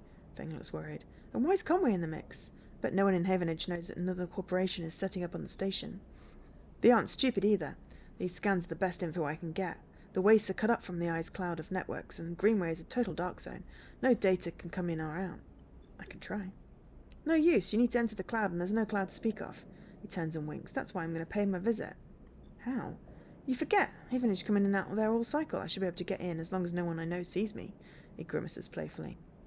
But I need you on the outside to help me disable security systems and cut me a pathway through. There's no cloud access, but if I can get inside, I can open up nodes in their network and we can work in tandem. It's a massive facility buried deep down there, miles of corridors and ventways wrapped around cargo bays and hangars, so it'll take more than a few cycles to work through. But as long as you can keep them off my back, I know I can rip what we need out of there. Pulls a handful of ripper worms out of his pocket and hands them to you. These are the last of my little helpers I managed to salvage, so make them count. Modified them slightly. This time they'll feed the data threads back into the system they're tunneling into, creating a nasty little feedback loop. We run it, just like we did with the agents. Hack the nodes I pinged to locate the ports of the security system, then slot the worms in these systems and let them go to town. Whoops. He points to a fuzzy silhouette of the buried facility on the terminal. Here's the entryway. This is where you can get access and slot the first worm. Then I'll fry their perimeter systems and give me past the first cordon. What I need from you is to keep your eye on the facility after you kick things off. You'll see me pop up a security system, a server bank. You need to break in and slot a ripper, disable it as soon as I can. If I don't, Feng gives you a hard look. You miss the system, you wait too long, they're going to find me. Simple as that. He claps you on the shoulder. I need you focused on this one, so I'm going to let you fire the starting gun. I won't go until you slot that first worm. Leave a tracker running on the terminal here, so come back if you want to see my progress. He affectionately pats the top of the screen. Got it. Don't worry, you can run rings around their protocols. I've seen it. Feng gets up. It's all in one place. You just need to make your own preparations and slot that worm. He stretches. Just don't wait too long. I'm getting bored of all the sneaking around. Once I'm inside, I'll get the proof we need to end this whole thing, no matter what. He crouches to check the terminal. We can't take longer than 6 cycles on this thing. Remember that. Oh god, everything's got a timer on it. Shit, I really shouldn't have started the episode flux. He stands up. Oh, and one last thing. He lowers his voice. If I get caught or you can't reach me or run out of time, there's one thing I need you to do. What? You take whatever I've managed to pull at that point, all the data, and you slot that stuff straight into the relay I've set up here. He points to a pile of servers and terminals hooked into the dock with cables as thick as your arm. You repurpose the dock's SOS broadcast system to beam out whatever you put in it. Anyone with a terminal, a slate, or a server on the eye will see it. That means Havenage, Yathang, the hub, everyone. No matter what, Harden isn't sneaking away this time. He grins. Got a bit more to do here, but the moment you slot that first worm, I'll make my move. He gives you a parting smile and turns back to the terminal. The nerves hit as soon as you make your way out the service dock. Time to prepare yourself. Okay, so it's only from when we first do it, right?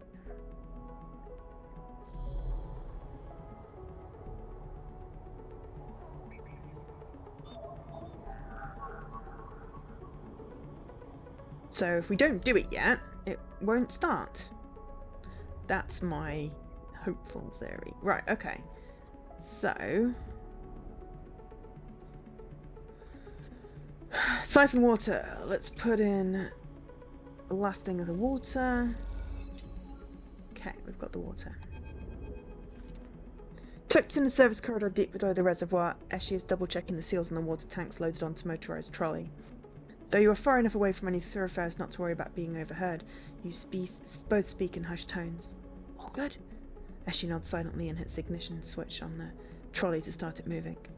You take it the other side of the trolley and walk it up the wide service corridor with its flickering lights and Sondheim detritus. You doubt it gets used by Havenage, at least that's the hope. You glance across at Eshi, her face a massive mask of determination. She guides the trolley along. Maybe some conversation will make this journey go a little easier. How did you meet Peak? As she pauses, a little surprised by your question, she glances back down the tunnel, but in this deserted passageway, she can hardly keep up the pretense of silence.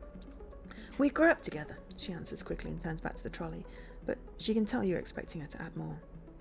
She seems to gather herself in for an answer, not wanting to ignore you, but trying instead to get her answers straight in her head. Our outpost, Hawthorne, is not an easy place to grow up. The administrators keep a tight hold of everything. She rolls her eyes. Even though they're trapped in the same decaying insulation as everyone else. Peak, she pauses. Peak found it harder than most. She pauses again, judging her words. I stepped in to help them out. Silence descends again, but you can feel the wheels turning in Eshi's mind as the creaking wheels of the trolley take you along the corridor. Peak isn't the most practical of people. They used to be, well, they needed someone to teach them to look after themselves, stand up for themselves. That was me. She smiles. After that, I couldn't get rid of them. As she stops talking, but you see her eyes have lit up, and you imagine she is recalling some moment or other from her and Pete's past. You both reach a wild bulkhead doorway and have to stop to shimmy the trolley over the edge. When you are done, as she turns to you. I'm good from here. Head back. And with that, she's gone, moving off into the dark tunnel ahead. You watch her go and then turn around and walk the distance back to the staircase you entered from, the tunnel humming around you as you do. As you walk, you try to piece together as she's passed, but all you have are glimpses of a person she once was. She seems to prefer it that way. Okay, so we got water. That's one thing, right?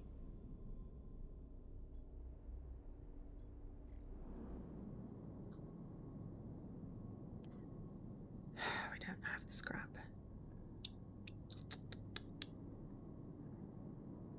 Better prepared. Yeah, okay, the better prepared, the better the result. So... Cordon intel requires us to intercept comms, really.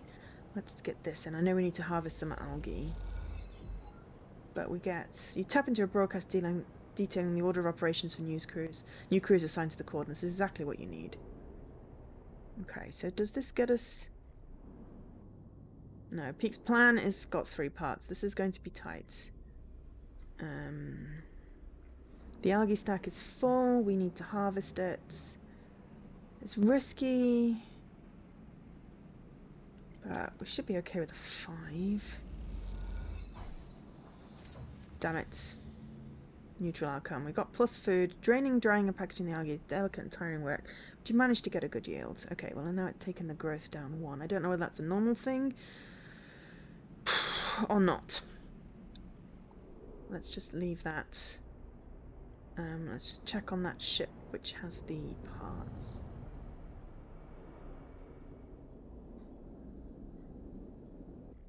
God damn it, this thing seems to be stuck.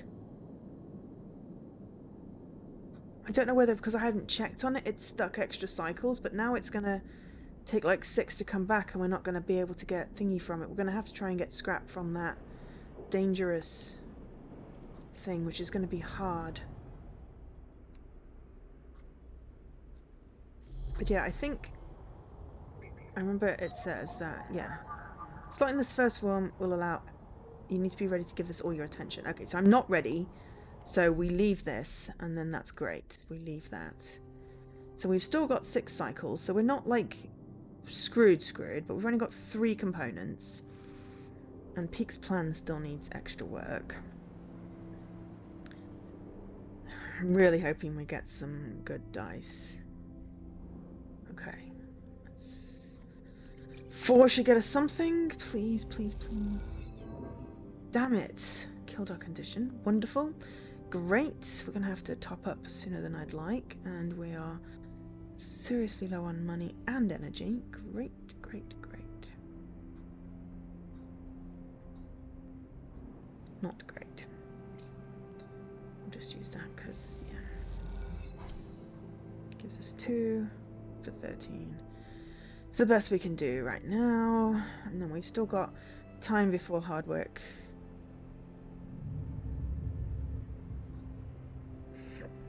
Excuse me.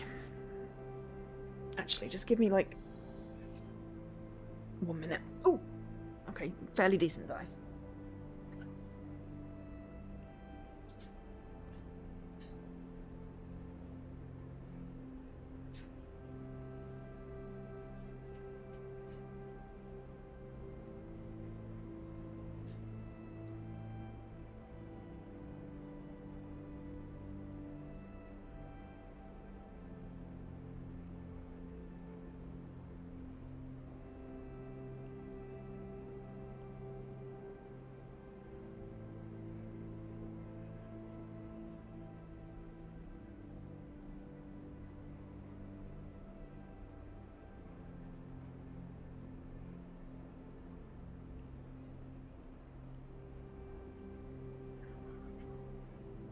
I'm back.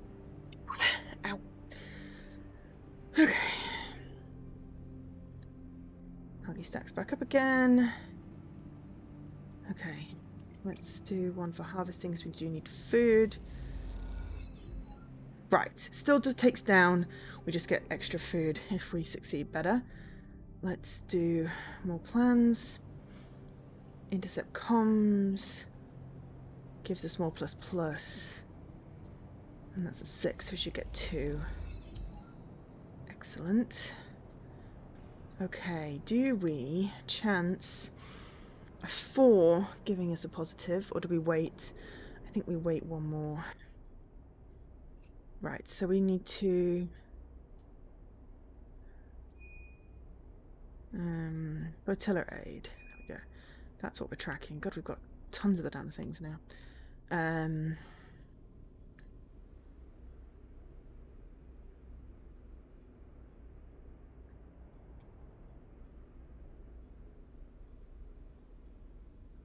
So we can only really do one harvest per thing. I wish we hadn't screwed up that first yield. Can we do more now? Oh, we can. Okay, right. Let's at least get a 1. Come on. Ah, but then it takes it down 2. Right, okay. Alright, that was, you know, something poo. Right, well, we're just being a bit reckless now. Please give us some scrap. Damn it. Okay. Down to 4 dice. So 3 dice. Well, you know, we've made some progress. What can we do?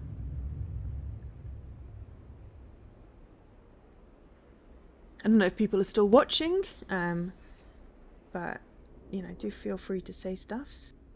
So we'll have to wait before... I don't think we can... Oh, we can harvest.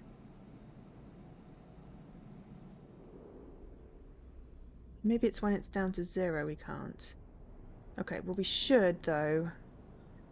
We've got a 6. Insert comms. We should insert the comms, definitely. Gives us full cordon intel. Okay. And now we have things.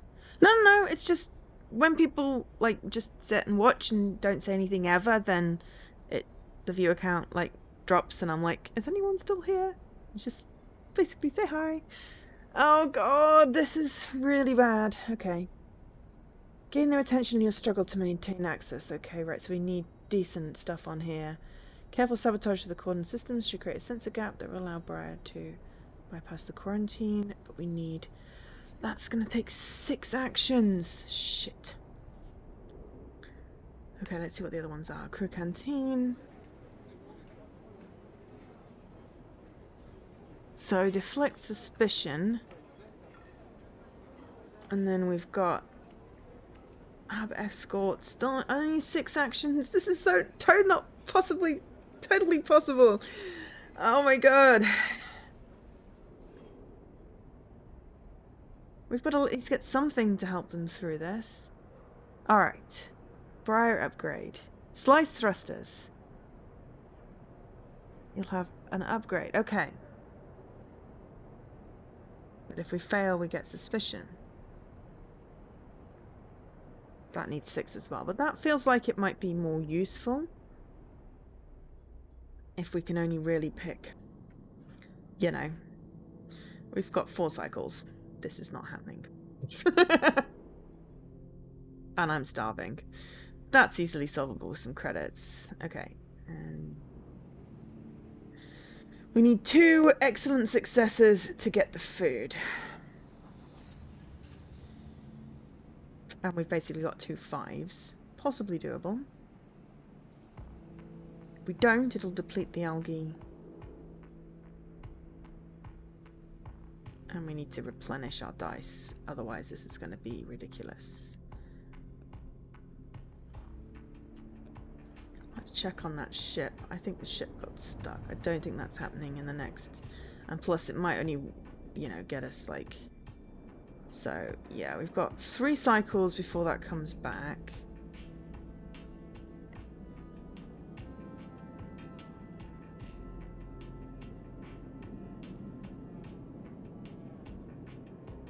Hi, Mr. Cornus.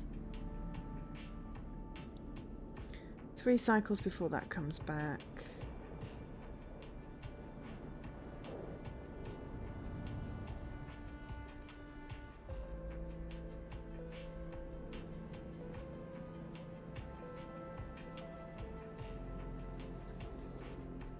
I'm not gonna waste a dice on that. I mean, I really want to explore this, but again, should we get the food?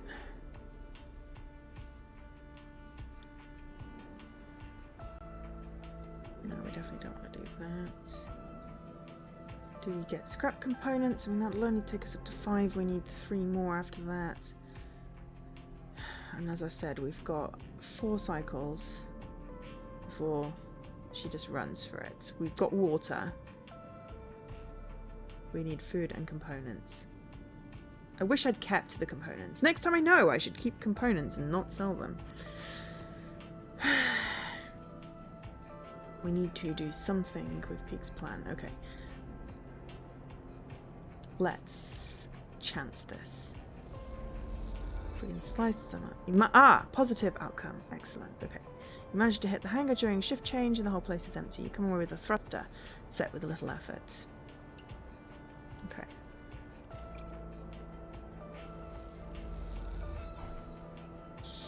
Okay. Neutral. Use a cramped accessway to get under a tug being repaired and cut away one of its thruster sets, but they'll notice it's missing. Okay. So we've got 4 more to do, and we've got to do less than 2. Wait, so we need at least 2 good thingies of that, and I need some food because I'm starving. We go back and get mushrooms.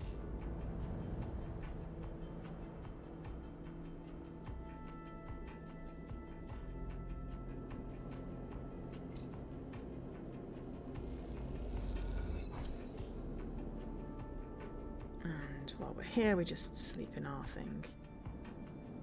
But we use our stabilizer because we need 5 dice really to make this anything worth any bit worth it.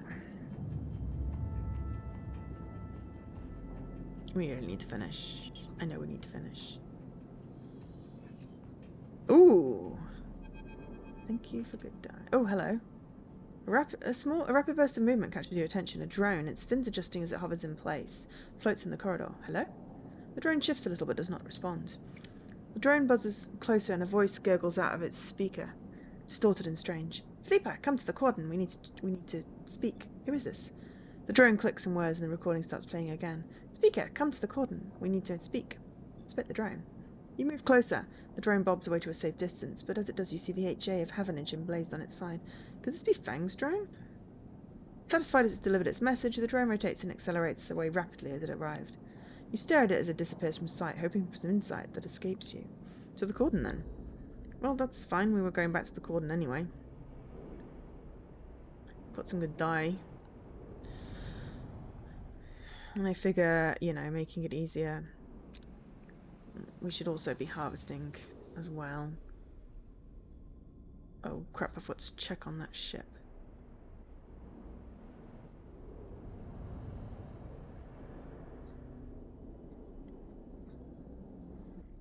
Two cycles, well, we've got a chance of potentially getting stuff. We can manage not to lose any energy. We're good. Okay, I mean, you know, why not? Drone messenger. Maybe they can help us. As you enter the passage that leads through the cordon, a flash of movement catches your eye. The drone. It stops to make sure you've seen it and then flits into a side passage leading to a set of narrow stairs. You climb up through a dark shaft, the drone stopping at each landing to check you are following. Despite its lack of expression, there's something overbearing about the way the drone waits, impatiently realigning its fins in sequence. After a long climb, you come out onto an observation platform. The cordon and the vast ramshackle refugee ships beyond fill your vision. The scale seems impossible, and immediately you feel small and naive for even thinking you could affect the situation. Something shifts nearby. The drone again? Oh, Ellen. Frustrated Havanage counsellor. Okay. A woman has stood at the window at the edge of your vision. You aren't surprised you didn't notice her. She seems impossibly small in the shadow of the flotilla. The drone buzzes by her shoulder and she turns. Sleeper, sorry for all the cloak and dagger nonsense. She nods at the drone, but I've never regretted being cautious. She smiles a tight smile and holds out a hand. I'm Helen. Shake her hand. The tight smile holds, but the drone keeps its single eye fixed on you. The effect is a little unnerving. Look. She glances around the empty observation desk as if checking for potential eavesdroppers. Let's be straight with each other. I know about your plans, and she cuts in before you can respond. I understand your motives. You look at her overalls, the yellow markers, the HA sigil. You've been on the eye long enough to recognise an Havanage member when you see them. You're Havanage. Yes, I mean, I expect that's obvious, the tight smile again. I hope you won't hold that against me. Are you going to help me get this thing done quicker? Because that would be useful. She glances around nervously and moves a little closer. This entire situation, I'm not here to defend it. She glances back at the flotilla. No one is happy about this. Then release the flotilla. She sighs. How do you think that this works? She pauses. Sleeper, tell me something. What does Havanage mean to you? Corruption. She looks away. Yes, I thought you might say that. Haven't used to being criticised. In some ways we invited. Our members are free to bring up any grievances at a meeting, to propose new structures and approaches. She shifts her weight impatiently, like that's gonna happen. Hi, Kai! Oh, this is the episode Flux, I think. I accidentally started it, and I probably should have, finished the main storyline first. So now I'm, going, damn, I've not got enough time, and I've not got enough dice, and blah. But yeah, the new episode's also coming out in, a week. But, yeah. It's also possible, but I mean, yeah, this is episode 1 Flux of the DLCs. There was a main game. I didn't realize what I was doing until I was like, oh, it'll be fine, and then it put a 12 cycle limit on me. So I'm either gonna fail massively or, succeed by the skin of my teeth. As a councillor, it's my duty to listen to them. That's why I was elected by members. Yeah, it's free. I don't know how long the first one's been out for, but the second one comes out next week. So I guess go back to the game. I don't know if you can continue and then pick it up, or whether, there's a hard stop. I don't know, because I didn't finish the main storyline. As a councillor, it's my duty to listen to them. That's why I was elected by the members. We are an imperfect system, yes, and each council, each member is representative can be flawed and worse. She looks down, but we keep this place running. That's what we do. And the flotilla? She turns around and looks at the clump of fractured ships. The flotilla is a problem. Can the Eye take in thousands of refugees safely? I don't know. Oh, you got a proper ending. Okay, fair enough. This place is a ruin, Sleeper. What do you think the council discusses? The price of Dural? We make plans to keep this place spinning, to keep life support working to ensure... Helen's slate chirps and a grim look passes across her face as she sees the notification. She looks tired, the screen light casting her rigid expression in a pale glow. Sleeper, I didn't bring you up here to explain how Heavenage works. I came to talk about your plan to cross the cordon, to breach the quarantine and supply the flotilla. She looks directly. How do you know? She glances at the drone. I make it my job to know what happens here. I know you think you are helping the flotilla, but you cannot do this. Right now, halfway across the ring, one of a countless series of debates are being held. These debates are to evaluate the potential harm that could be caused if the refugees of the flotilla are left to enter the station. These debates are at a standstill. Ellen walks to the window. Too many in the Havenage Council think the flotilla is a threat. After recent events, a hardline group has emerged. Protective, selfish. They seek only to benefit the members. In their mind, the flotilla is a danger to life on the Eye. If you are caught crossing the cordon and breaching the quarantine, it will only strengthen the hardline councillor's case. Criminals who stole a ship from the XPR undermining the security of the station. She shakes her head. It's exactly what they want. The refugees need supplies. They do, and that's exactly what I want to give them. But unless the quarantine is lifted through a fair process, they will never get them. She sighs deeply. And these ex-XPR spaces you are running with, Sleeper, do you know anything about them? More than I know about you. She looks at you pleadingly. Let's change that, Sleeper. Why do you think the refugee flotilla came here now? Something is happening in the system. Something is pushing people out of colonies and outposts that have survived since the Solheim collapse. We need to be ready for whatever is coming, ready to protect the Eye. I know the Eye means something to you. I know there's a reason you are still here. Help me protect it. Ellen fixes you with a strong look. Persuade those spaces that this is the wrong move, that they will get caught and the flotilla will be locked down, that Heavenage will be delivered into those with the worst instincts. Forget this suicidal supply run with people you barely know. Help me fight for the Eye. I won't betray them. Ellen looks away. But you will betray your home? Don't offer it the excuse the hardliners need to lock the flotilla out altogether, to persuade the members they are the safest pair of hands. She looks at you imploringly. Please. You look back at her and the flotilla behind and sense a desperation in her plea. Notification breaks the silence. Shit! She rapidly scrolls through pages of data. Sleeper, I need to go. She looks torn. Think about this, please. Talk to the spaces. Help them see reason. She quickly leaves the observation deck before you have time to respond. You stay for a moment, watching the lights of the tugs and the flotilla. I wonder what it feels like to be on one of those ships, so close to your destination. And yet, so far from it. And then you think of Havenage, council chamber across the Eye, where the right of those people to find safety is being debated. You shiver, and then you two are gone, back into the stairwell and the cold dark below. Okay, well, I mean, I can see what the options are. Got 3 cycles. I mean, it's not going to be a massively successful run at this point.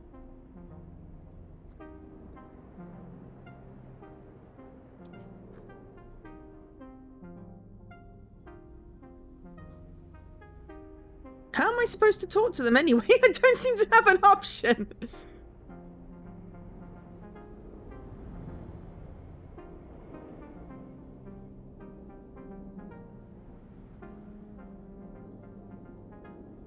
Got 2 cycles. We might be able to get at least 1 piece of scrap. If the RNG's against me, I can get 3 pieces of scrap. Need to also remember to eat. Okay, do we get the food? Is that the priority right now?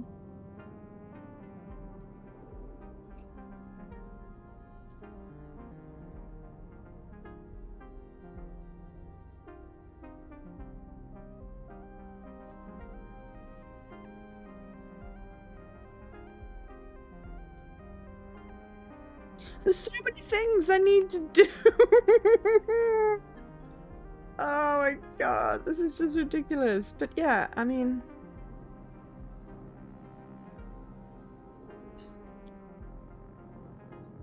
I don't see an option to talk to Eshi and Peak. So we need 4 good die for that.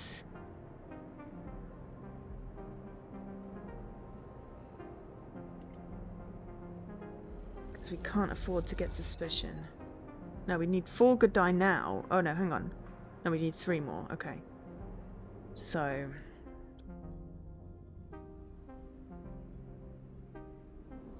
and... 2 or 3... to get the food.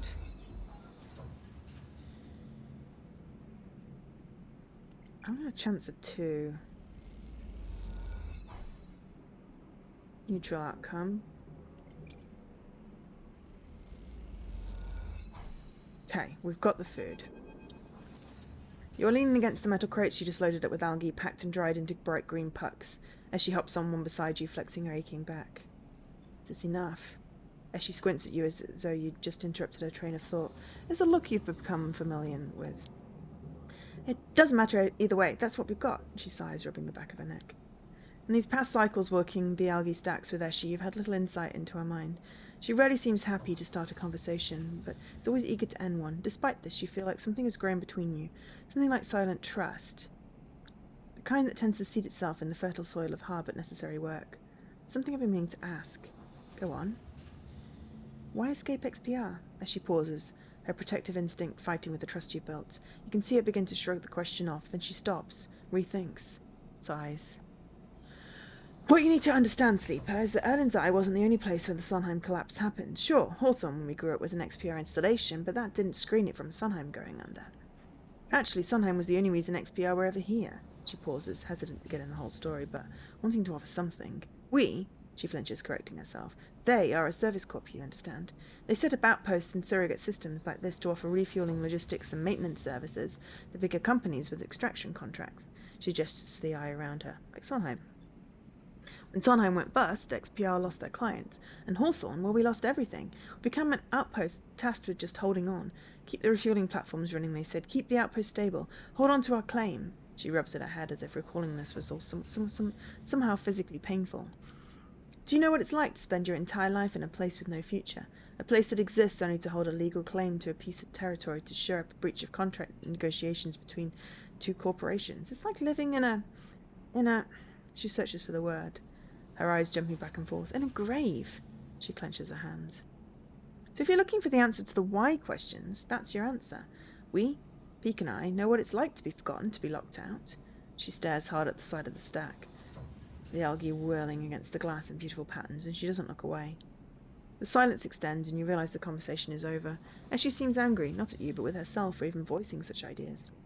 After a while, you stand and start to load the crates onto the powered cargo trolley that Eshi will run back to the Briar. As you do, you try to catch her eye, but she avoids it, soothing herself instead with the comforting simplicity of physical work. Okay.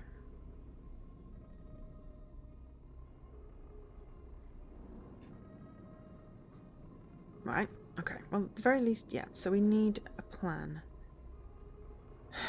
Okay, let's try for a scrap with be a 4.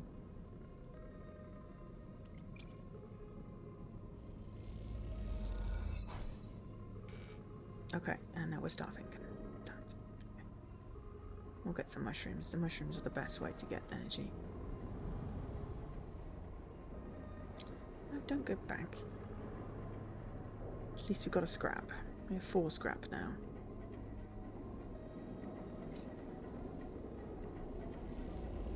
We haven't even found the mushrooms yet, so we should still have 5 dice. And we go to sleep.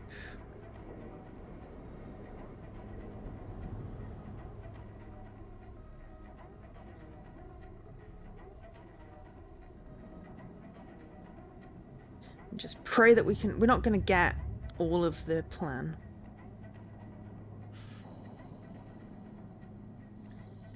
Please. Oh, those are not great. Sleeper! Peek is waiting for you when you leave, but they look different, pale, drawn out. You need to come to the briar now. They don't meet your eye. What happened? Not here, Peek says. Come to the ship. Be waiting. Peek walks away. Don't take long. And with that, they disappear around the corner, leaving you anxious and confused. Okay, we only have 2 cycles, so yeah. As you walk into climbing Briar's cavernous bay, now filled with crates and containers, Ashley's waiting for you. In front of her, sliced open, with its inside scattered across the top of a heavy-duty crate, is an object you recognize. Ellen's drone. You freeze. Come in quick. Peek nudges you into the bay, looking behind you before sealing the entryway. We have to start being careful. You move closer to the container, your eyes on the drone splayed out in pieces, some parts of it hooked up to a slate that Peek picks up and begins tapping away at. As she looks up from the dissection. We caught it buzzing around nearby, heading for the ship. She leans over and taps the HA sigil on one of the removed pieces of plating. It's the Havenage spy. We think we got it before it sent data back, but we can't be sure. Peek looks at you nervously. As she cuts in, have you noticed anyone watching you? Any drones like this? Anyone following you up to the briar? I've seen this drone. Following you. I met its owner. As she pauses for a while, Peek looking between the two of you. Explain, Sleeper, as she says quietly. Tell them about Eileen. You explain that you met with Ellen at the cordon, and you tell Ashley and Peek about what she told you. That the Havenage Council are debating lifting the quarantine, but they are blocked by the hardliners. You speak faster and faster, but before you can finish, as she walks away in anger, then comes back again, her eyes burning. What is this, Sleeper? Have you understood nothing from what we told you? She paces in front of you. Havenage are not your friends. They are administrators, which mean they're interested only in their own power, their own survival, their own causes. It's but I don't have enough dice to help you. They divide people as easily as sorting livestock. The greater good of their work demands it. The wider project of the station, the colony, the nation. Her eyes are wide as she speaks, her anger barely contained. She wants to help. As she laughs. Help what, Sleeper? Undo the mess of her own creation? She only wishes to placate you, so you're compromised, so you'll do what is acceptable, not what is right. She is trying.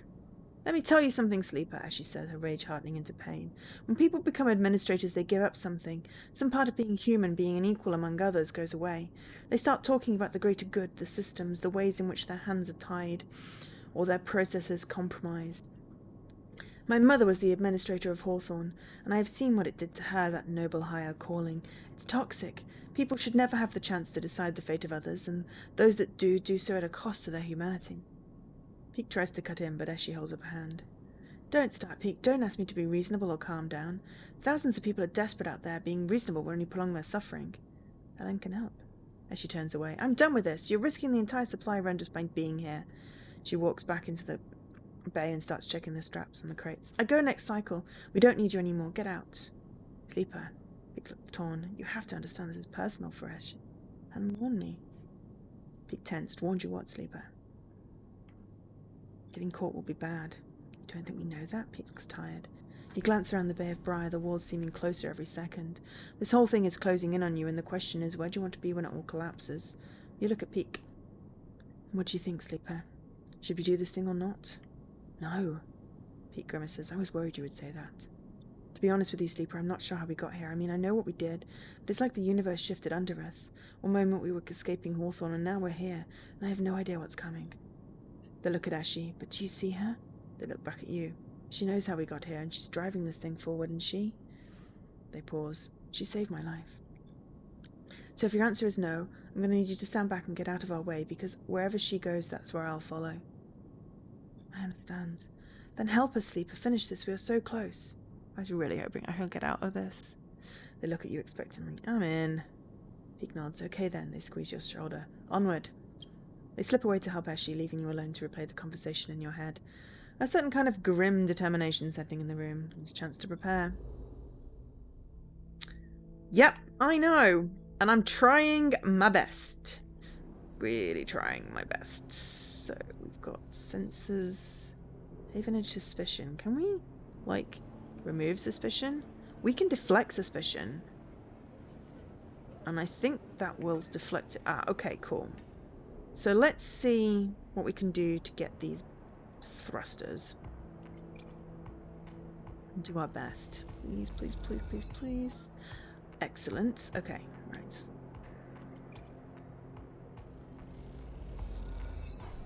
Damn it. Okay. Alright, well, one more. Yes. Okay, cool.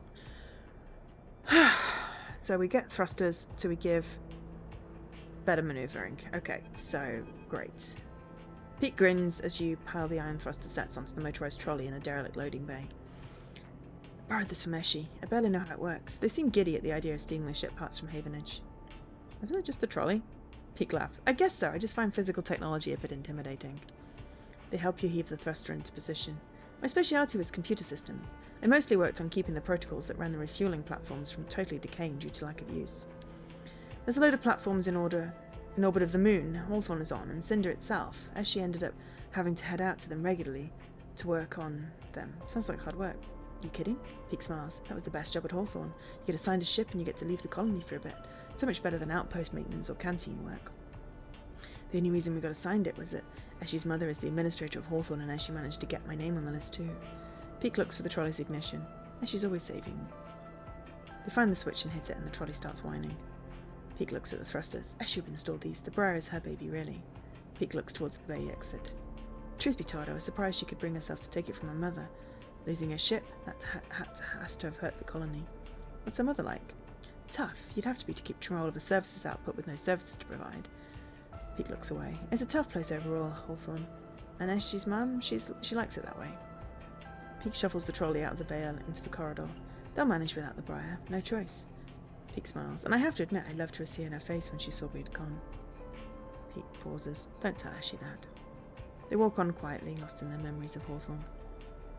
Okay, I think I can manage the rest. Pete brushes their hair out their eyes. You've done more than enough this cycle. Pete looks over the thrusters. Once these are fitted, the Briar will handle better than ever. You might even get a thank you from Eshi. Pete laughs. They head off into the corridor, the trolley whining its high-pitched whine. See you soon. Okay. So, we have one part of Pete's plan.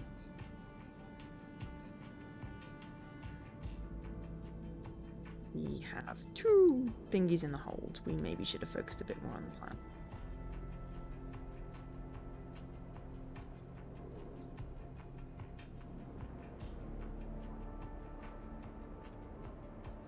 We've got some vital maneuverability.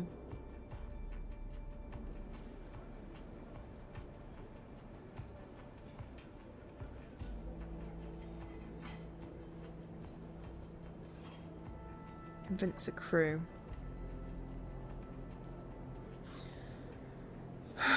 We're down to 4 dice next time. Got 2 dice now. We've still got a few more cycles. We've still got 2 more cycles. Really need to get...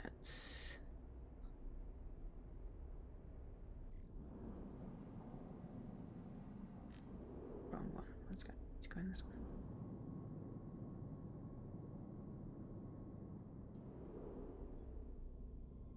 Let me go back.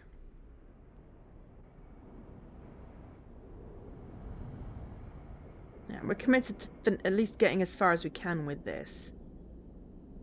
What am I looking for? This one. Okay. Right. Next cycle it should appear.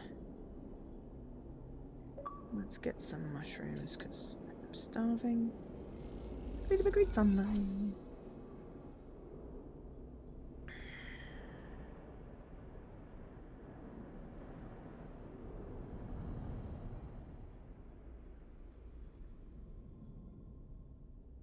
I guess the question is... we need something good to deflect suspicion, and it gets 2 suspicion down. That one seems to be hub escort, but not suspicion. But it is linked to suspicion. Okay, so I think we'll try this and see what happens. 4 is decent. Negative. Shit. No, that's definitely plus suspicion and plus minus money. Okay. That was not good. That was really not good. Okay. We're possibly a little bit screwed. I'm not playing for 24 hours. I have to work tomorrow. I've got my freaking annual review tomorrow. I'm just trying to figure out how to get to a good place. But you know me, I can play one game if I get engaged in it fairly solidly. And also, yes, it hasn't said you're online 15 times this stream. It seems to have stopped doing that. It's great. Okay, I'm going to get scrap, because at the very least we get scrap. It's a chance with the 4 that we have that we'll get scrap. Right, excellent. Positive outcome. We now have 5 scrap. So, we have slightly more of a chance of getting the scrap. Peak's plan, slightly less chance, and we're down to 4 dice. Did we remember to get food? We did. I remember eating mushrooms. Good. Okay, right. We've got slightly better. Okay. Got 1 more cycle. Unless she's pissed off at us. But we've still got 1 more cycle to try and do something.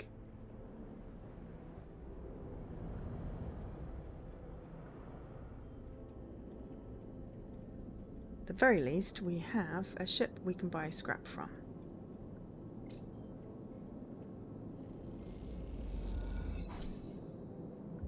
Yes, that was scrap. Excellent.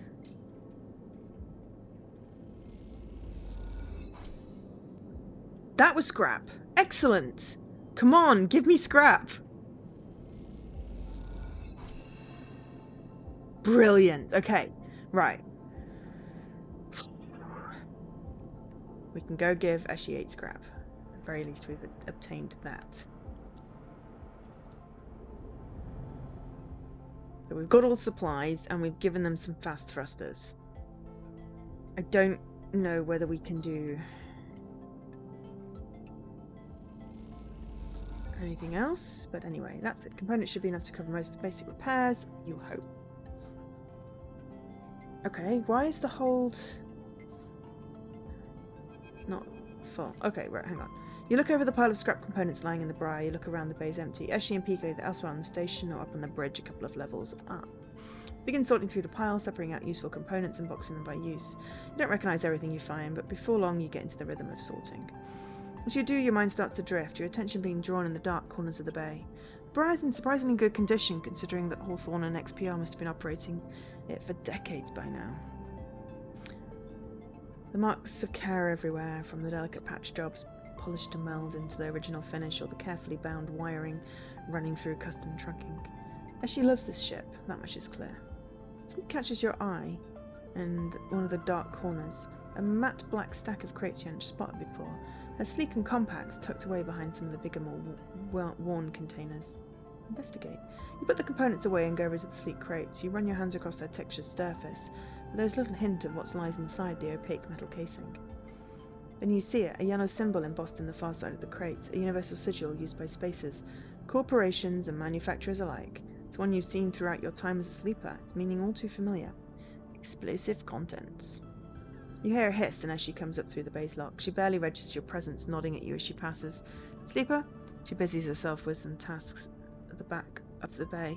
Ask about the crates. As she doesn't turn around from whatever she's busy with. Just more supplies, Sleeper, like everything else here. You can't think of anything else to ask, but sense that the atmosphere is now somewhat shifted.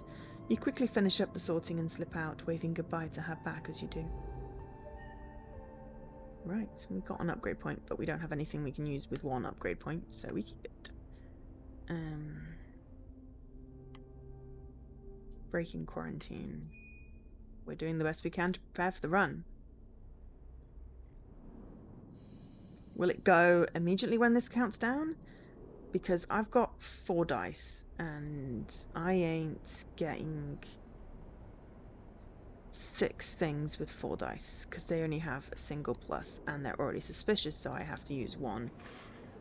And part of crew ain't gonna work. So I don't think it's worth doing anything. They're gonna go when it's full. So we've done the best we can. We got the supplies and we got them some thrusters. We are seriously low on pretty much everything. I've done the best I can, considering... Yeah, if I'd have had more money... I could have bought and kept myself in 5 die.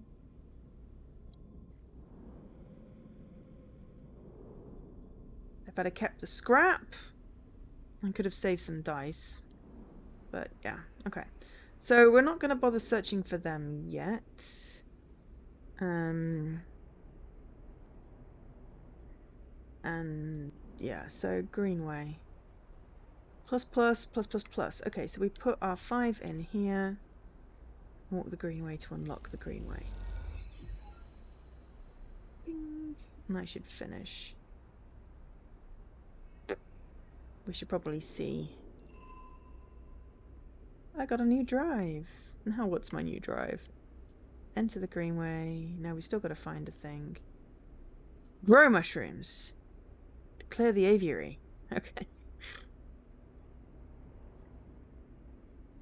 Mushroom groves. Okay, so we can forage for fungus or collect spores. Oh, I think that's what I need for the studying thing.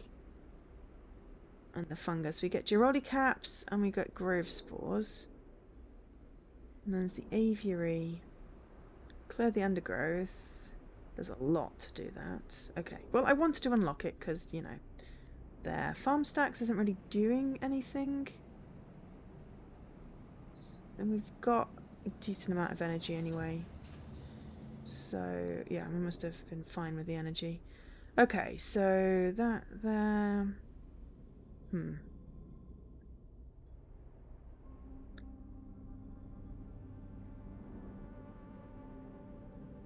we don't want to gather scrap.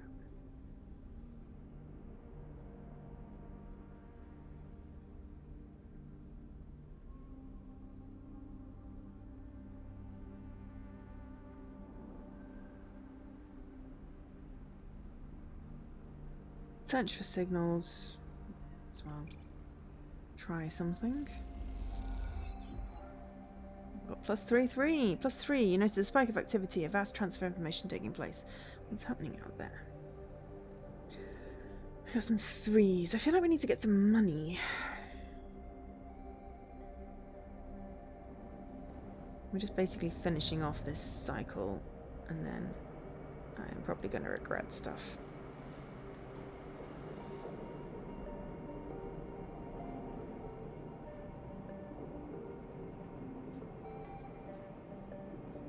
We've only got 1 core now. We could sell it, but it only gets 30, but then, you know, it's still 30, which we could use.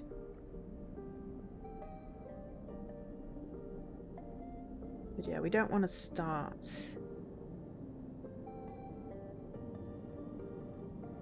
anything too whatever.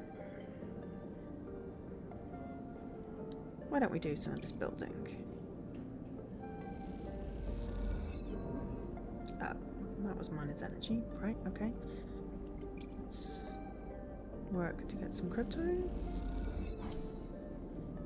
We got 13. Okay, fine. We've still got 2. Let's go sleep next to the thing. So we'll see what happens. It won't, I don't think it'll end the game. I think it just, whether I succeed or fail at this thing.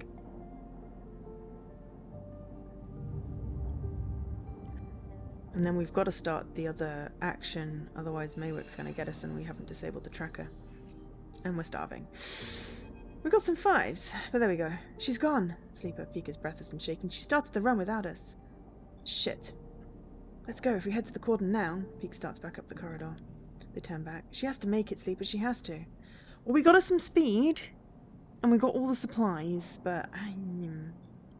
Shiver runs down your spine. Eshi, I hope you know what you're doing.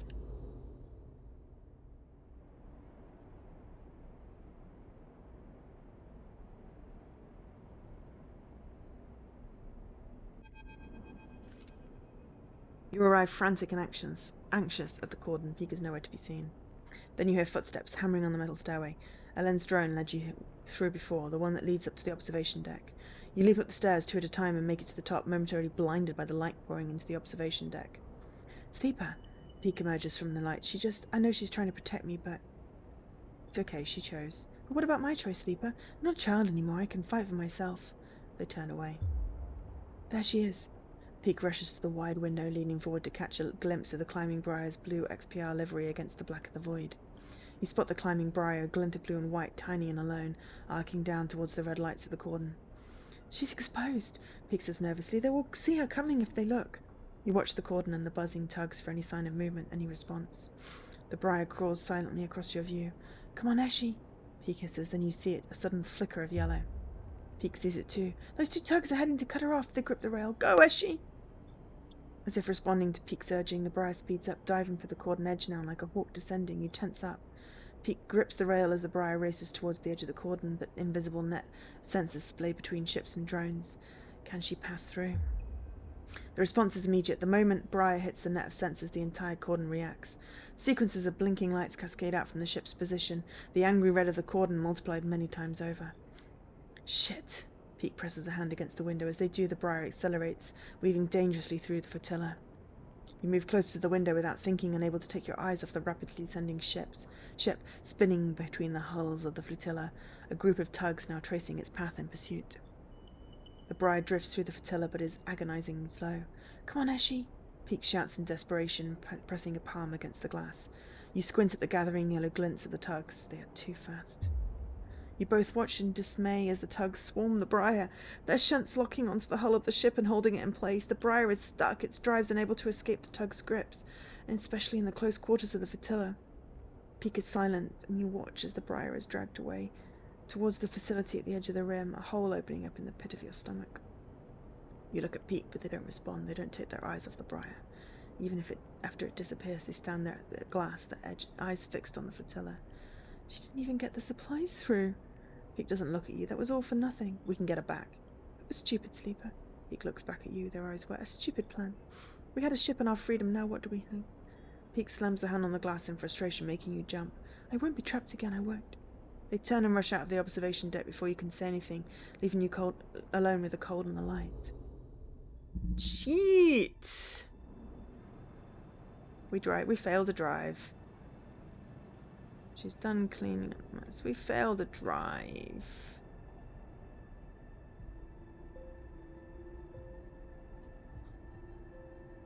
And she got caught and now she's quarantined along with the briar. Peek has disappeared. Well, honestly, it was really tough. You know, there was very little chance that we would get anything there. So that's 2 cycles waiting that. We've still got a space camp. We did pretty well considering. But yeah, so now we should really do this. But I'm not going to do it right now. I'm going to quit to menu because I need to go to bed. So, yeah. I'm sure there's more to Flux. I'm sure it's not just that bit, but I wish I had waited, I have to say. I thought it would just be starting the story and like give quests, but no, it gave a countdown. I was not prepared. But it's fine. I figure I'd have to play through at least once or twice. It was never ending. It was just slightly longer than usual because this game guts in my brain holes. We've got plans for other games, I think.